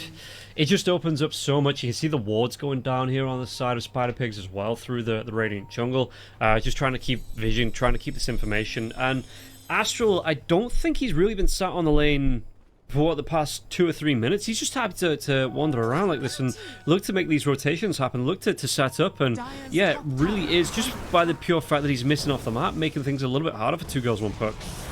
Yeah, even when he's dying, it's not that big a deal. Lil Nick in some trouble. Nah, not needed. That was just a beautiful arrow from LeBron. Yeah, while that was going on, the disruption into the Dragon Tail did come out, and the Dragon Knight, with the help of the Shadow Demon, able to get this kill as well into B-God. So, again, Spider Pigs picking up where they left off in that last game. Yep, they left off at murdering the enemies, getting a rampage for Mikey. I doubt that it's gonna happen in this game because Dragon Knight isn't really that good at getting kills, but maybe somebody else is gonna be able to do it. Yeah, and they might be able to, will be able to get the kill into the LeBron. Nice. So Red 2 commits the Dream Core for that. Really nice pickup there for him. A decent amount of solo gold there as well. Good spell usage as well. Silence at the perfect time, just before the coil ends. And, you know, this puck, despite everything, is having a decent game. You know what the problem is, Rob, though? The Kunkka and the Morphling are not. They are not having any game in this one. And Brewmaster already has an urn. He might go for... Okay, he has a full Spirit Vessel. Yep, once you get the charges, this Morphling is in trouble. Let's put it that way. Let's not use any harsher words. Yeah, it is. It's rough for him, you know, to be able to sustain. And we'll see if they're going to be able to get, well, some of these Spirit Vessel charges on the board here as it looks like the arrow. Does it connect? Almost. It doesn't. Whoa, should be able to move himself away. That was a cool attempt from LeBron. A little bit off the mark there, but good understanding of roughly the positioning of the Morphling. Probably would have gotten them the kill, but either way, you're opening up the map. You open up the map, you get the Blink Dagger on the Dragon Knight, and you start going for kills. We talked about it. Spider Pigs are not high in damage, but the enemies are not high in HP, so you can get away with it. And if you're looking at this here, you know, 2 to 6, 10 minutes in, you got a 5k net worth for Spider Pigs. You've taken down this tier 1 tower. The Dragon Knight's having a free game. I mean, you've got to be happy with this one, but what are you looking for objectives-wise? Are you just happy to let this Dragon Knight carry on farming up, or do you want to see some rotations coming out from Mikey here to take down that last tier 1 tower in the top lane? The top tower is not that important for you, as when you look at 2 girls 1 puck, they're not really like huge on farming ancients, but you can go anywhere on the map. That's just the case. You can be very greedy with the farming approaches. Absolutely. Arrow connects. They should be able to. Yeah, it's going to be another kill. LeBron takes down Pima. There's nothing he could do to try and get himself away from that, it felt like. Yeah, I mean, the Dragon Knight went a little bit too early for my taste. That could have been a Vengeful Spirit escaping. But either way, 2 girls, 1 puck, they're pressured. They don't have their level 6s on the supports, not even close. And you need a level 6 on the Hoodwink to be able to threaten some kills. And there's the rotation to the top lane that you wanted to see. Lil Nick is probably gonna die, and then the tower will follow. Yeah, it's gonna be. I mean, he's gonna try and do what he can with the X mark, and he's got he's got teammates moving out behind him now as well. So, does he? Huh. Yeah. Nobody else to follow up. Arrow? No way. Yes, way, but no follow up here. B-God, he's just gonna take an arrow. Stand in place for a little bit and then move himself back towards that tier 2. B says B-God and then Rat. I mean, Hoodwink is a squirrel, but rats and squirrels, big. They're pretty close to each other, relatively. Yeah. I wonder what the arrows are for. The F up, H down, Rat. Huh. Radiant I don't know. scanning. It has to mean something. If we could get our observer to look at the Hoodwink, so we can examine that name a little bit thoroughly. Maybe somebody in the chat will actually have an idea. Yeah, maybe. We can always come back to it a little bit later on. So yeah, if there's any ideas, throw it in the chat, and we might read it out. Maybe, probably not. I lift my foot, hit your head, and you drop down. You rat. Okay. Yeah, maybe. I think you disagree with me, but anyways. Just a little bit. Yeah, just a little bit. I'm way too aggressive for this game. This game needs a little bit more pacifistic approach. How is it looking? And speaking about passive, you've got Rats who's just going to be in the jungle now, looking for that passive farm coming out for him. He's going to be with this stack as well. Should be getting close to the top of the net worth chart as well. So having a really good time on Rats. You compare that to the Morph, and he's going to be 2,000 gold ahead already. In fact, the difference between the two carries, it's going to be. Because this is what you usually see from the Luna, right? You just carry on going, you carry on farming, and you're going to be able to come out. Meanwhile, the jump comes in, Dream Coil will be used. Can they get the kill out onto anyone? Though the split as well as the Cyclone out onto the Kunkka. The Kunkka is going to be in danger. Wait, Foam comes forward, but the Moonlight Shadow has already been used. It looks like they don't have the reveal here either. Schwab comes out onto Pima. Pima's still going to be taken away, though. Mikey jumps himself back in. They're going to be able to set up for a stun onto the Morph, and the Morph, whoa, taking so much damage here. Already. That shield will be out now as well. Yeah, he's going to try and do what damage he can, and then get himself away here, because, whoa, he just cannot stand up to this pressure coming out from Spider Pigs. Yeah, but he will live. In the end, you only get the eventual spirit. You do get some vessel charges, so that's probably the biggest thing. But using the split is gonna make Two Girls One Puck want to go for a move as soon as the boat is ready. So you will have your boat, you will have your swap, you will have the sharpshooter. It's time to get some kills. Yeah, and we'll see just how they try and play around this one. I mean, the Kunkka close to Mikey. Mikey's backing himself away here. LeBron going to be out here as well. But the chase out. No, they had the blink. And he gets just out of range. Little Nick, the hand was going there. The X mark was ready. And there was just that blink away coming out from the Dragonite. Gets him out of range. They know they have to make something happen now. They have to get some kills.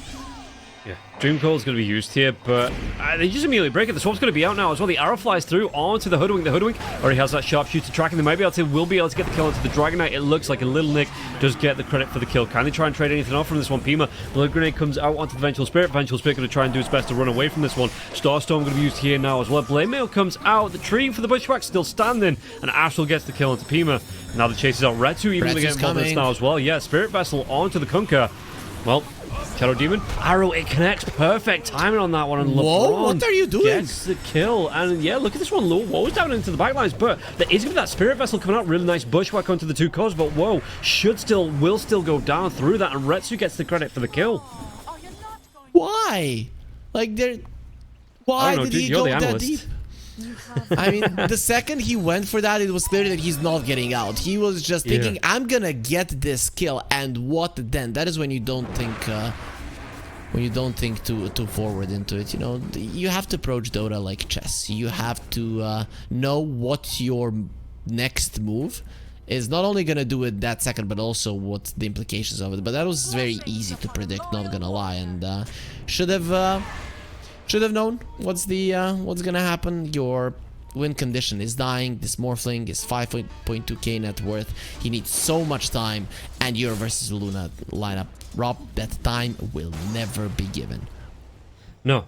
You've got the Dragonite going towards, it looks like, the Orchid here as well, so he's going to be able to deal with the Puck every time the Puck jumps in. It's and again, the perk isn't really going to be anywhere close to the BKB. It's going to be a really nice item to have. You've got a Moonlight Shadow coming through, so B-God's going to be spotted out here. It looks like chased down. Split is available. They see both supports from this now as well. And yeah, if they want to try and make a move, Pima, he's going to try and go for the TP, but there's going to be the interrupt coming in from the Shadow Demon again. Into the arrow. Great arrow into the leap. And Skylar cleans up another kill. It's just looking easy at this point, right? You just get disruption into an arrow or a dragon tail into an arrow and you're just getting kills, and they might even find little Nick. 15 seconds until he has a TP. Well, I mean, the Dragonite is going to be the trade-off for this one. It looks like Mikey the Bushwhack does come through, and B-God gets the credit for the kill. But yeah, little Nick in those trees won't actually be caught out here. Should be able to get away safe. Yep, him getting a lot of hate towards the top lane and taking away the focus of Spider Pigs allowed them for a Dragonite kill. So finally something not completely clean for 2 girls 1 puck, but definitely probably the first victory of the game. And yeah, so you look at what they do though. I mean, they're still 10k net worth behind, so 2 girls 1 puck. What's the game plan for here for them? How do they catch up? Is it just going to be pickoffs like this, or how do they play this one? There's a couple of ways you go back to the game. Pick off, split push, or team fight. Team fight, you're not winning until you get the Aghanim Scepter on Little Nick. Split push, Puck can be kind of annoying with it, but it's the pickoffs. It's definitely the pickoffs. So unfortunately, you are the ones getting picked off at the moment. Yeah, Little Nick there, wrong place, wrong time, and it was an all-around nightmare for him as he gets caught out like that. So there's gonna be a Radiance fairly soon that you're gonna have to be dealing with. Though the Spirit Vessel for the Brewmaster hasn't done much. It probably has given a lot more map to Spider Pigs, but in terms of kills, it hasn't gotten that many of them. It just goes to show how defensive 2 girls 1 puck have been in this game too.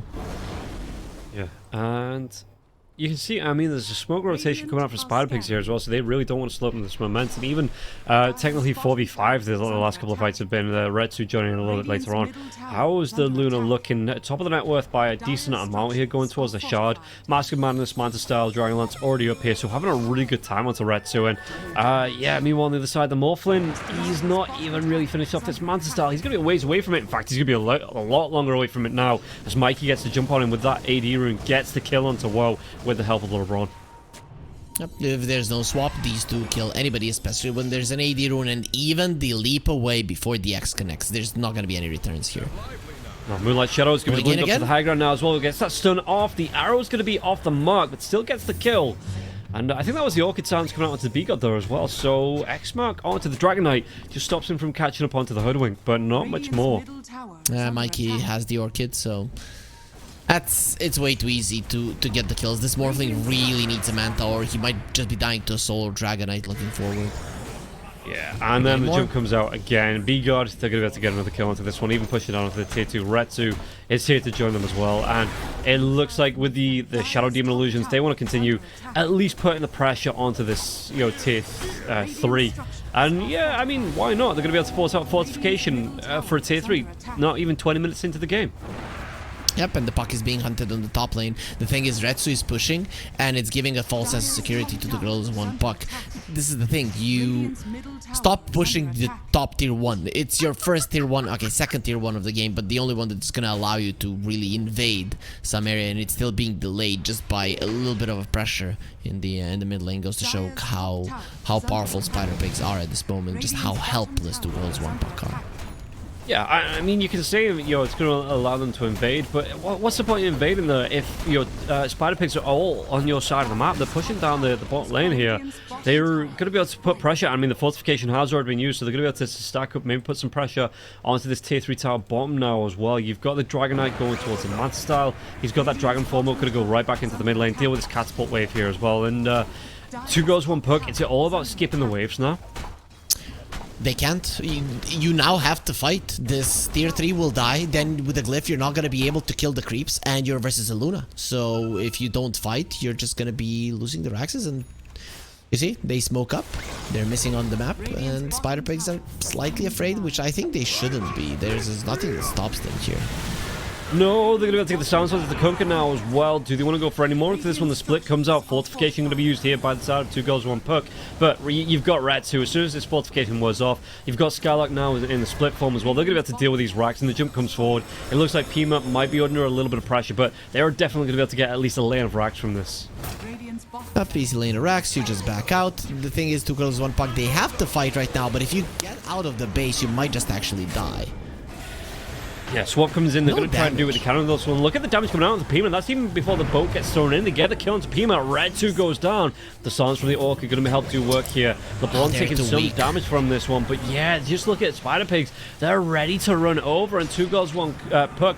They just don't have it in them, it feels like here. Spirit Vessel coming up. Mikey's going to be able to get the jump forward. Lil Nick goes down. Arrow's going to be off the mark. The buyback comes through here from the puck now. So Red 2 going to try and do what he can. But he's going to be so careful. Even the Eclipse coming through. They take down Whoa, Whoa, no buyback. And Whoa is him, as it looks like Spider Pigs in the 21-minute marks once again looking to claim game number 2 in their favor. It's over. The GG was called. You can't do it. I mean, you started off on the Brewmaster and you did 0 damage to him. The only one who took some damage was the Dragonite, and it's only because diving tier 4s was something that Spider Pigs were doing. So after that, those Raxes fell, you had to go for a fight, you went for it, and you lost it on the high ground. It's not like you even chased a little bit too far. So at this point, you know that there's nothing in this world that you can do to change the outcome of the game, and you just call it. Yeah, so that is going to be it for the series. It's going to be going the way of Spider Pigs. Get themselves another 2-0, or their first 2-0, with another 2-0 of the day on the board. So we're going to take a quick break. We're back with the third and final series right after this. We'll see you in about 10-15 minutes for the third and final series of the day. Right after this break.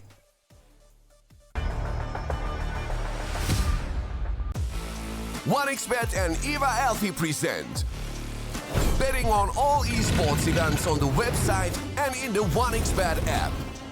OneXBet. Play with Eva.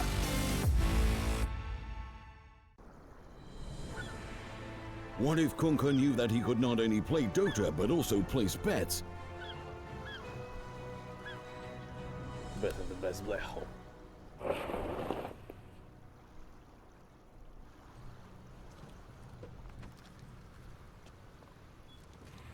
1xBet, bookmaker company.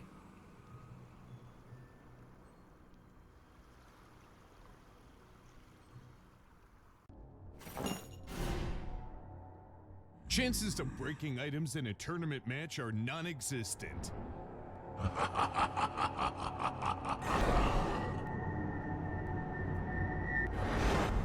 Chances of winning at 1xBet are always real.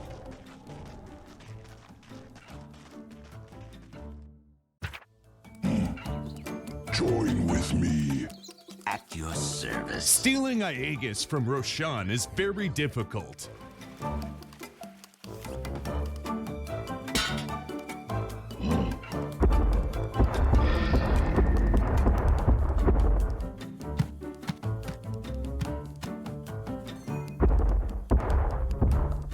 Winning at 1xBet is super easy.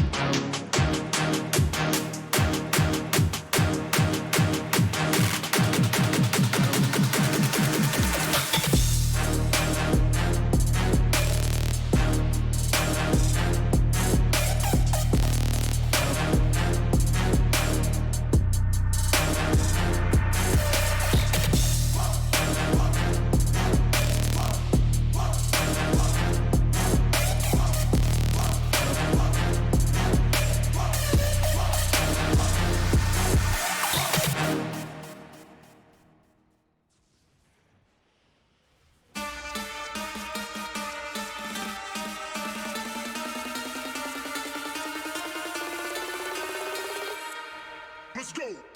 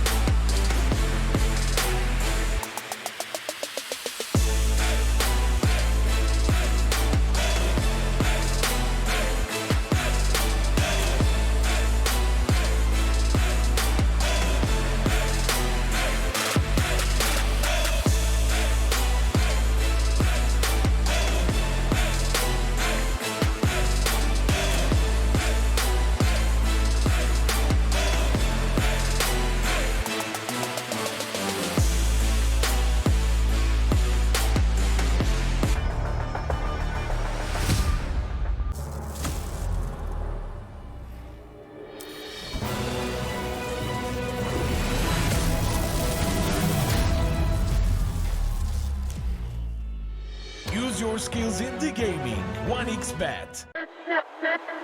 Respect from 1xBet. Respect from 1xBet. Respect from 1xBet. Respect from 1xBet. Respect. From 1xBet. Respect from 1xBet. Respect.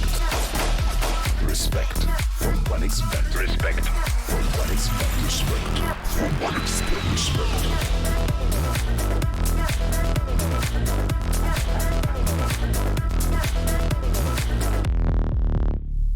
Hello, son. Hi, Mom. Pretty girl. This is Eva. Nice to meet you. Thank you very much. Your dad's just making his favourite dinner. It's duck. Come on inside. They're all probably too gruesome to tell you while you're eating at the table. How's your food? Is everything okay? Good, good.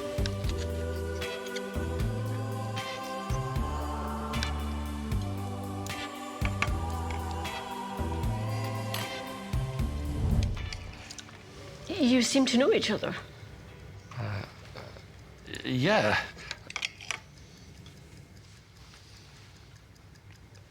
This is the new ambassador for 1xBet. Oh, I see.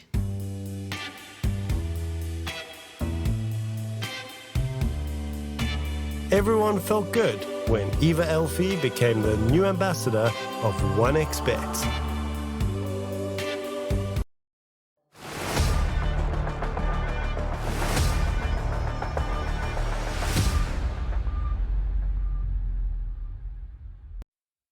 Welcome back in, everybody, to the third and final series of the day. It is going to be Liga versus One Move, and I think coming into this one, again, if Liga get on the ball, you know, coming through, I mean, Hurry, you've already said they could be the favourites for the entire group, but yeah, it does depend on which Liga turns up. Look at the roster, we can see that it's going to be Ramses, Rabel, BB, as well as 1J and Pantomim, and I always get told BB has a different name. I just call him BB. What's his actual name? Yerch. Yerch? The Yerch. BB. Yerch.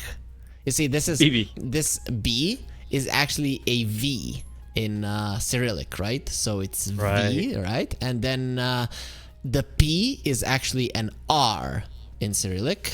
X is a H, right? An H. So a H. So you go Vierch. That's how I pronounce it. Yeah, I just sound like I'm coughing up a furball or something like so. You know, BB. Yay, BB.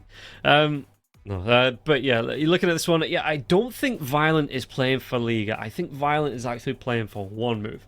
I think that's supposed to be Ramses there in the position 1 slot coming out. Considering that I see Nesphere on One Move, I think that the rosters are correct here and that they're not correct on the Wikipedia page. Really? Yes. Don't remember seeing Ramses leave, unless it's a stand-in. Violent is standing in, I guess. We're gonna get the info from our admins anyways, but this is the correct rosters for the moment. Okay. Yeah, we'll see how this one falls out. And Remaining. who knew? Because I'm looking the last time Liga played, it was Violent standing in for Ramses during the Dota 2 World Invitationals, whatever the hell that was. And I don't think they've played since. Did they play in 5 seconds remaining. No, Ramses played in that. Huh. Maybe it's today's day and Nesphere just joined One Move in the meantime. Either way, we're gonna be getting the info as I see some messages on Discord, meaning that our admins are on top of it. Ramses got removed, Liga brought Violent, and Nesphere joined One Move. Okay, so that's that's how it went. Ramses leaves, Violent, he is like, screw you guys, I'm going to Liga, and then Nesphere as one of the more promising carries in the Eastern European region, then he goes to One Move. Okay, well that seems to be how that's shaken out. And do you think that affects your opinion of these two teams, Honey?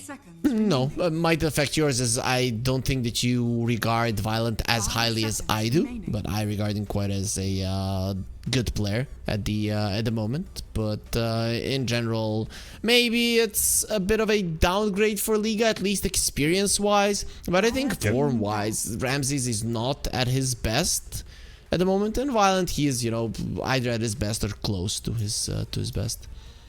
Yeah, I think my major issue with Violent comes from when I was watching him on Bait, which admittedly was about, what, a year and a half, 2 years ago. And he just always got caught. He was like, you know, playing like these the big tanky Wraith Kings, heroes like that, and he just always seemed to get caught out of position, you know, farming the enemy jungle when there was no wards about, and sticking around a little bit too like he knew that the team he was being chased out by the enemies, and he actually stopped to farm out camps, thinking he'd get a quick farm, and you know, he just got caught out of position like that, and he never really impressed me as a position 1. You know, he just made too many mistakes. He just never really seemed to learn from them either. So we'll see if he's improved any at all. You know, if he's stepped it up any as we do get ourselves into this draft. Because, yeah, for me, he just wasn't really that impressive as a carry. Yeah, he played for Bait 2 years ago, but he has gotten significantly better, you know, in his times in the Amiga as well. So I think he definitely is a much better player nowadays than what he used to be. I mean, I was super impressed by his Juggernaut. Of course, it's not a hero that is that great in the current meta currently, but all in all, he's a little bit too greedy for my taste. Doesn't join the fights as much as I would want, but I have never seen him when he gets a good game throw, and that is a real big quality to have as a carry player. Yeah. Meanwhile, on the side of Liga, you know, they do have Rabel, Pantomime, BB1J, all very impressive. I think Rabel, again, he's just one of those players that is super impressive. I'm not surprised to see him. Honestly, I was, you know, only 22 years old as well. You know, he's an incredibly good player, and I was surprised that he wasn't poached by one of the Western European teams. It feels like, you know, because I do think he's at an incredibly high level. I think that the issue is he's inconsistent, so he needs to kind of, you know, even himself out a little bit. But yeah, every time you see him play, I think he has some impressive players on him. Again, I wouldn't be surprised to see him being picked up by one of the Western European teams if there's any mid lane slots going. Inconsistency is a big problem for mid players. That's why usually Western European teams, they pick up carry players, whereas you know, in a mid lane there's more things to be consistent in. If as a carry player you get a good game, you just need to carry, that's about it, right? I mean, it's a hard role, but it's different from the mid lane, where laning stage you can throw the game, right? First couple of rotations you can throw the game, the first couple of runes you can throw the game. So I think Rabel might need that consistency, a little bit more experience before he's poached by somebody else. Yeah, and that's kind of was like, you know, on Liga, if he was Ramses could potentially help him out. You know, I mean, Ramses isn't that old either, but seems to be around. Well, I mean, Ramses seems to have been around forever, so yeah, just being able to give that leadership and experience. But yeah, it's obviously not the way it's going to go here as we do get ourselves into the draft. So looking at it, Liga, they've already picked up the Shadow Demon, the Dragon Knight, as well as the Morana here. One move, they go for the Gyrocopter and the Crystal Maiden. But another, the Keyword Light, Disruptor, Io, Chen, as well as the Lifestealer, Tiny, Centaur, Kunkka, Doom, and the Pangolier. So yeah, we are seeing some consistent bands coming out. One move, get themselves that third pick on the board. And again, they could flex this Gyrocopter, so they pick up the Pudge. Okay. And that's going to be, again, they can keep that Gyrocopter as a flex, and even keep this Pudge a flex between the 3 core rolls. There's no flex here. It is a Pudge CM lane, 100%. That's like the strongest safe lane in the world. Nesphere is a big Pudge player, and we're gonna be seeing it now. The thing is that Liga can send the Dragonite to the mid lane and pick up something else in the offlane. The thing is though that they lack damage, right? Remember last game when I saw these 3 heroes on Spider Pigs, but then I said there is a lot of heroes on the other side that are squishy, and you don't care that you're low in the damage department.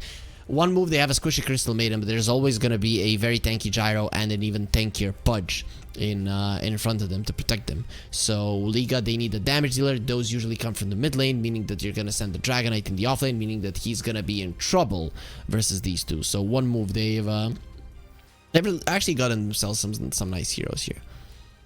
Yeah. Is there anything then, because it looks like you're saying this could be the gyrocopter, I assume position 4 coming out, and one move looking for potentially that offlane pick. They don't have to lock in the mid laner right now. So, is there anything you'd like to pair with the gyrocopter then, as an offlaner? Just to see run alongside him. Dire team pick. What? Is it gonna be offlane Pudge with a carry gyro? Or is this a core hoodwink, which is something that we have seen? I don't know, but I mean, I see a CM Pudge. I'm thinking that's the safe lane, and it seems, Rob, that you're right, and I'm left, and that's how it is on the screen. Yes, that is exactly how I see it though myself. Just looking through onto this one. Yeah, I mean, it could be that core hoodwink, because we saw it in Southeast Asia, I want to say, was Yes. where we were seeing that position 3 hoodwink being run. Yeah, sorry, I was just, thinking back. I've been sick, my brain isn't like 100% working, so, there was just a bit of lag there. I was thinking of the hero, what I was trying to say in the position 3. As Liga go for the Monkey King. So, if they do want to run this Pudge mid, like I say, maybe that is going to be the gyrocopter core, position 1. Monkey King isn't an actual bad answer back to that Pudge mid. It's a pretty good one on the Pudge offlane, right? It could be offlane Pudge with a 4 hoodwink, carry gyro with a 5 CM, which is, by the looks of it at the moment, the most natural way that one move would be laning it. Mid lane Pudge isn't really something that you would assume is gonna happen, because you want some setup for your hooks. This is not Dota. Like the start of Dota 2 days where Dandy's playing a Pudge mid, because there's like 40 heroes in the game. There's so many heroes in the game, and Pudge is just not one of the highly sought after mid laners. Well, I mean, you say that. He has just passed, what was it, like 1 billion games or something like that, on Yes. the Pudge. The most sought out hero in the game by about 300 million games or something daft like that. I mean, it makes sense. He's the best hero in the game, so... Yeah. Is he the face of Dota? He definitely is the face. I mean, I know there's been attempts to make Juggernaut and Windranger the face of Dota. But, yeah, I know you... Yeah, Pudge probably personifies the Dota player base a little bit better. And, that's going to be a great representation. Yeah, sarcastically, of course, because every single Dota player is buffed, strong, powerful, and beautiful, right? So, and very smells nice. So, everything that is the opposite of a Dota player, that is what the Pudge represents. Yes, of course. As we move through into the draft here, you see that puck ban out there as well as the TA. So, what are we expecting here? Still a carry for Liga and, an offlaner for one move? Or do you think this is going to be the Pudge offlane? I'm leaning more now towards the offlane Pudge. I would like to see the Pudge CM safe lane, but I mean, you never know. You never know what they're doing. I'm gonna refrain from trying to guess, but if I would have to just say it, one move are gonna be picking a mid laner now. Okay. And do you think then that you run this Monkey King in the safe lane up against the Pudge then? If it is going to be, like, you just try and follow him around as best as possible with the draft? Exactly. You just run him down. Okay. If it's a Shadow Demon that's laning with you, you might not have as much skill potential, but you can most definitely win that lane by getting some Jingu stacks and last hitting better than the Pudge, which not a lot of heroes last hit better than the Pudge because he has very high damage, but you get the Jingu stacks and you're better, you're stronger. Faster. Radiant team pick. Oh, sorry. I had Daft Punk going in my head as you try, building up the descriptors. But yeah, okay, they go for the Razor. So they can flex. They can flex all three here of these cores around here, just trying to fit up this lineup. And I don't think there's a too bad a matchup, even if the Razor has to go up against the Pudge in the lane. But yeah, you can throw this hero around. You don't have to lock anything in just yet. You can see what one move locking is the final hero and decide where those heroes are going to go after it. Oh man, I really don't want to see a carry gyro now because the Monkey King and the Razor both deal well with him. They're gonna go with the sniper, and I guess that's a mid lane sniper. Yeah, it's still gonna be the Nesphia Gyrocopter though. Yes, it's gonna be the mid lane sniper, off lane Pudge coming out. So you've got. Don't mind the mid lane sniper up against the Razor. You are gonna be able to play away from those the static links coming out, but yeah, this is. I don't think the Pudge is going to have as good as game as like, oh, we see the Pudge, it's like, oh, amazing pickup. But yeah, that Monkey King came out immediately, just kind of put it in the dumpster for me. But I love the sniper pick. Like, it's so good versus everything. You have, let's say you have just a Maelstrom, concussive grenade, and the Hurricane Pike, and these guys can get on top of you. Actually might have enough damage to deal with them. You are not going to be kept inside of the Wukong's command. You're not going to be kept being latched up by the Razor. I love the sniper pick. I think this is something that can completely change the game. Okay, well, we'll see if that is going to be enough here for one move to be able to secure it out in the game number one, or Liga going to be able to pull it in their favor. Does that mean, yeah, so you're leaning towards one move here for the pick? You're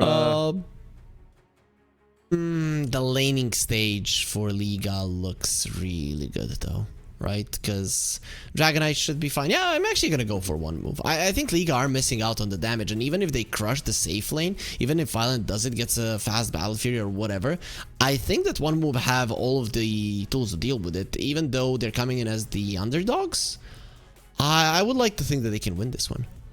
Okay. Yeah, again, I think it depends on what Liga turns up today. Whether Impact's going to be as we get ourselves into this first game of the third series of the day. I think, yeah, I think the Sniper pick was a really nice one. I think I've seen Sniper win games single-handedly here as well. Like you said, they're going to have ways to force away with the Hurricane Pike, with that the grenade coming out there as well. So I think I might be leaning towards one move. And maybe, I mean, not having these known players, it's a little bit of an X factor here for them. As we get ourselves into the game, don't forget, everybody, you can use that QR code that is on the screen, get yourself over to the 1xBet app, or use that banner below the stream there as well. Not only esports, but all sports there as well, be able to keep an eye on. I do believe you see the odds on the screen. Not a whole lot between the two. If you want to get yourself 130% bonus on your first deposit, you can use that promo code 1XRLGEU, and that is available not only on the app, but on the website itself there as well. So you have your choices available to you as we get ourselves into the third series of the day. That Monkey King was a banana for a very long time. Lucky for one move, nobody slipped on it. Do you think anybody other than like cartoon characters has ever slipped on a banana peel and actually gotten hurt? Yes. Really? Absolutely yes, yeah. No way. Like, do you know somebody? In the history of the world, you think someone hasn't slipped? Right, don't forget. People pull vending machines over on themselves and get themselves killed by an inanimate object. You think a banana peel isn't going to pose a danger to them? Absolutely. Okay, that's a fair point, though. I still see it as not possible because it's not slippery at all. Well, yeah, it's a cliche for a reason, I think. There might have been one somewhere in the world. I can now imagine if links were allowed in the Twitch chat, everybody just posting some clips of people really getting on top of that, slipping and hurting themselves. Either way, though, looking at the lanes here, Rob, this bottom lane should be okay for one move. Actually, I think mid lane and the bottom lane should be okay for one move in general.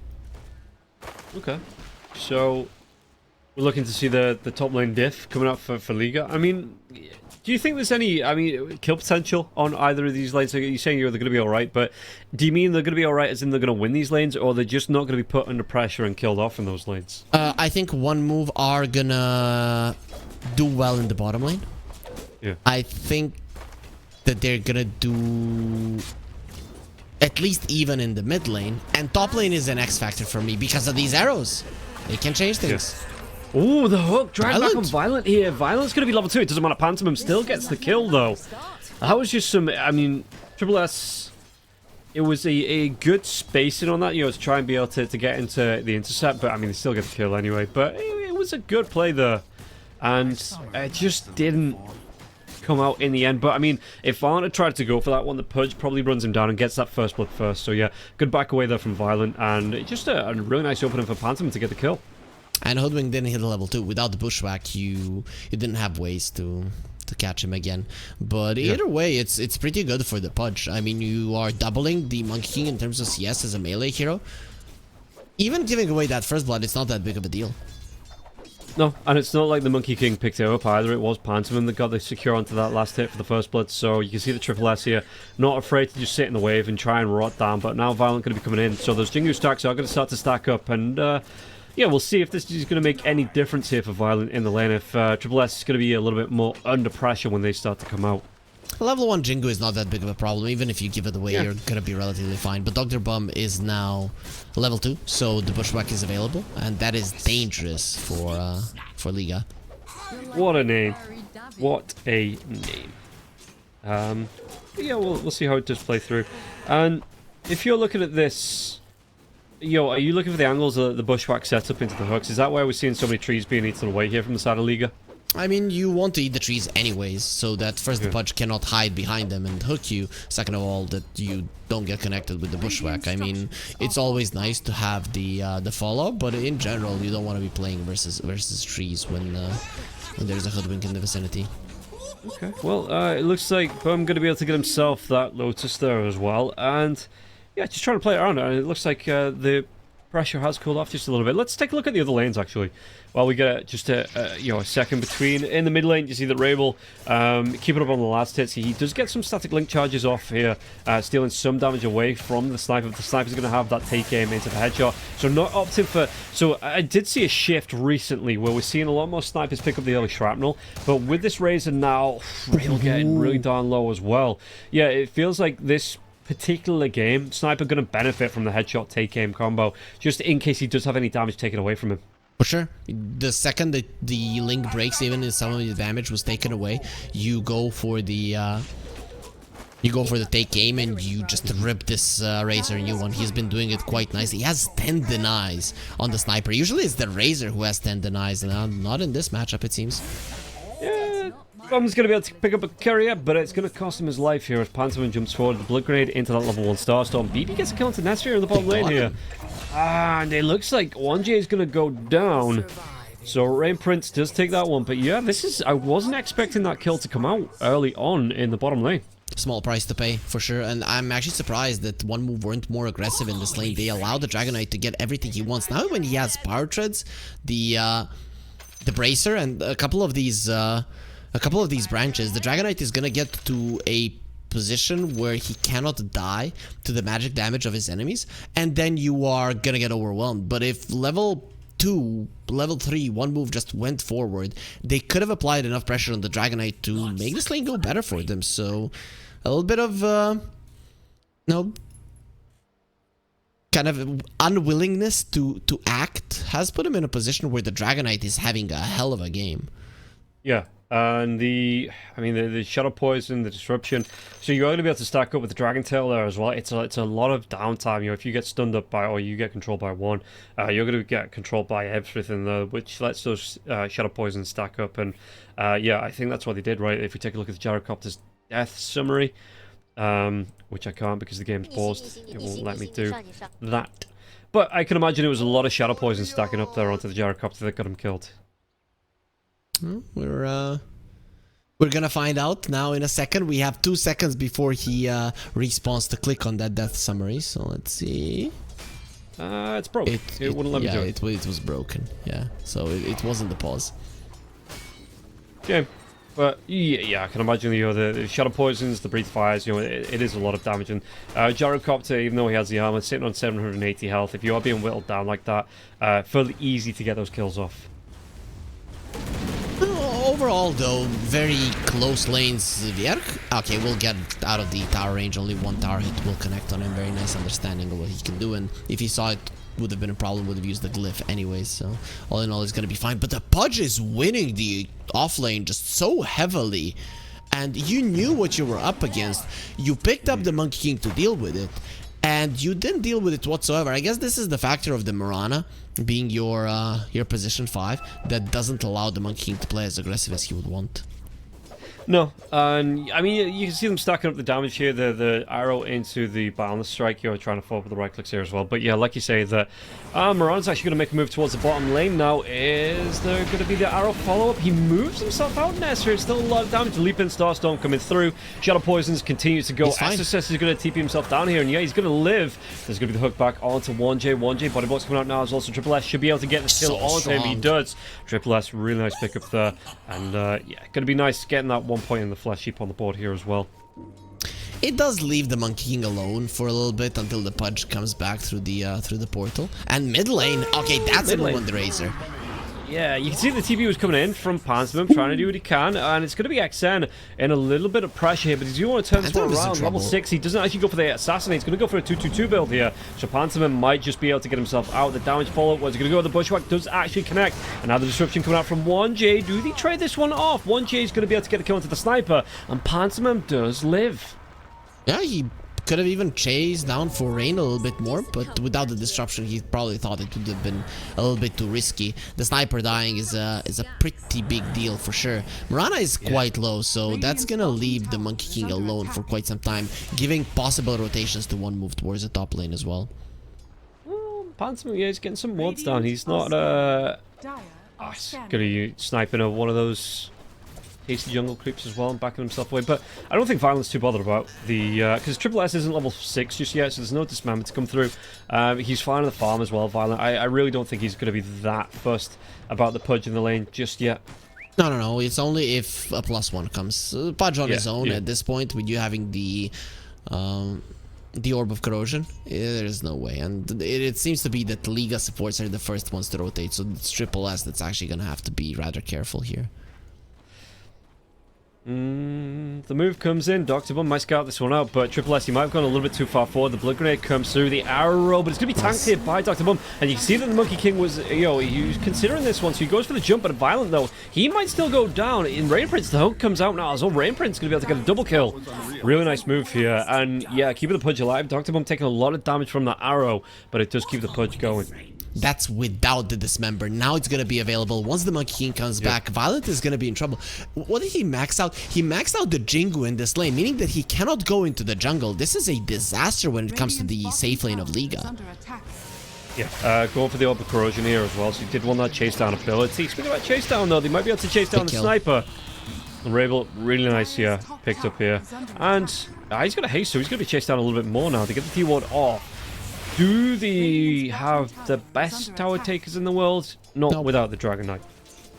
No, definitely not. But the Dragon Knight is applying pressure of his own in the bottom lane. The Gyro will be there to stop it. But the tower did take a solid amount of hits already. Yeah, and the Dragon Knight's doing fairly well up against the Gyrocopter here as well. You can see that he's, what, 6-7 last hits above the Nesphere, so Nesphere not having the best laning stage in the world, which might just even it out, because the Monkey King going to be doing a little bit better, it feels like, because they look to wrap, maybe gank, pin in Nesphere here. But, okay, nobody making a move just yet, and the Razor, well, Frostbite comes through, there's going to be the Freezing Field now, so Rabel's into way too much danger. That was, he think he could have done, which he did do. That was, yeah, one of the rotations of all time. Yeah, definitely.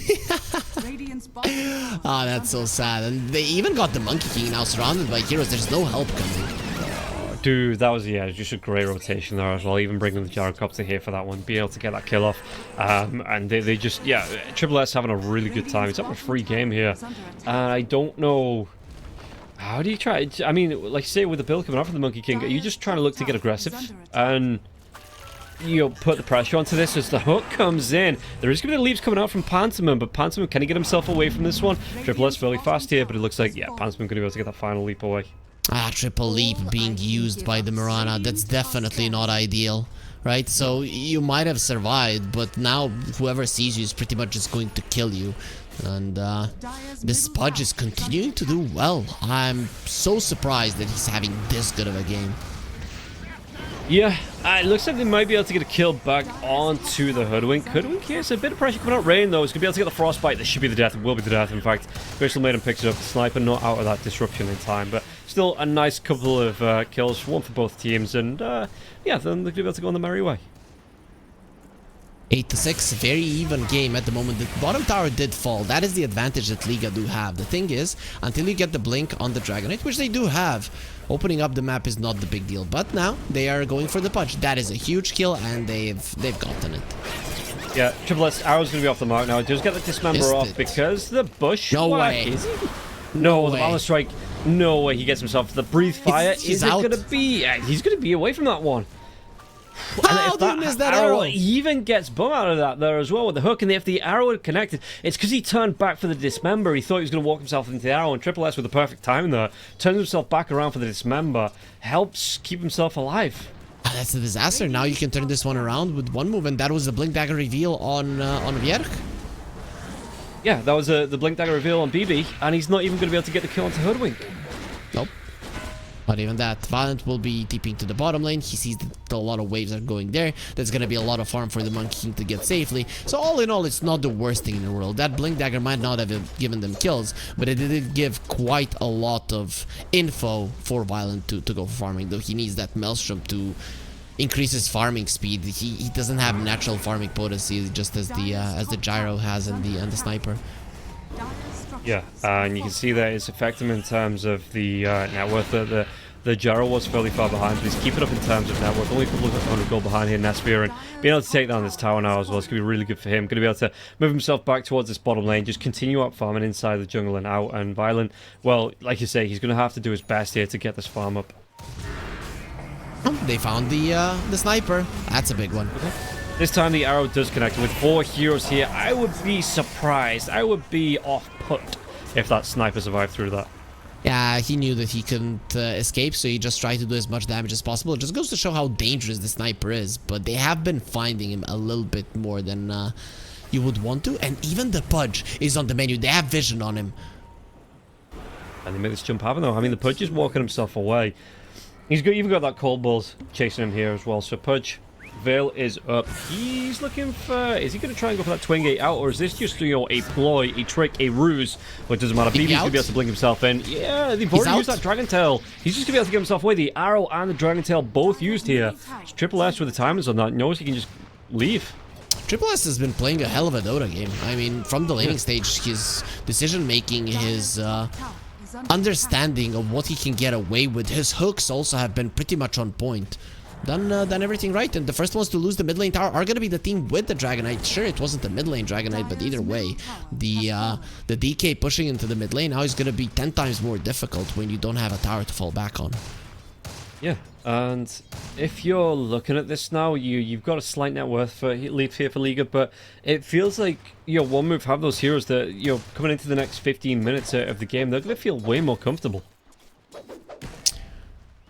Yeah, sure, that is true. One move are gonna be farming mostly, and now 3 cores of Liga are at the top of the network chart, so they can go for moves. But if the Blink Dragon Tail into an arrow, if those moves don't work out, this Liga lineup could start falling behind, right? So one move, I think they're completely fine with farming at the moment. Yeah, and if you're looking at this from the other side of Violent, he's going to be going towards a Maelstrom. What do you want to be going like early BKB, or do you want another damage item in there to help your protection, or are you like you say just fully focused on the farm?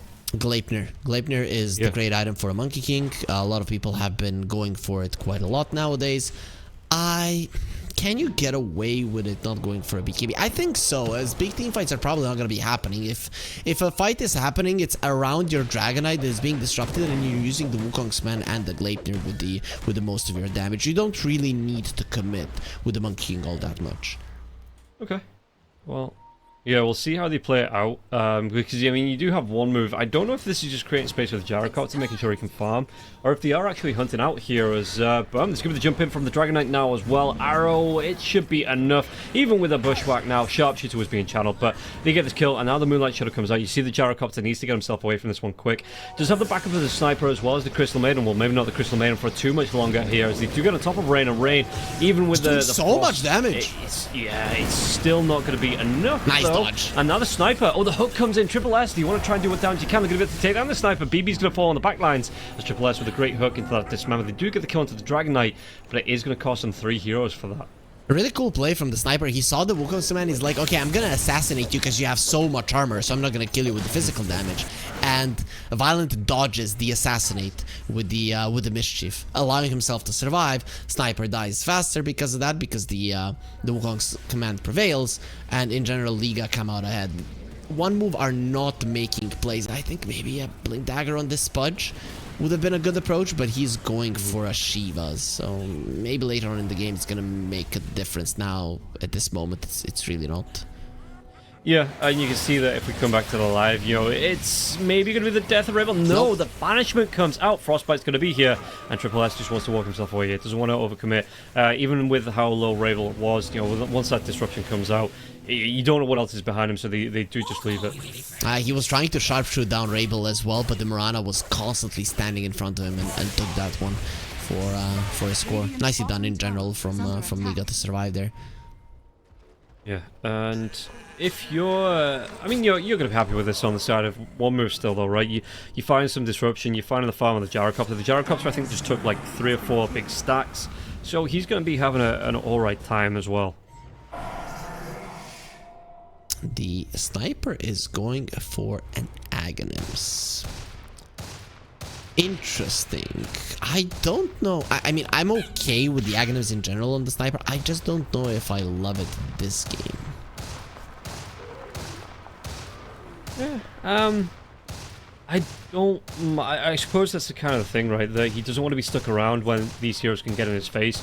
He just wants to be able to pop that assassinate and carry on going. I mean, ever since they changed that once you get a kill with the assassinate, it instantly refreshes, the Aghanim Scepter has been that many times better, but... Yeah. I still don't know. Oh, actually, I now remember the best... A very good, let's not say the best, but a very good setup for a Pudge Hook is the Sniper. I've seen people play offlane Sniper with a 4 Pudge, and then the offlane Sniper gets an Aghanims, and you just go around hunting. So that could be a cool thing. It's a pub thing, but even in competitive games, you know, chaos sometimes prevails. Okay, well, yeah, we'll see if that's maybe what the idea they're going to go for. And yeah, what is the mini stun that comes to? It's so level 3, 1.2 seconds. It's not even a mini stun at that point. That's just a straight up stun. Yep, it's straight up stun. It's a good setup for the hook for sure.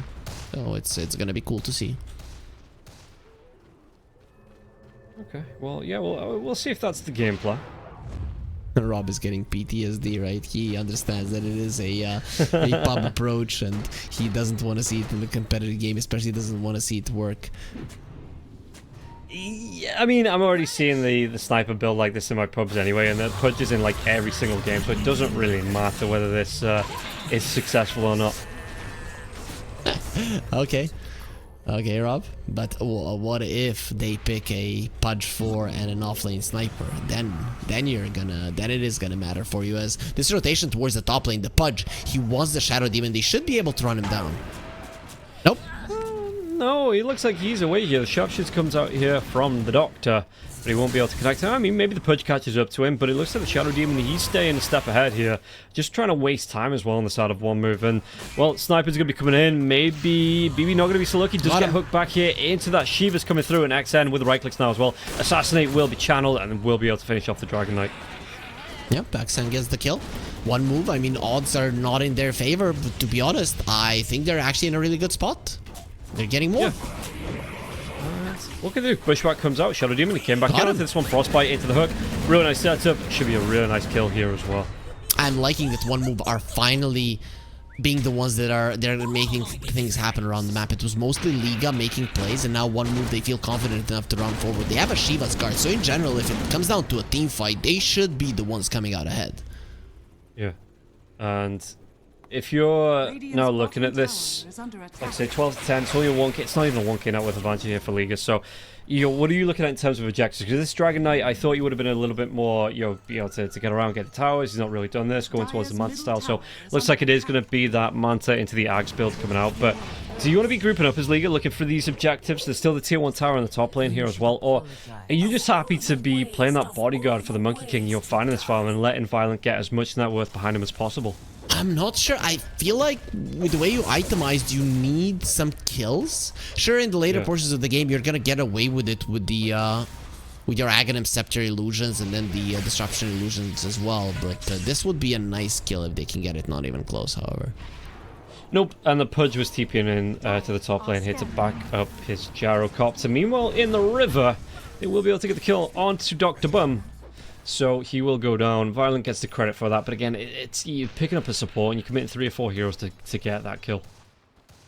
That's gonna be a BKB for the Monkey King, so he did go for it. I guess Gleipnir doesn't allow you to farm that much faster than the Maelstrom, and the BKB just gives you the security to go a little bit deeper on the map. So this is okay from Violent. In general, though, I really want to see that Gleipnir support Monkey Kings always go for it, but cores have been, you know, sometimes hesitant. I still think it's the best item. Yeah, speaking about the supports going for Gleipnir, the Hoodwink already got that Rod of Atos on the board. Not going to be too far away from the full Gleipnir. I mean, I say that, he's going to be a Maelstrom or piece or two away from going for that Gleipnir. But yeah, we're going to be seeing the Hoodwink Gleipnir coming out, which I don't think surprises anybody here. Nope. If they've been paying attention. Nope, Atos is just another setup for the Punch Cook, as well as Liga are going to be getting a shard for the Mirana. Probably would have been better on the Shadow Demon, but either way, Mirana shard is not half bad. Yeah, Violent could be in a little bit of trouble here, though. Is he going to be able to get a kill onto Rain Prince? Rain Prince trying to get himself away from this one. Disruption does come out, so it looks like Violent, even in the Moonlight Shadow. Sharpshooter, Assassinate, they both connect, and SSS wants to move into this one. Netsphere gets the kill. Boy, that damage from afar. I mean, it was only triple S, but everybody was doing damage. You see now, Rod of Atos comes out. I mean, the hook has just been used to save out. The Hoodwink Assassinate comes out again. Oh, Shiva's now connects onto the Dragon Knight. There is going to be the disruption, so it stops that Dismember coming out from the punch. The chase down. You have the rock coming through now as well as the sniper gets assassinated. He's really not going to be bothered about all the heroes that could get assassinated. Really not bothered about that. Excuse me, could get arrowed just purely because of that Assassinate can do it from a distance.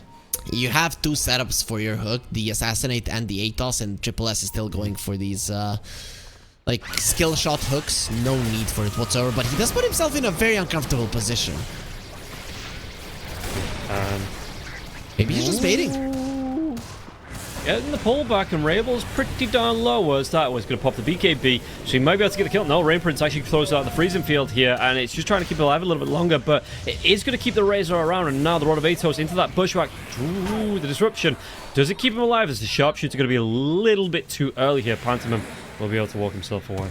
That is a BKB usage on the Razor, which is, you know, nice for one move, but in general, Liga are the ones that are getting a lot more out of these engagements at the moment. I don't know if it's gonna be enough, however, right? Because, yeah, the Dragon Knight illusions are gonna be strong later on, but Punch is gonna be unkillable.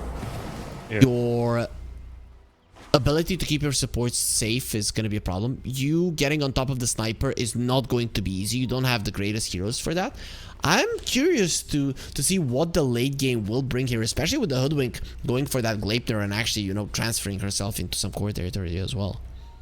Yeah, and you can see that Liga, they've just not really had the impact I thought they were going to have. I thought this Monkey King was going to be picking up kills. He's going to be going to, in fact, it's not even going to be a Gleipnir. He's going to go for the full Mjolnir here on the Monkey King. I've been telling you, the carry Monkey Kings have been staying away from it, but I don't think it's the right choice. Yeah, I would have liked the Gleipnir because you have Lockdown coming through it, as to your survivability here as well. I mean, you're a Monkey King, level 16, with less than 2k health, though. He might be able to get the kill into XN, though. XN can get himself away from this one. He absolutely cannot. And a chase down does come through. BKB's going to be popped out of the race. They want to go for more now as well. The Hoodwink's going to be able to try and get that Sharpshooter off. Really nice. Yeah, the Wukong man comes out as well, so they should be able to clean up onto this one. Triple S surrounded by 5 heroes inside the mosh pit. No way away. Yep, that's the that's what happens when you're allowing your enemies to be the one that are dictating the pace of the game. It was almost always Liga pressuring, and at some point, when the enemies are the ones choosing the fight, you're gonna make a big mistake losing a hero and then just trying to save it when it's already dead. And this is exactly what happened. One move lost 4 heroes without having any kind of a response, just because they weren't ready. And as I said, at some point you are not gonna be ready, and now the lead is in that position where Liga are gonna feel super confident going into the later portions of the game. Yeah, and if you look at this now, the pressure, I mean, it was a good fight. That last fight was a really good fight, but Liga, Do they take anything from this one? The tier 1 tower is going to be nice. You've got the Dragonite moving top now as well. Crystal Maiden's going to be close, so we'll see if he's going to try and use these illusions, which is back in the Knight form, not the Dragon form here, just to push out. He is going to be going towards the Ags as well here on the Dragonite, so that is going to be quite nice once he gets himself at what level is the Dragonite? He's level 16, okay, so not fully going to have that Black Dragon form out just yet, but the Ags, it's still always nice to have. Yeah, I mean, you get the blue dragon. That's fine. We don't see it too often, but it's gonna be nice if it is there. Either way, though, you are getting closer to the axe. You're getting closer to the level 18, and that's when things become very scary for one move. So it's gonna be even harder for them to make plays as all of the lanes will be pushed in, and there's really nothing that you can do about it. You're not the greatest at dealing with illusions. No, you've got. Yeah, you do have that sniper. I mean, at a distance, you think the sniper will freeze and field here as well. But yeah, for the most part, it does feel like now Liga are starting to come into their own. And net worth-wise, 2 of the 3 cores, I mean, 3 of the 4 cores even, top of the net worth chart are going to be on the side of Liga. So having a good time, the Monkey King was able to just weather the early punch storm, it felt like. And now, I mean, one move, they're moving themselves into the Roshan pit. Do they want to contest this on the side of Liga? Because they're going to have a team rotation coming into this one. And was that Moonlight Shadow? Was that Smoke? They do have them available. We'll be able to move over onto this one. The scan does come out, and it's not the fastest Roshan in the world either. Oh, this is a disaster for one move. Liga are gonna crush them if they engage. Yeah, and we see the Monkey King TPing out to the outpost here as well. The arrow connects actually onto the Roshan, so they know this is happening. Can they carry on fighting into this one now as well? You've got Bum in the trees, but it's looking like a big wraparound coming out here. Moonlight Shadow could be popped. Yeah, Liga, they even take down a courier for Rain Prince, and the jump comes in. Smoke. Well, the dust reveal comes through. They're going to get this hook, but it's going to be onto Rebel, and Rebel immediately pops up BKB. He has that damage reduction going here from that drain on the static lane. They take down Triple S. Triple S, well, there's a T1 tower, but there's no buyback coming out from the punch now. What can they do from this one? Wukong's Man has been used, but nobody caught inside of it, so Violent has to be super careful. Nashville with that BKB going. Arrow on the back lines does hit onto the sniper here as the freezing field from Rain Prince still going now will end. It looks like they want to get on top of the sniper. The sniper with the instant assassinate. He takes down Violent. Can they go for more onto this one? Well, they're going to be able to get down XN, and yeah, that assassinate not coming out quick enough, so they lose the Monkey King, but they pick up 4 heroes here, maybe even 5. No, the Hoodwink will be able to get a TP away, and even going to be able to get the finishing off from Roshan. And yeah, one move, just they weren't quick on that Roshan, and they didn't have the information where Liga were coming from. That's going to cost them so much from this. You know what, Rob? Despite everything, that was the best in terms of positioning that one move could ever be in. The Pudge was the first one that the enemies went for. The Sniper was in a perfect position where he died the last. The Gyro got all of his spells out and 2 flak cannons, and you still lost the fight. Just goes to show at the moment Liga are so much more powerful than you that you have no chance of winning a fight. And we talked about the Dragonite. Oh, he might not be level 18 when he gets an axe. He is level 18 and he has an axe. And his team is 18k gold ahead. Plus he's ahead of any of the cores on the enemy side. So Liga are now in a position where it would be very hard to see how they can lose this game. Yeah, that Wisdom Rune that the Dragonite just sniped away from the side of one move might have something to do with it, get him to that level 18, like you say. We aren't going to be seeing the Blue Dragon once again. We just go straight in for the Black Dragon. And Dragonite going back for the BKB. This is going to be a really nice pickup for them. Being able to siege down buildings, make a jump like this one as well, onto the Hoodwink, and the Hoodwink, no way he gets himself away from this one. But he is going to be put on his bum and sent back to the counter. Yep, the last fight he was the only one that survived. This time around he will be the only one that dies, as Liga got all of their big items. Refresher on the Razor, Basher on the Monkey King, and the Aghanim Scepter on the Dragonite. It doesn't get much better than this. They got all the timings in the world with the BKB, with the Aegis. No reason to stop ever. And look at Pantomime and his items. Both the Pipe and the Guardian Greaves. I mean, he's so freaking farmed for a support. Yeah, he's having he's not having a really good time here as he does get assassinated, trying to get that leap away, keep himself alive as the jump comes in. Wukong's Man will be used, Triple S trying to walk himself away from this one, but the Crystal Maiden not going to be as lucky here as Triple S actually gets dragged back in because that shard is available here for the Razor. So you have that drag back, and Triple S wasn't able to walk himself out now. They might be able to go for more. Assassinate comes out, XN not going to be able to get a kill though. When you look at this one, you got 3-4 heroes right on top of you now as well. Violent just trying to do the damage, and this is while the the tier 2 tower in the mid lane is still up. They're diving tier 4s. They get a full 5-mana wipe from this.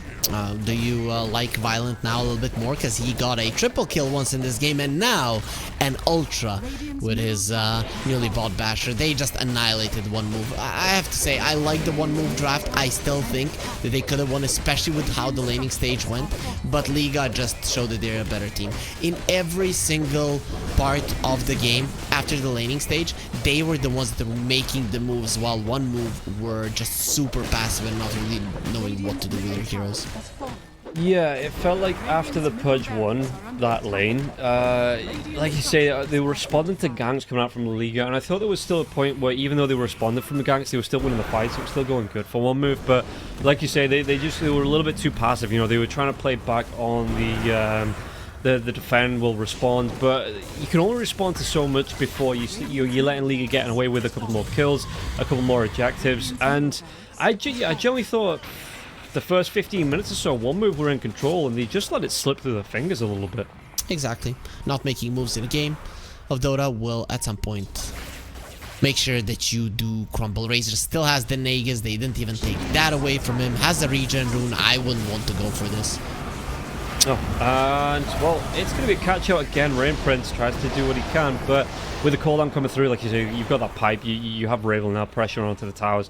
Level 4 Dragon Form coming out as well, it will be wearing off, but yeah, it just feels like Liga, they just have everything here, and One Move, it's kind of like, it's not even like they're going to be able to defend the high ground with that sniper pick with Gyro and the Pudge, because the high ground's already been breached.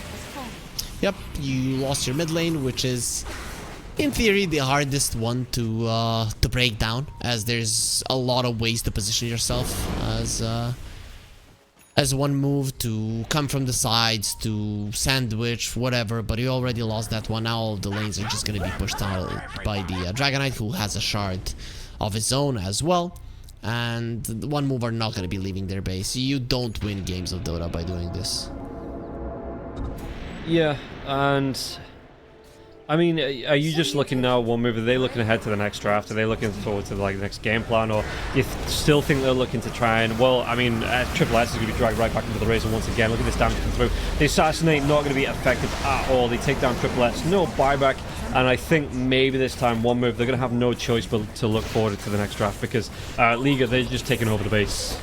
Yep, they are way too strong at the moment, and there's nothing you can do about it. Without the Pudge, it's your only frontliner. That's why they call GG. Without him, winning a fight is next to impossible. You're lacking damage, and you're lacking your tankiest hero. But overall, when there's a 32k gold in 33 minutes into the game, I don't think anything matters. No, Liga, yeah, thoroughly deserve this victory. Like I say, they started off a little bit shaky, but were able to make some good rotations, you know, put a lot of pressure onto One Move, and One Move, they were caught responding and not, you know, reacting and not being the ones leading and being in control. So Liga able to close this one out. And One Move, what do you think they have to do in game number 2 here to keep that momentum up from the laning stage? It's hard to say, because it is a team problem in general. You don't fix this, like, I don't want to say that they have no knowledge, but lower knowledge than Liga team of Dota in general. I think Liga just showed that they are a class or maybe 2 classes above One Move, that One Move surprised them in the laning stage and they did nothing with it. Just goes to show that Liga understand how to make moves with their heroes. One Move don't. Maybe it was just the case for this draft, but I don't think so. I think in general Liga is a better team, and no matter what happens, unless it's a complete stomp from start to finish, they're gonna find ways in the early mid game and mid game to turn it around in their favor. Okay, well, Liga, they are in control here. We've already had 2 2-0s today. Are we going to get a third and final to keep up this pattern? Well, the only way to find out is going to be to get to that next game. The only way to do that is going to be after this break. So we'll see you in about 10 minutes for the 6th and final game of the day. See you after this.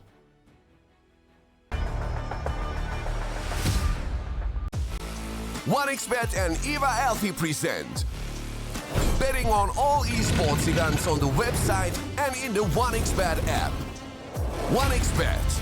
Play with Eva.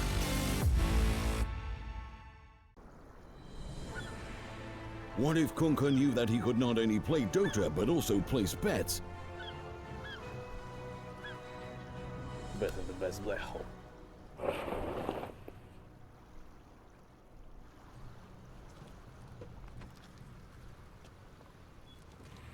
1xBet Bookmaker Company.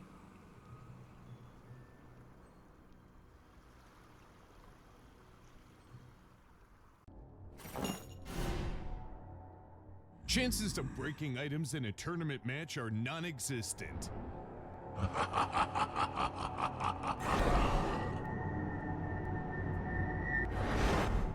Chances of winning at 1xBet are always real.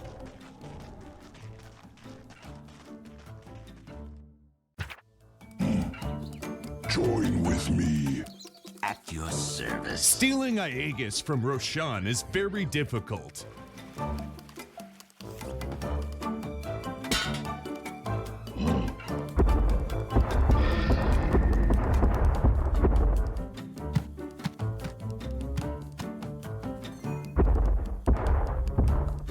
Winning at 1xBet is super easy.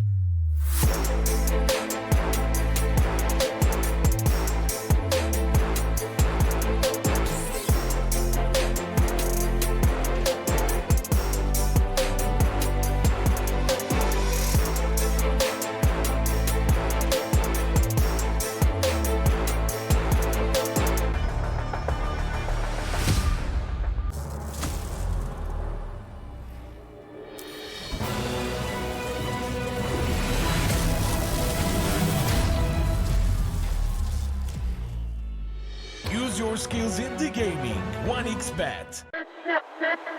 Respect from 1xBet. Respect from 1xBet. Respect from 1xBet. Respect from 1xBet. Respect from 1xBet. Respect from 1xBet. Respect. Respect from 1xBet. Respect from 1xBet. Respect from 1xBet. Respect.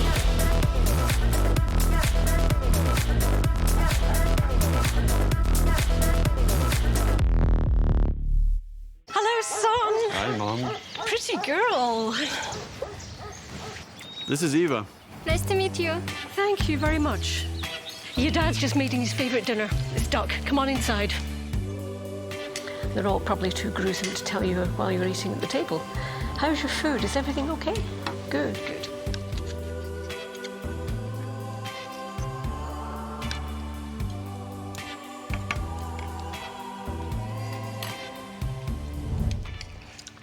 You seem to know each other. Yeah.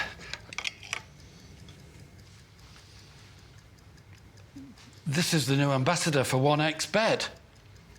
Oh, I see.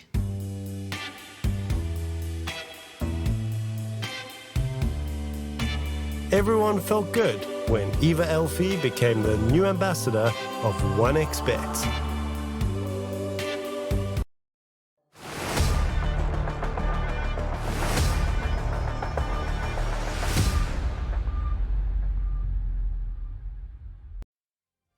Welcome back in, everybody. Final game of the day. It's going to be One Move versus Liga. In that first game, One Move starts off with some great laning stages across the board, really, but just weren't able to hold it together here. And, you look at a Liga team, didn't start off too well, but they had a game plan coming through into the final half of the game, that last 15 minutes or so. They look completely in control. So, again, Hurry, what are we looking at here for One Move? Because those laning stages, the lane stage went great, especially the Pudge lane up against the Monkey King.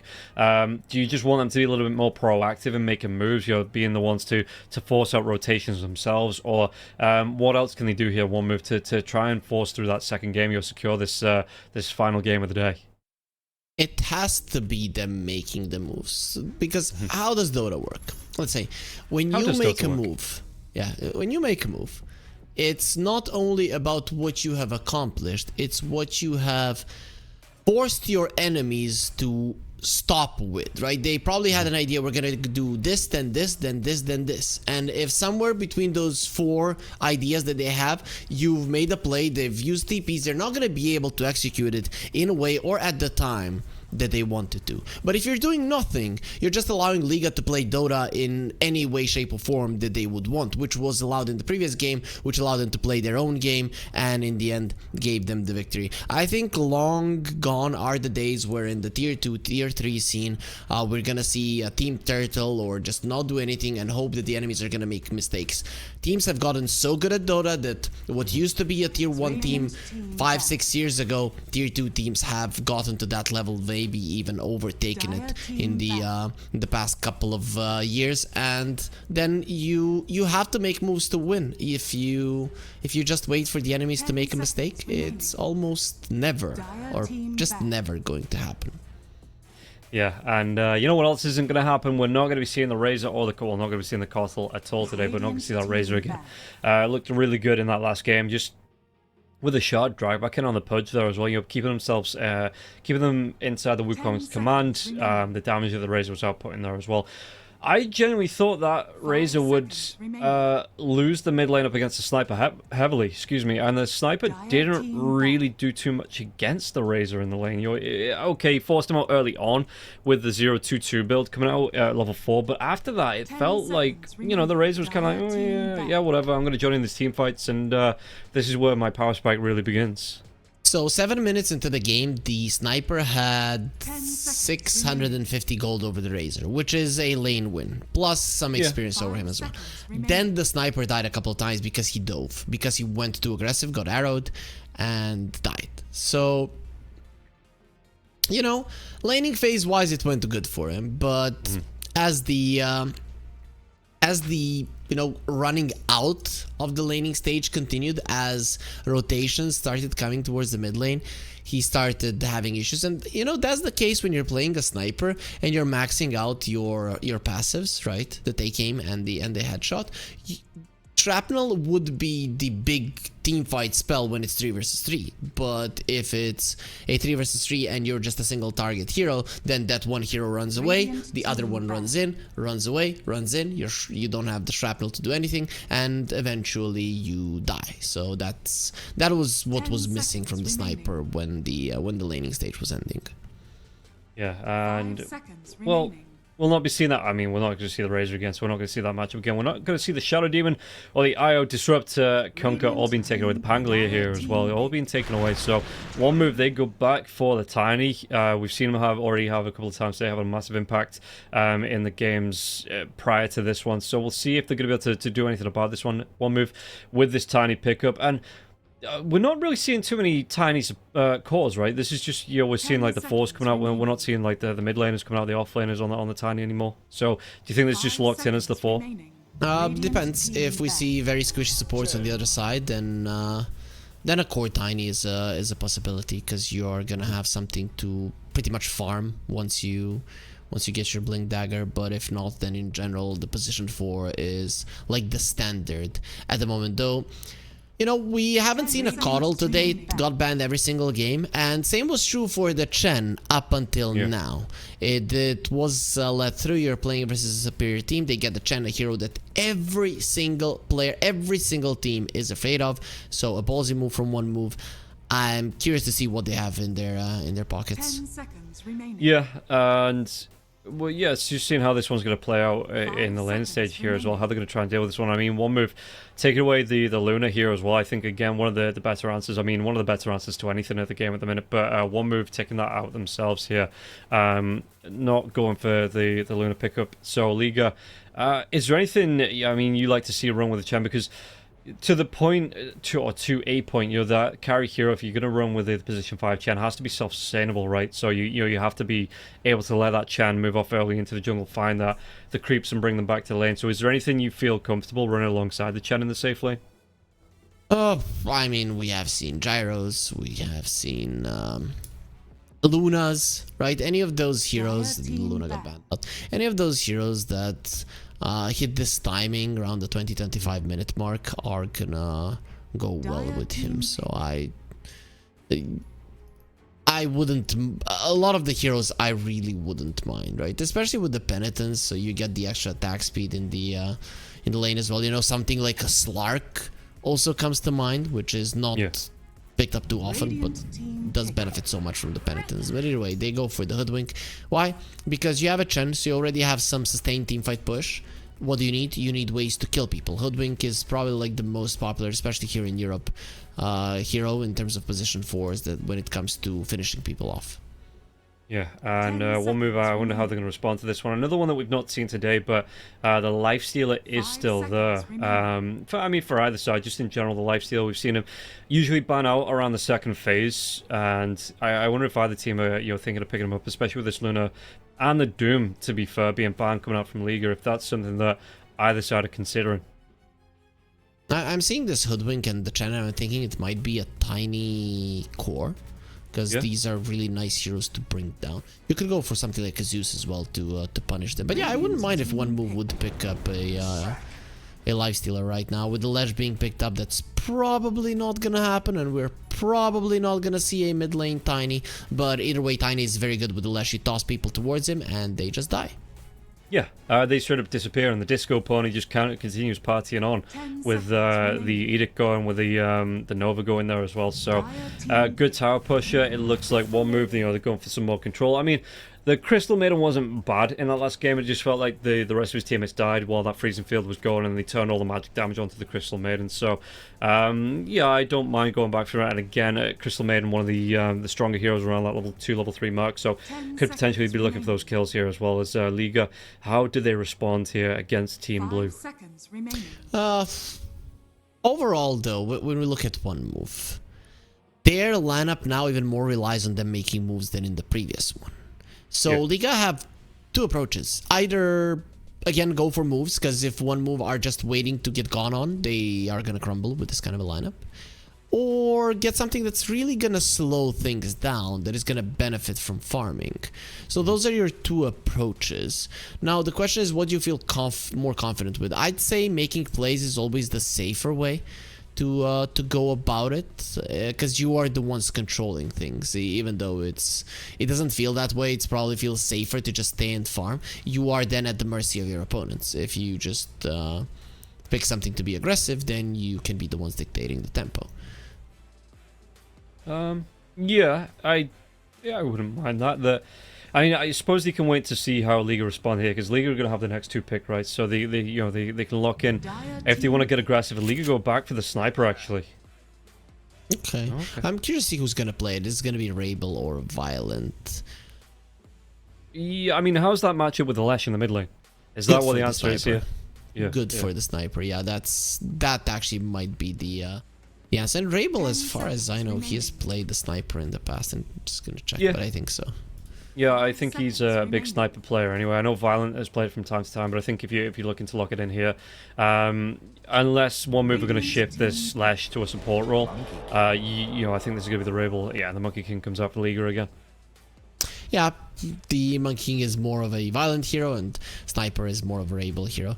And also, I like the Monkey King with the heroes like the Sniper, because the Sniper stands his ground, right? And then you want to go for him. You go for him, there's a Wukong's Command waiting for you. The response of Liga is very good. Bushwhack, Hand of God, and the Wukong's Command are all very nice spells that might not even have to be used around the sniper. You can wait for him to get tossed back, and then you can make something happen around him. He's probably going to have the Pike and the Concussive Grenade as he did in the previous game as well. Yeah, and are you expecting, with the sniper coming out, do you expect one move to shift this Lash into a different role, or do you think it's just going to be like, we've picked it now, we'll just we'll see how it plays out in the mid lane? Offlane Lash with the 4 tiny is a completely okay thing versus a Monkey King. I would not mind it whatsoever. So yeah, it is a possibility. Okay, and we'll see one move. Is there anything then that you think answers back to this? Yes. Yeah. One move do go for the Lifestealer. Yeah, okay. Yep. You cannot stop him. You have very low ways of control.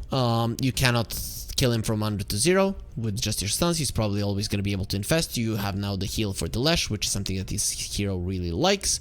Once you pop the Rage, the headshot doesn't do anything to you, so you're pretty much a counter for the Sniper. With the Rage, you have movement speed. You can leave the Wukong's Command. That allows you to be pretty good versus the Monkey King as well. It's a perfect pick for one move in general. The only problem with it is that you do not see the enemy offlaner, but Lifestealer doesn't really get crushed completely by anyone. You see that they're banning out the Centaur. Sometimes the Centaurs hate playing the versus the Lifestealer. It just goes to show how uncountered this hero will be in the game. How much would you like, because I'm looking at Liga, like you say, you don't see that I mean, Liga have the final pick as well, so you don't see the offlaner, but to me, if I'm seeing a Lifestealer like this, and I've already got a Monkey King and a Sniper on board, I'm thinking something like the Primal Beast or the Magnus to come out here for Liga. You've got that through the Rage control in either the RP or the Pulverize. You keep them locked down inside the Wukong's Command as well. It's a big tanky body, which, okay, historically doesn't do well against the live, but if you've got that lockdown coming through, just something that's going to be able to keep them locked down through the Rage. That's a perfect prediction of the picks, right? Viark plays both the Magnus and the Primal Beast. It actually both look pretty darn good in this game. I'd say Magnus a little bit better because he is better at re-engaging around the Sniper. And Sniper is the type of hero that likes to just stand and shoot. People think, oh, I need to be behind with Sniper. No, you need to be in front so that when they start running at you, you're already attacking and then everybody's protecting you. Sniper, Magnus is a perfect hero for that. Primal Beast isn't bad, but Magnus is perfect. Okay, and one move, they go for the Ducks here, so looking to drop that, the wall, I guess, over anytime the Wukong's Command comes out. A little bit... I know, I suppose you do have a decent amount of lockdown, especially if you're going to have the Split Surf coming out from the Lash, the high-level Split Surf onto that, and when that starts to rock up some levels, you got the Avalanche as well as the Frostbite to snap up, keep them locked down there as well into the duration of that Split Surf. So I don't mind this pick here for one move. It's great. Big vacuum back, yeah. pretty much great. Both the Lesh and the Lifestealer, they benefit quite a lot from the movement. You have the Vacuum into Avalanche, into Split Earth, into CM Slow, doesn't matter. Any of those is gonna work. Monkey King and the Chen don't necessarily do too well versus you, and they're gonna go for the Slaughter. So this is used to be a big Lifestealer counter. Nowadays you just get a very early Chainmail and then you actually win this lane versus the Slaughter, especially when you have a CM, so he's not really going to be attacking all that fast. But then again, the Hoodwink is no pushover either. I like both of the drafts. For one move, what I like the most is that you have ways to, without much commitment, outpush the waves, which will allow you to hunt with the Tiny once you get the Blink Dagger. But I still don't have much faith in them because this lineup of theirs, it does need constant proactive moves around the map, understanding what you need to do. They were way too slow for me in the previous game, and I think this lineup needs even more speed in terms of making decisions. Yeah, and we'll see if that's going to be the downfall here coming into this final game, as we already seen Liga. They weathered that early storm, and yeah, once you say one move, they didn't have that one move in them. They weren't able to make the rotations around the map, and it was Liga that were able to like say, weather that first 15 minutes, wait out those laning stages, then come back and make those moves, take the objective. So Liga, they've already got that momentum behind them. We'll see if one move, if they're going to be a little bit more snappy here, a little bit more woken up coming into this final game, because Liga, I think they've got a really good fight lineup, and like you say, if one move aren't proactive, if they aren't making these moves around the map, then Liga, they're going to have no problems taking over this game. So yeah, one move to me, I like the lineup. Do they have it in them to execute, is what I'm asking myself. Yeah, I think that last game I liked their lineup more. I think I like their lineup more this time around. I just don't think they can win. Okay, well, we are going to be able to get ourselves into the final game of the day to see if we're going to have all 2-0s across the board here, as we look to see one move looking to pull it out into a 1-1. Our first 1-1 of the second tour in Europe, but we do need to get ourselves into the game to see how it is going to break down. And don't forget, everybody, you can use the QR code that is going to be on the screen now to get yourself over to the 1xBet app, or use that banner below the stream to get yourself over to the 1xBet website. Use that promo code 1XRLGEU. Get yourself up to 130% bonus on your first deposit. And seeing the odds on the screen, again, not a massive difference between the two teams. So one move, do they have it in them to execute here, or Liga, are they going to be able to pull this one 2-0 out of the bag? We'll find out as this game goes on. Liga with one game up, having that momentum behind themselves here. Smokes did come through, but no real aggression from either side. It's a 2-0 day, Rob. Yeah, I don't know how. Yeah, I think so. Okay. Oh, look at the kitty cat going to kill some careers. This is like the classic, when you're whistling, like, yeah, I'm not doing anything. They pinged them out. Yeah. And the couriers are starting to dance. They are starting to have a little bit of footsies going on. Run, they know. They're coming for you. Well, the Darkseer is on his way over, but the Monkey King, for the most part, this is going to be changed, right? Yeah, it's going to be taken underneath. Oh, it's going to be taking an A-tower shot here, thanks to the Iron Shell cancelling off that Mischief, but Violent trying to get himself away from this one. Actually taking a lot of damage from this. And Triple S is going to be the balance strike committed, but Violent, he's still going to be underneath this Iron Shell here, so the Monkey King not going to be able to get away from this one. Going to be losing most of his health from this one. The Mischief comes off again, and now he is away.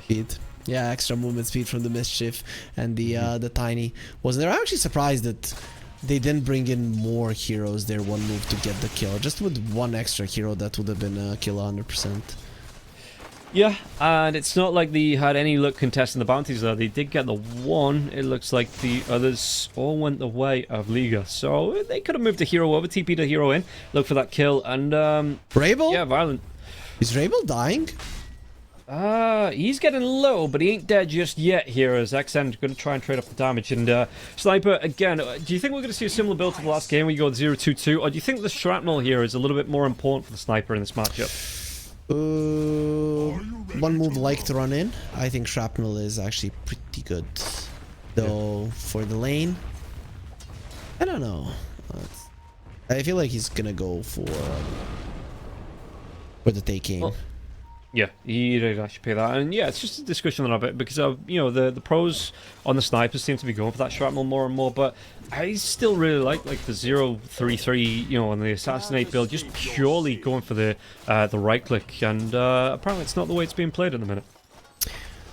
Yep, Seems to be the case. As bottom lane, this is the one that we should keep our eyes on. So much kill potential, so much chase potential. Anybody who makes a mistake is just gonna get ran down, and I get so excited watching lanes like this. Yeah, the Frostbite coming out here. 1J going to be taking some damage. Should be able to get away from Rain Prince, so not without. In fact, no, the Blood Grenade's going to be here, yeah. And Nesphia moves over. Frostbite, Rain Prince picks up that first blood, and BB couldn't back up his teammate in time. This is what I was talking about, especially when you have squishy heroes like the Hoodwink and the Crystal Maiden in the lane. It is very easy to make a mistake and go down, and exactly what happened there to 1J. So first blood does go to one move. Now it's going to be Nesphia that gets smacked. Yeah, the bash is coming through there as well as the crush, so the lifestealer going to be forced away from the wave just a little bit there. In general, how much do you like the matchup here? You're the slot up against the lifestealer. Do you think it goes either way? Got tossed into a tower though, so the Monkey King is in trouble at the moment. Oh no, the body blocks now. The Iron Shell, the tick down, Balance Strike comes out, but Violent will still go down in Triple S. He resumes his lane dominance here, picking up the kill up against Violent. So we weren't seeing it on screen, but what was happening is that they tossed him towards Triple S. Yeah, he got him. I mean, he has been very close to getting that kill for the majority of this laning stage. Some kills that shouldn't have happened, going the way of one move. So first of all, what happened to the monkey? He got tossed to the Darkseer, who then used the Surge and just ran into the tower, pulling him super deep in. That's how they got the kill. For this mid lane, I don't know what happened there, but this is like the biggest stomp that we've seen today, and we have seen some mid lanes go bad. We have, and it's surprising, like you say, because you don't really expect the sniper to lose that lane. He shouldn't really be playing it close enough to be under pressure from the Lash, but it looks like, I mean, XN maybe try to play this matchup before it's gone his way here, and he's even going to be winning the CS wars as well, so Ravel really not having a good time. Yeah, not by a small margin. That's like a wave and a half. It's going to be even more now. Things are looking up for one move. I mean, for them to win versus Liga, I think they really need an exceptional laning phase. A good one is not going to work. And you can see Rain Prince making a move to the top lane now, coming through that twin gate. So top lane, it looks like we might get a wraparound from the Crystal Maiden, but the Watcher will see this. Can they still get the surprise out? Where's that toss going to come through? In fact, they might have been a little bit preoccupied here. Violent, they'll move himself away. Yeah, okay. Rain Prince, he sees the Watcher, he just takes that back in his favor and moves himself back through the twin gate. Oh, Harpy Stormcrafter is so annoying. So annoying. Does so much damage, and these two, they just can't take it. I mean, they're pretty tanky heroes. Strength and a universal hero that used to be strength, and they still can't take the beating.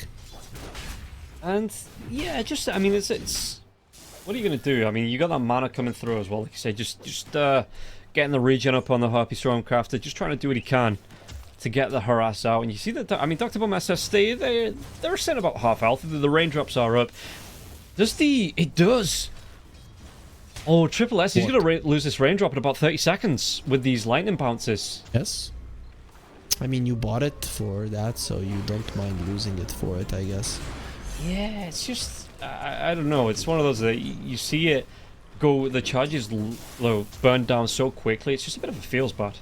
Especially with the Darkseer, which is a hero that has mana problems, so the raindrop most definitely helps for it to stay alive a little bit longer. Mid lane, they're going to be able to get the kill into XN. There's going to be the Blood Grenade coming out now as well, level 5. And yeah, Ravel picks it up really good there, using that take aim just to get the guaranteed headshot coming through. And that's what, plus 80 damage there every time you get the headshot. So really nice from Ravel just to be able to pick it up at range. Yep, and the nighttime vision of the sniper really coming in handy. That's something that we haven't talked about neither in the previous nor in this game. I mean, previous game it was a sniper being hunted all the time, and Pantomime is dead. Leaves Violent all alone. Yep, it's, I mean, bottom lane now. Can they get the kill onto Nesphia, though? The bashes come through. Nesphia might try and turn this one, especially with XM being down here. He's got that Pulse Nova coming through. 1J's going to get really down low. Chased down by the Lash. They do get the kill onto the support. And it's going to be maybe BB just surviving a little bit longer, trying to use those Lotuses to heal himself up. But yeah, that was a good turnaround, taking the pressure off Nesphia here in the bottom lane as well.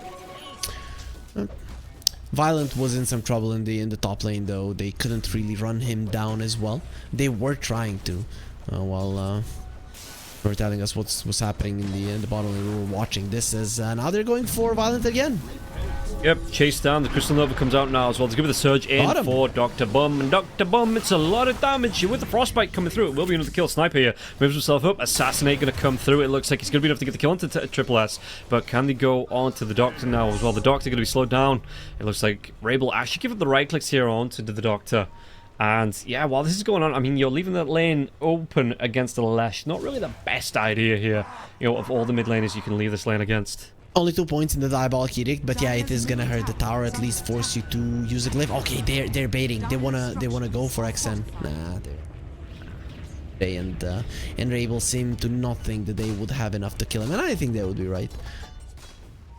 Well, I mean, they've already killed him once. Couldn't be impossible to do it a second time. Top lane, Violent though. is in trouble. Violent, yeah. They're camping this Crystal Maiden up here and really putting the pressure on top. I like this here from one move. You know, they feel comfortable leaving the Lifestealer. He's got that access to the corridor farm.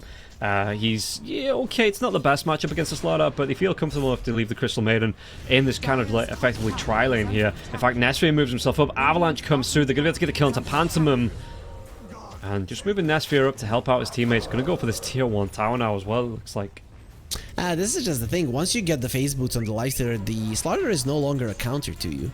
And I've seen it happen so many times that people pick the Slaughter versus the Lifestealer. It doesn't work that way as a matchup any longer. So I think that's where Liga might have miscalculated in how much the Slaughter was going to do. He did win the lane, but he's not going to be pushing out Nestor. And this is what you need to do versus Lifestealer. Push him out, get down his tower. And I mean, not a lot of heroes are capable of doing it anyways.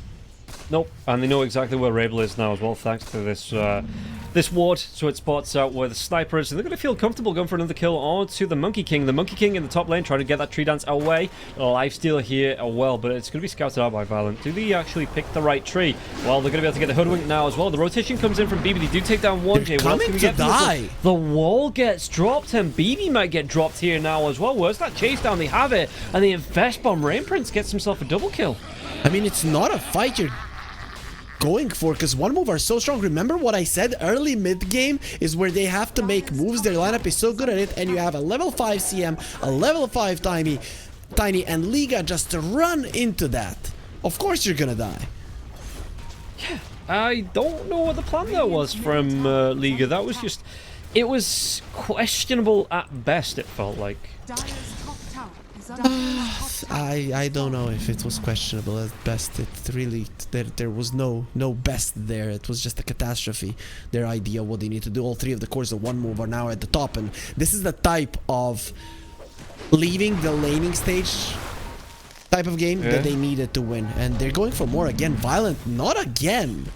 No, I mean, the 3 heroes now, the Iron Child coming through, they don't even need too much more onto this one. Yeah, the tossback throws them into danger, and that was a really just good group up in one move. Well, they've got those moves that we were looking for in that last game. They've got them on deck here, it seems like. And you're not punishing the Lifestealer whatsoever. Your mid lane tower is low. Everything is working out for one move at the moment. With all these kills, the Tiny is going to have a relatively early Blink Dagger, and there it is. One more. One more is going to get away. Oh, nice net. Do they get the kill on Pantomime with the chase down, though? Is it too deep, or is it... Okay, yeah, no, they are going to give it up. They don't... I mean, while this was going on, you had 2 heroes diving out onto the Lifestealer, who does live through this one now. But yeah, the response coming through, it looks like Liga, they want to go. There's going to be a setup. Is there going to be a follow-up, though? There isn't. It looks like the sniper just backs himself away, because I did hear the assassinate, but doesn't commit to it here.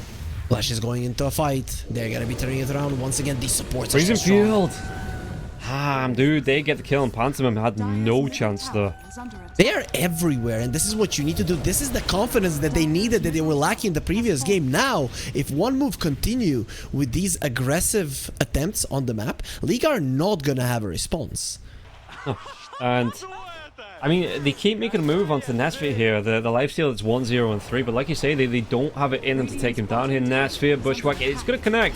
Can they get the damage with the bashes coming out? He does pop the Enrage, just an all rage. They do though, yeah, BB gets a kill with the bashes, and the extra damage coming through from that, it is quite nice. I mean, it's 4 points of the bash of the deep, and it is physical damage, so it means it goes through that rage here as well. While this is going on, Violent, he is going to be in a violent situation himself. 3 heroes stacking up against him, and the Monkey King, he's going to be taken down again.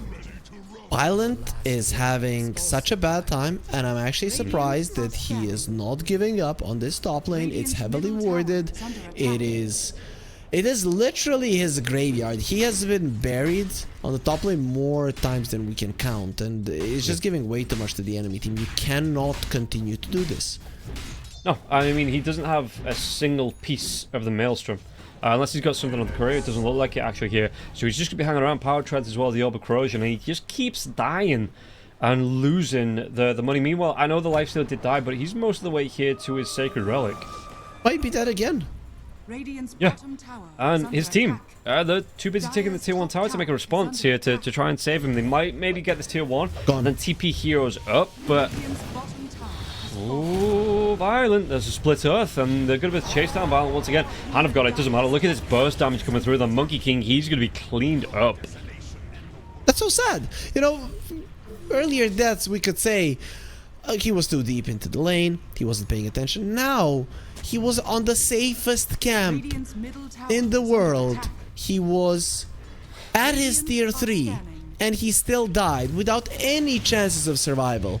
One move, they really found their gameplay here in the second game of the series. Yeah, and it's just it isn't going great for the Monkey King here. You can see the pressure that it's being put on him. He's just, like you say, he's safest place in the world. He gets caught out and killed off here. You know, I've not seen a beaten this bad since, well, when did Kendrick drop his last? Never mind. But. Yeah, you can see that, I mean, Liga, they kind of weathered the storm early on in the last game, but it feels like here, one move, they are making these rotations, you know, they're putting the pressure on, they're making just everything, they're forcing these mistakes from Liga here as well, and it absolutely is paying off for them at the minute. And they want to steal the stacks, and to be honest, they're going to be able to do it with the freezing field. Nothing that Liga can do about it. There is one good thing that is looking up for Liga, and that is this Slardar that has the Orchid, so he's a killer who can bring down anybody. But other than that, Liga are in a slump at the moment. Yeah, and well, BB, he might be able to make a move onto this Lifestealer. The Lifestealer showing no goes into the jungle here. He's going to be seen underneath the walls, but without a gap close, because the Slaughter doesn't have that blink die, just the Orchid to catch up. So, yeah, the Lifestealer, he's going to have a way out. It feels like he's going to be fine. He's got his team to back him up. And, yeah, you say that, BB, he's got this Orchid, but he needs to make something happen with it, because at the minute, one move, 14 to 3 and a 4k net worth it at 14 minutes in. You're just having an absolute run off here, it feels like. In fact, the smoke coming through from the side of one move, they might just be baiting this Lifestealer. Yeah. Now the thing is, can the Lifestealer survive if he gets Orchided? Yeah, with the Avalanche, most definitely can. Yeah, even the Sharpshooter coming through. Nastria cleans up against BB. And in fact, they should be able to get 1J now as well. That Pulse Nova going. Just the chase down through the trees. 1J doesn't get himself away from this one. He's going to live. Yeah, he's going to live. And... But again, you use that Lifesteal as bait. You're like, okay, you know the Slaughter's down here. Oh no, our Lifesteal is out in the middle of nowhere. But like I said, the smoke coming through. And one move, they are reading the minds of Liga, it feels like, in game number 2. It feels very easy for them to play at the moment, especially having the Guardian Greaves on the Darkseer as well. Meaning that Orchid is not going to be a problem for him. This is as good as it gets. I mean, Liga, they cannot play the top part of the map. They're very greedy with all 3 of their cores. It's gonna be super hard to play this game of Dota at the moment. Yeah. 1J? What the hell are you doing? And, well, dying is the answer. Yep, but I guess... It is too close to the tower, but in general, if I was a support of Liga right now, my job would be to die as far away from my towers as I can on the map, shoving out the lanes and give info to my team so that they can farm. Because Liga, they need more items, especially this Blink Dagger on the Slaughter before they can make any moves. Yeah, and if you're... I mean, if you're Violent here, he's actually going to be going... What's that, an Echo Save that's come out here for him? Because he's just been put so far behind, so he wanted, I guess, the extra damage early on, the stats here now as well. But how do you make a recovery? Are you just going to go full on, you know, man mode as the Monkey King here? You don't have any choice. You have to, right? You're gonna have a blink on the Slardar. You're gonna have the Corrosive Haze. Despite you being behind, your Wukong's command is gonna be doing massive amounts of damage. So that's why you go for the Echo Saber, so that you can fight. You're not getting back into this game by farming. This is a good read from Liga. And I mean, one move, they're moving around as 4 again. They're leaving the lifesteal, but the lifesteal feels so comfortable. He's got that Radiance on board. Going to be going back to a Manta style here as well. So that Orchid isn't going to have too much use on the lifestealer. As there's going to be the jump in now as well. Do they get the kill? The Bushwhack onto the Crystal Maiden? Yeah, sure, okay. They take down Rain Prince. But that is not what you were looking at as a 5-man group up here from the side of Liga. You take what you can get. The lifestealer is coming, and one move they want to fight. Can they fight from this one? The toss comes through. Look at that one. 1J taking so much damage already. Really good balance strike though into the Wukong's command. Can they get this one on Triple S? Triple S, the damage? Fast. And Rabel takes him down. Now the chase is on. Assassinate onto Nesphere. They're going to try and go for this one. And BB's going to be a little bit faster than the lifesteal this time, but the Avalanche will connect. Toss forward. It's actually going to be the toss onto the left here. They might be able to take down BB, and Nesphere lives through this one, but Violent, he wants to carry on going, but Nesphere is away. They might be able to get the kill into Lesh from this one. Now freezing field though. Do they turn it around? They don't. Rain Prince, the Assassinate comes out. They're going to be able to go into the Crystal Maiden. One more right click from anybody, and Rabel gets the kill. So that was a good turnaround from Liga. That was a beautiful turnaround from Liga, understanding just how strong the Corrosive Haze is, and one move didn't respect it whatsoever. The Darkseer, he used the Guardian Greaves to remove the Orchid, and then he got marked by the Slaughter and just got annihilated. The Sniper with the take aim and the headshot. Headshot is physical damage. People tend to forget that. When you go into minus armor, you get ripped apart, and Rabel was just shooting, pew-pewing everyone from the back, and one move did not expect that much damage to come through. So all of the lead that you have been accumulating for 18 minutes gone in a second. And if you're looking at this now from one move, is that a bit of a loss of confidence for them, do you think? Or do they still carry on with the game plan that they've got of just running down the side of Liga? They should, especially now having the Blink Dagger on the Tiny, which he bought just now. It makes it easier to catch people, especially the Sniper. You catch the Sniper, you kill him, the damage is not going to be enough on the side of Liga. Well, speaking about catch here, maybe using that bouncy rune as bait, as the ward was down to spot this one out. Yeah, it does get pinged out here. And 1J going to be able to pick up the kill against Rain Prince, and even getting the bouncy rune for BB. Oh, this is going on though. XN, does he get himself away from this one? The Chen Army's going to be chasing here as well, but he's on the other side of the river. Yeah. But look at the fish going through the river with a billion movement speed, right? So the Slaughter he does connect in a second. It's one of those, you know the shark movies, like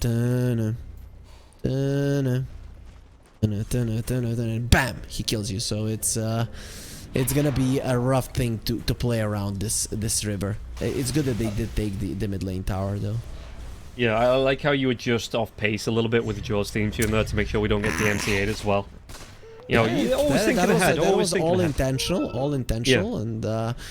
And of course I need to be a little bit faster, because imagine if I would go through the sequence, our game would end. Yeah, that is true. Yeah, speaking about looking for a little bit of a hunting though.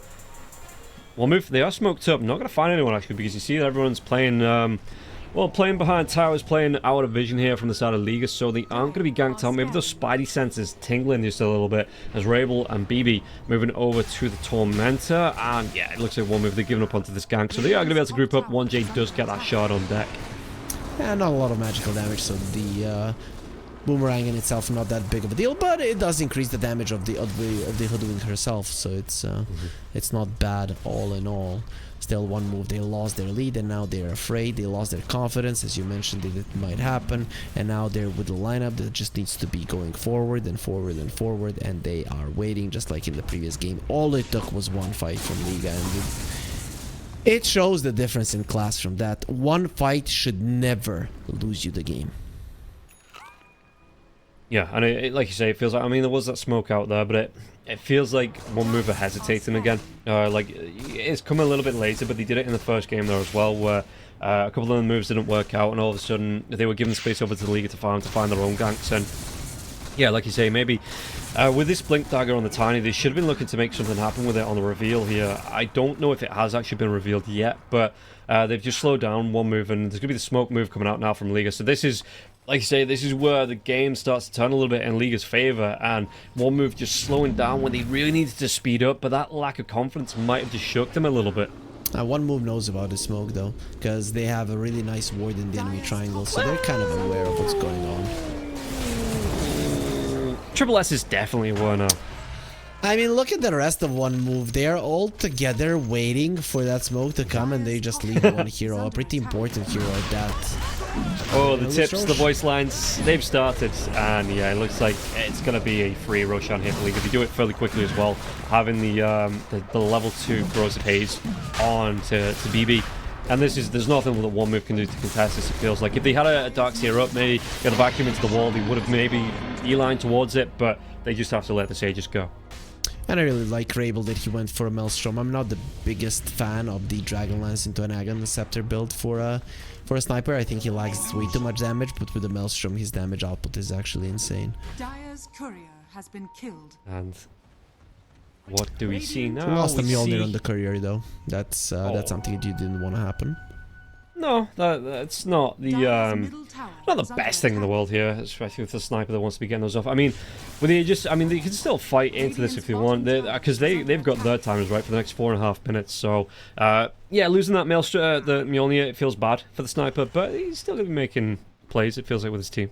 He's probably gonna be focusing on the mid lane tower. That's what you want to get. If you are Liga with the Sages, open up the map a little bit more, get the BKB on the Slaughter, get the Shard on the Slaughter, and then at that point you should probably feel like you're definitely stronger than the enemy team, even in an unfavorable position.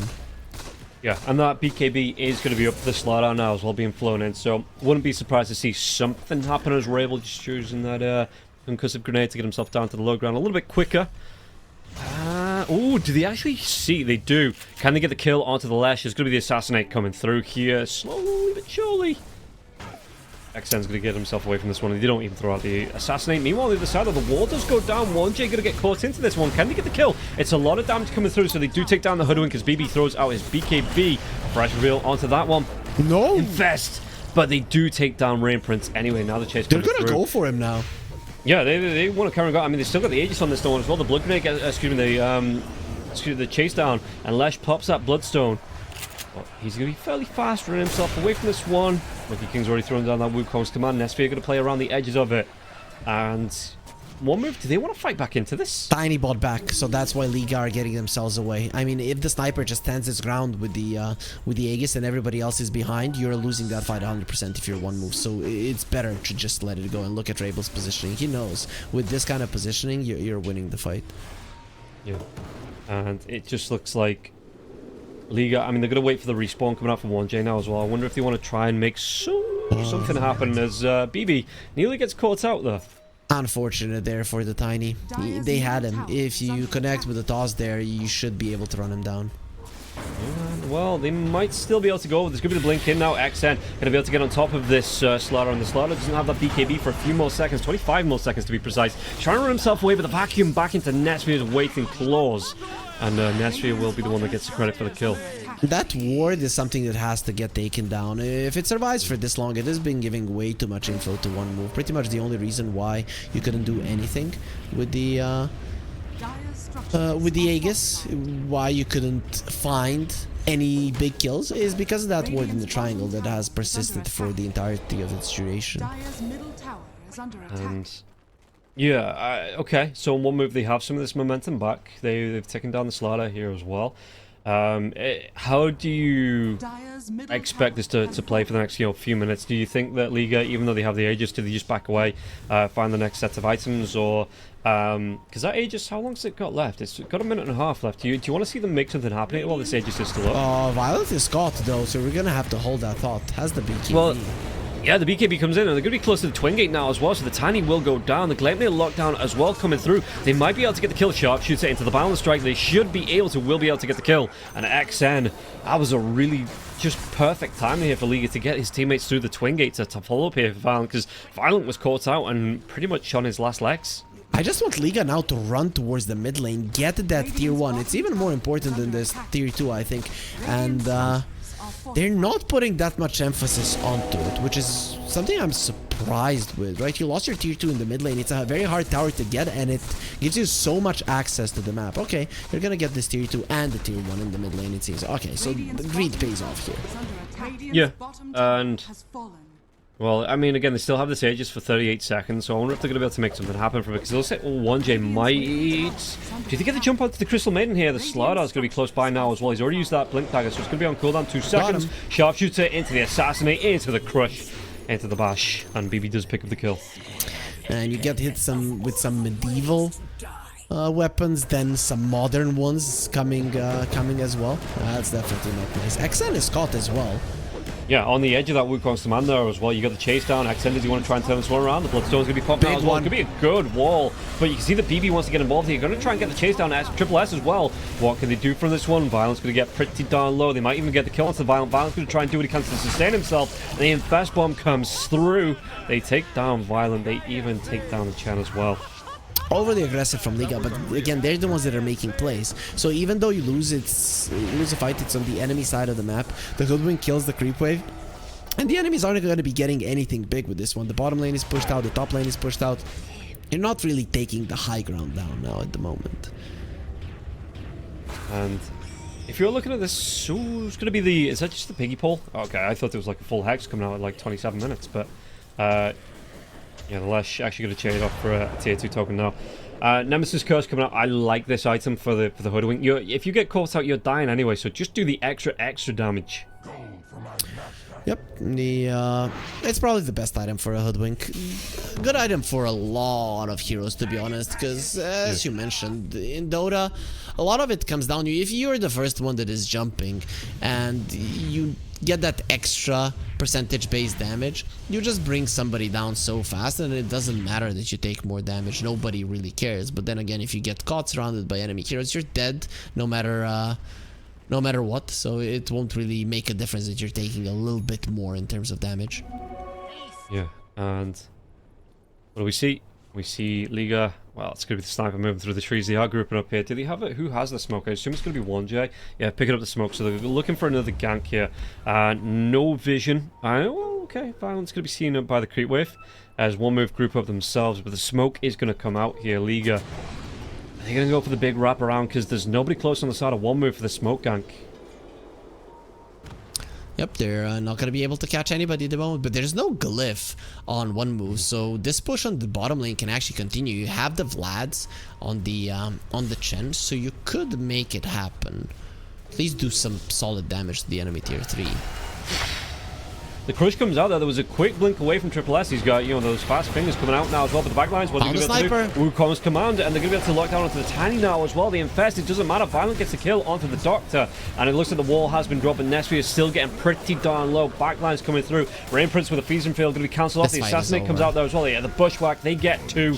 It will be 3 now. And the Chase down, in fact, the Monkey King, does he get the kill onto? Nah, Triple S is on the high ground. Surely Violent doesn't want to go any further onto this one, but he will go onto that high ground, do damage to that tier 3 tower. He has a Deso. It got delivered to him at the middle of that fight, right? So then you have the Corrosive Haze and you have the Deso from the Monkey King. This is gonna be such a fast push. The Sniper got caught in that fight, but a beautiful concussive grenade put him in a position where he wasn't going to die. He was just positioned so well there at the edge, and the second he got himself to the high ground, that's when the fight was over. Now you get the Raxes as well. Liga have overtaken this game, and this is what we were talking about. Even with the perfect laning stage, perfect transition into the early mid game, that should have been enough of an advantage for one move to continue with it, but just one fight is what changed the game completely.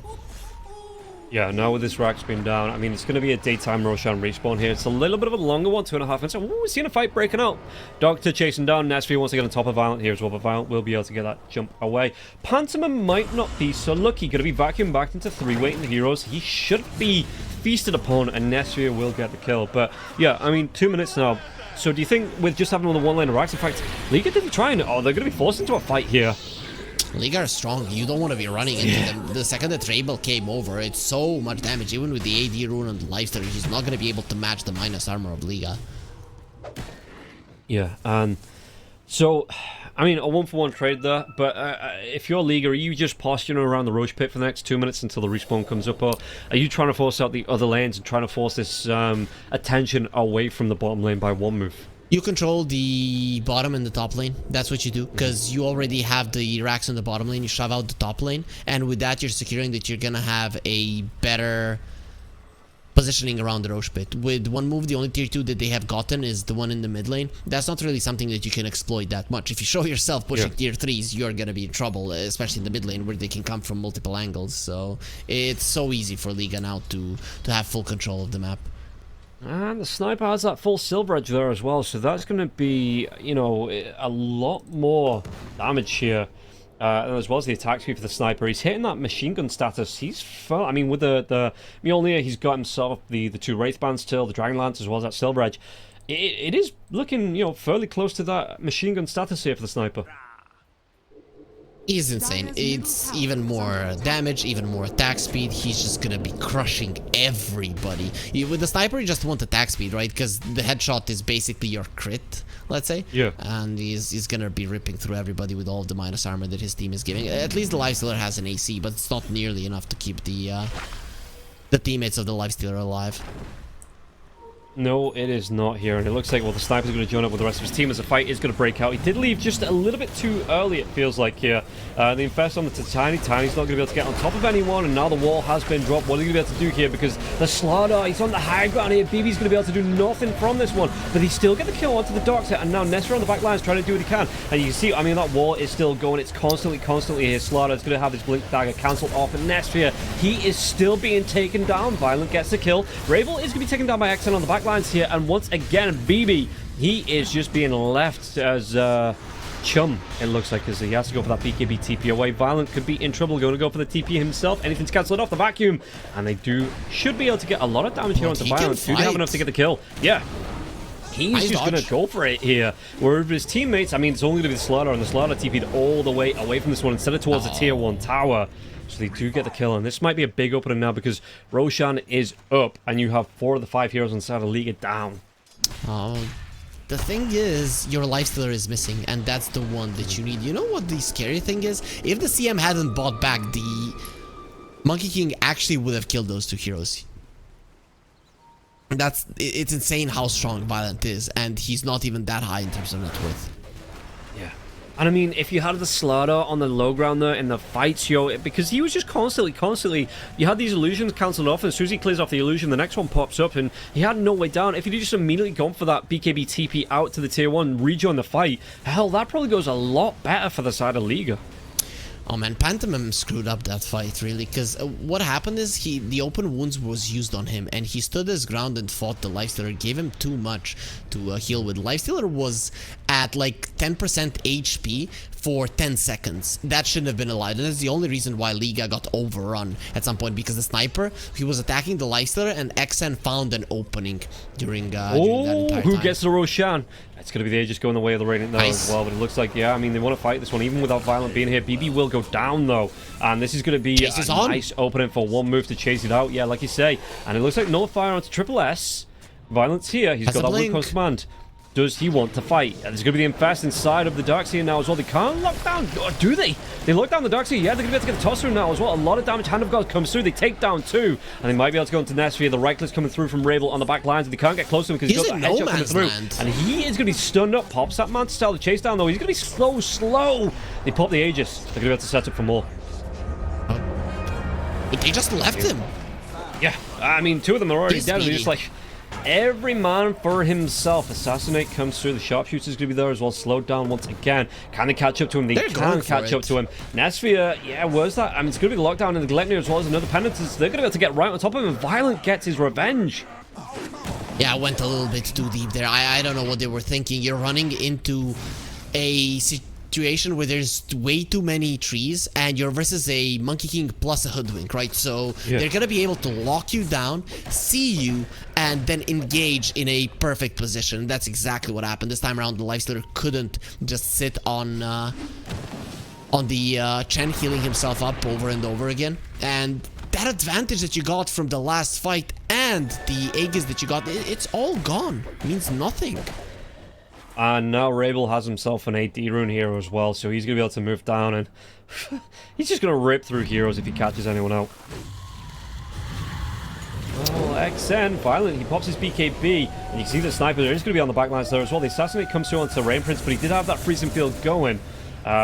Still gets killed off. The extra armor not going to be super useful here, especially up against the assassinate. And he's just going to be able to sit back. Yeah, look at this one. Against this tier 2 tower now on the sniper, just carry on going, carry on plinking away. That's all of the other towers gone. One mover not gonna have anywhere to mount up a fight, and I don't see a reason for Liga not to poke at the high ground a bit, because there's no CM and there's really not much that can stop the sniper from pushing the top lane.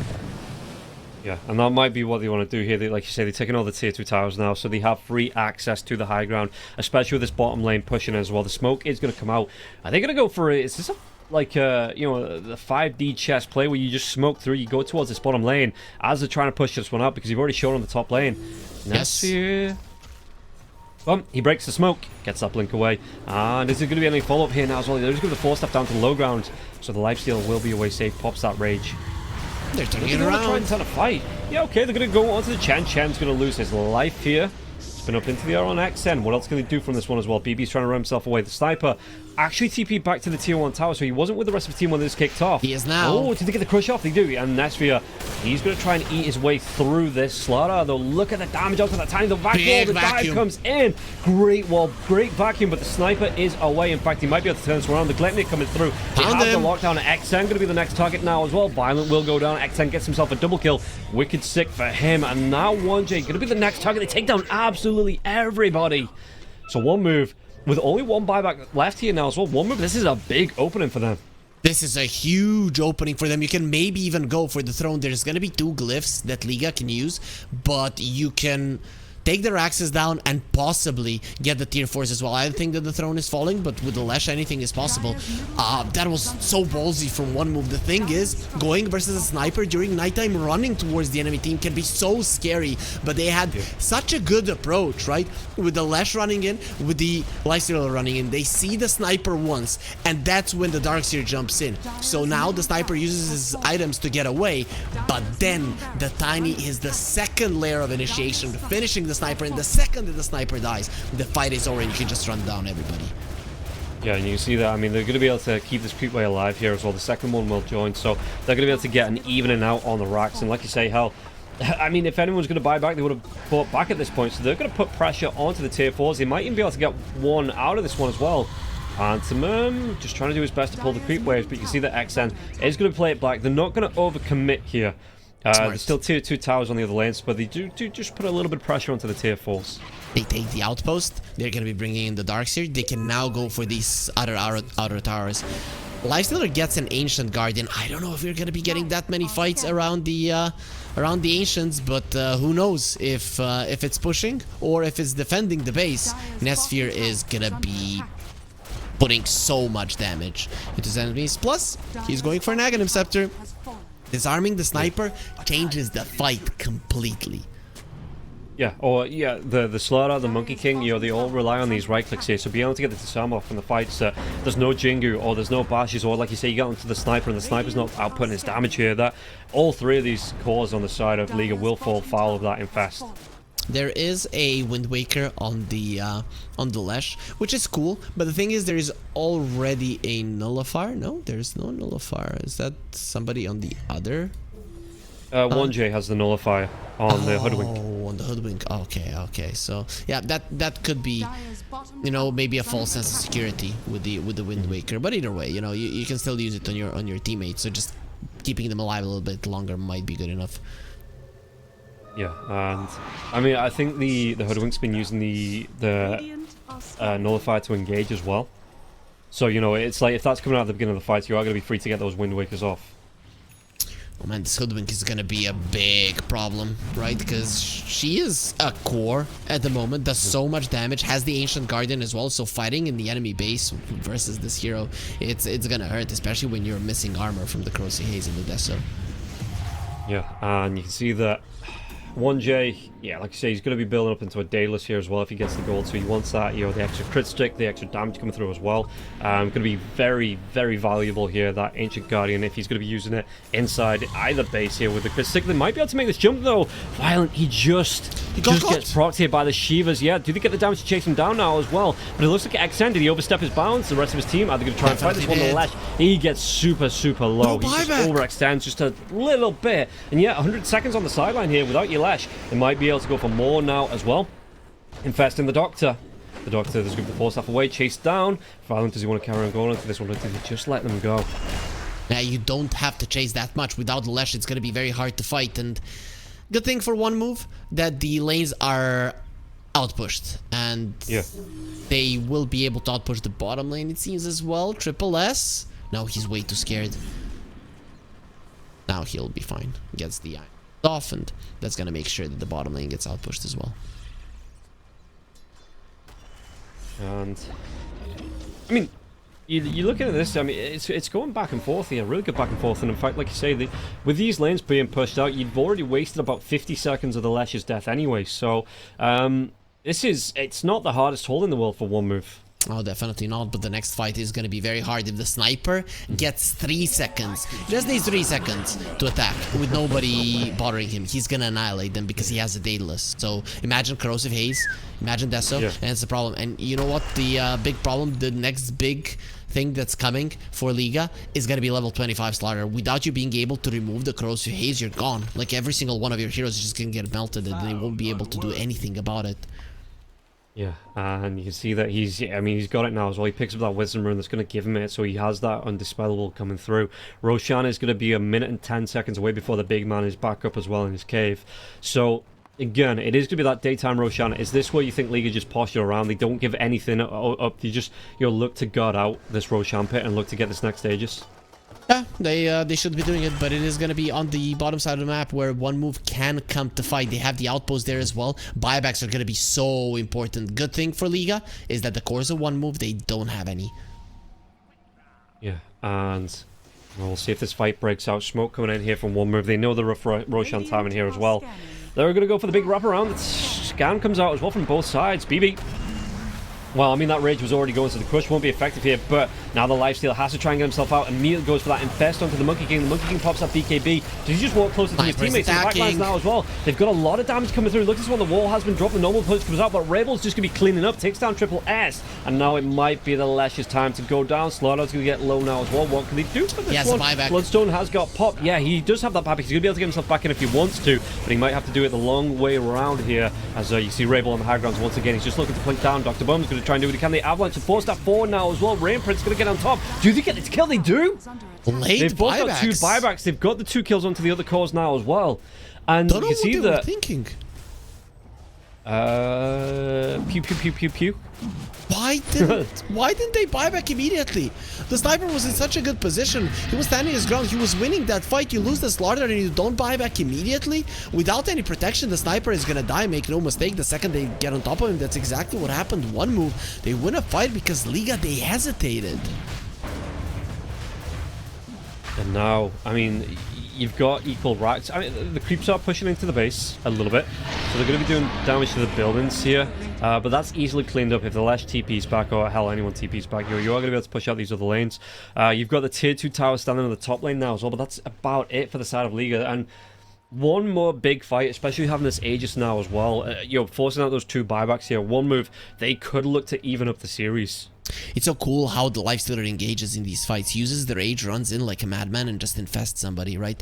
And with that, he gives the info to his team. And then you have a blink on the Lash, blink on the Tiny, and on the Darkseer, and you're just finding the sniper, right? Even if the Darkseer dies, he shows where the sniper is. He gets close to him, and he's not allowing any of his team to just get pew-pewed from the back. And then you can just get on top of him later on in the fight. This is very nice coming off in one move. The way they understand how they need to approach these fights, it's perfect. And how do Liga need to kind of counteract that? What's the game plan here for them? How do they... Because I thought that was going to go really well for them. The lifesteal infests the Monkey King. Monkey King pops his BKB, starts running towards his teammates. But his teammates are already dying. So is it just about positioning here for Liga? It has to be positioning for Liga in a sense that you have to have a Wukong's command around your sniper. Ideally, it would be with the Monkey King being level 25, but with him not having it, it's so easy for one move to leave the Wukong's command, and it should not be that easy 46 minutes in the game. Just goes to show how bad of a game in general this Monkey King has been having this far. Yeah, I mean, he got shut down early. Never, I don't want to say he didn't recover. I mean, he didn't really recover, right? Because he's sitting so low on the net worth. And, yeah, meanwhile, the lifesteal is just sped ahead. As they get a lot of damage to them. They're going to be able to pop this Aegis. Can they follow up from this one? The Monkey King not going to be here just yet, trying to push out this mid lane. And it looks like XN will be able to leave from this one. Just pops that Shiva's Guard and just runs himself away. Your tier 4s are getting damaged as the siege creep wave. Somebody is going to have to deal with it. If you lose the first tier 4, the second one falls a lot faster. Well, yeah, it's going to be the last GPM back into this one now as well. The tower itself will deal with the super siege creeps, pushing them back. And I guess that's what the Monkey King was doing in the mid lane, right? He didn't want to have another lane under pressure, so he did move himself out to force that lane out. Knew his teammates, or had confidence in his teammates to be able to hold that high ground for a little bit longer. They did lose another Rax, but the melee racks still stand. Yeah, nobody cares about the range racks at this point, at this stage of the game. Yeah. The only advantage that one move currently have is the refresher shard, right? So the double wall really does win you the fight 100% if you place them even remotely well, right? So that's a big thing, but you don't have the Aegis, and we saw how fast you get bursted down. So one move, they are gonna have to be kind of careful how they engage, but they have really good vision of Rabel. They know where he is. Do they have enough, though, to make a move? Because Pantomim's going to be close by him here as well. The sniper, he's got all the tools to survive here now as well. So Rabel's going to TP himself to the mid lane. Yeah, it looks like everybody's just going to get themselves away from this one. And maybe just, again, the spidey sense is tingling here. So Liga, they pull the ripcord and get themselves out to safety. You knew that the trouble was coming. I mean, at that point, everybody is missing for a very long period of time. You're in an area that the enemies were controlling just a minute ago, and you didn't find any vision of your own by placing sentries. It's time to bail. And yeah, especially with the Monkey King pushing this bottom lane back out so freely, you know, not being contested into this one, like you say, that it was just Liga, they knew, and you can see that Violent just bounced himself around now as well. In fact, Violent, he's going to come back for the defense this time. He's still not level 25 though on this Monkey King. He's still, what's that? He's a bit of XP away from being able to pick it up. They actually glyphed this up. So he has a refresher orb on Violent, but he doesn't have 25 as you mentioned. But the bottom lane is being pushed up. So one move, they're gonna have to make some very hard decisions here. They're gonna be losing their tier 4, and we already discussed when the first one falls, the second one follows very soon. Well, it looks like they want to try and fight this one. There's going to be Infest immediately coming away from into the Doctor, and the Doctor just keeping that lifesteal alive. Like you say, still no 25 just yet.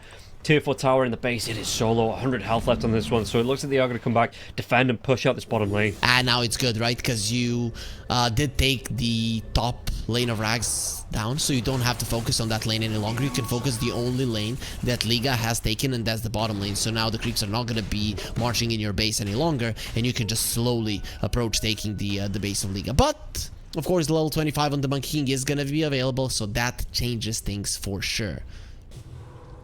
Yeah, Hoodwink getting close to his level 25 just because of that. The Wisdom Rune hero as well, so the level 24 coming out. And the Bushwhack radius, I mean, I know it doesn't sound like a big thing, 1+135 Bushwhack radius, but he's going in for the fights, acorn shot charges. He wants a rapier. I mean, 1J's buying a rapier. You tell me. Okay. I would have thought, you know, Wukong's demand, you want that extra radius, you keep a lot more heroes, you hit a lot more heroes, but yeah, I didn't see the rapier being queued up here by the Hoodwink.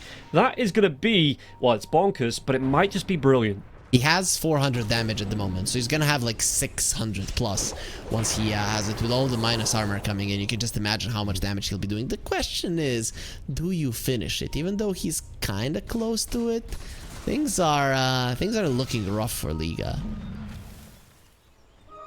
It's one of them. It's going to end the game either way, right? You know, you either win super hard or you lose super hard, but either way, the game's going to probably be over in the next, once he buys it, the 5 minutes after. Rabel, he knows that something is up. This is dangerous. He's underneath Got the him. wall. They're going to be able to get the toss back now as well. Rabel pops up BKB, trying to get himself away. They're going to be the normal punch now as well, but he's on the full retreat. bash. The bash comes through, and that's going to be a really nice one. The Abyssal Blade, keeping him locked down now. Wukong's man will He's still come out. alive? Sniper, he's fighting for his life here, my dude. He's going to be Oh, finally they lost. killed off. They take down the Monkey King, and this is going to be GG, so we don't even get to see the rapier. No, we don't. One move they didn't want to see the rapier either, and we see our first 1-1 today. I mean, one move they were impressive in some of these late game fights. Yeah, sure, Liga, they're a better team in the mid game. But the thing is, they lost the early game so much that their enemies got to the late game where it seems like they were stronger despite all of this minus armor. Once you get all of the items on one move, once you have the disarms, once you have the way to run in and stop the enemies from doing that huge damage, that really changes everything. And really shutting down this Monkey King early on, it paid off 50 minutes into the game. Yeah, it felt like at some point, one move after that good fight that went the way of Liga, they lost confidence, but they slowly built it back up. They weren't deterred. They found the ways back into this one, and they were able to, like you say, get themselves that win on the board that takes it to the 1-1. So I think we should be able to take a look how that table is going to break down after the day's games here as well, just to see how that's going to affect the standings here. So Dandelions, Spider Pigs at the top, Liga one move, going to be sure in third place effectively as 2 girls, 1 puck, and Bait. Not the start they were hoping for. You know what? I look at this Group A standings right now, and I can't help but feel that this is, a good chance that it ends this way as well. With 2 girls, 1 puck, and Bait being eliminated, Liga and 1 move playing for the spot in the playoffs, or playing some tiebreakers, and Spider Pigs and Dandelions being somewhere at the top. It really wouldn't surprise me if this standing of the first day is gonna be the standing at the end of the 5th day of the group stage here as well. Well, we'll see if how it's going to turn out. But for now, that is going to be it for the day. Thank you everybody for tuning in. I hope you enjoyed it, and we're going to be back for more European Dota tomorrow, same time, same place. And I've just some of the day, I'm surprised that we. A little bit of a hype killer, maybe, that we didn't end full 2-0s, but that last game, though, it was longer than I think any of the other games we've had today, and a really good showing between the two teams. You know what? I like 1-1s more. They're more of a hype for me in a best of 2 group stage than a 2-0 is. 2-0 just shows that one team is straight up better, and here it shows that we might get potential tiebreakers because we had none in the Latin America region. So it only makes sense that this is where it happens. Without 1-1s, that's not going to be the case. Yeah, and maybe we are going to get a few more 1-1s in the future. But for now, thank you everybody for tuning in, and we'll see you tomorrow for more European Dota on the Relog League. See you then.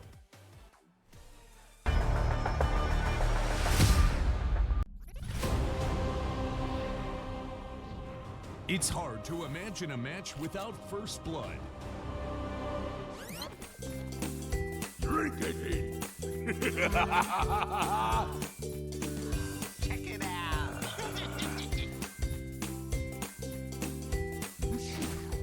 There are more chances you'll be paid at 1xBet. One chance. One dream. One match. One energy. One fight. One aim. One action. One hope. 1xBet.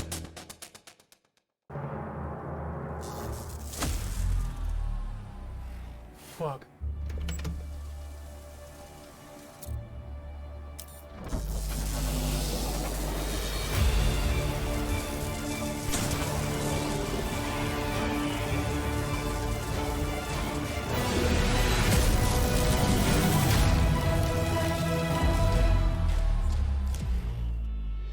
Use your skills in the gaming. 1xBet.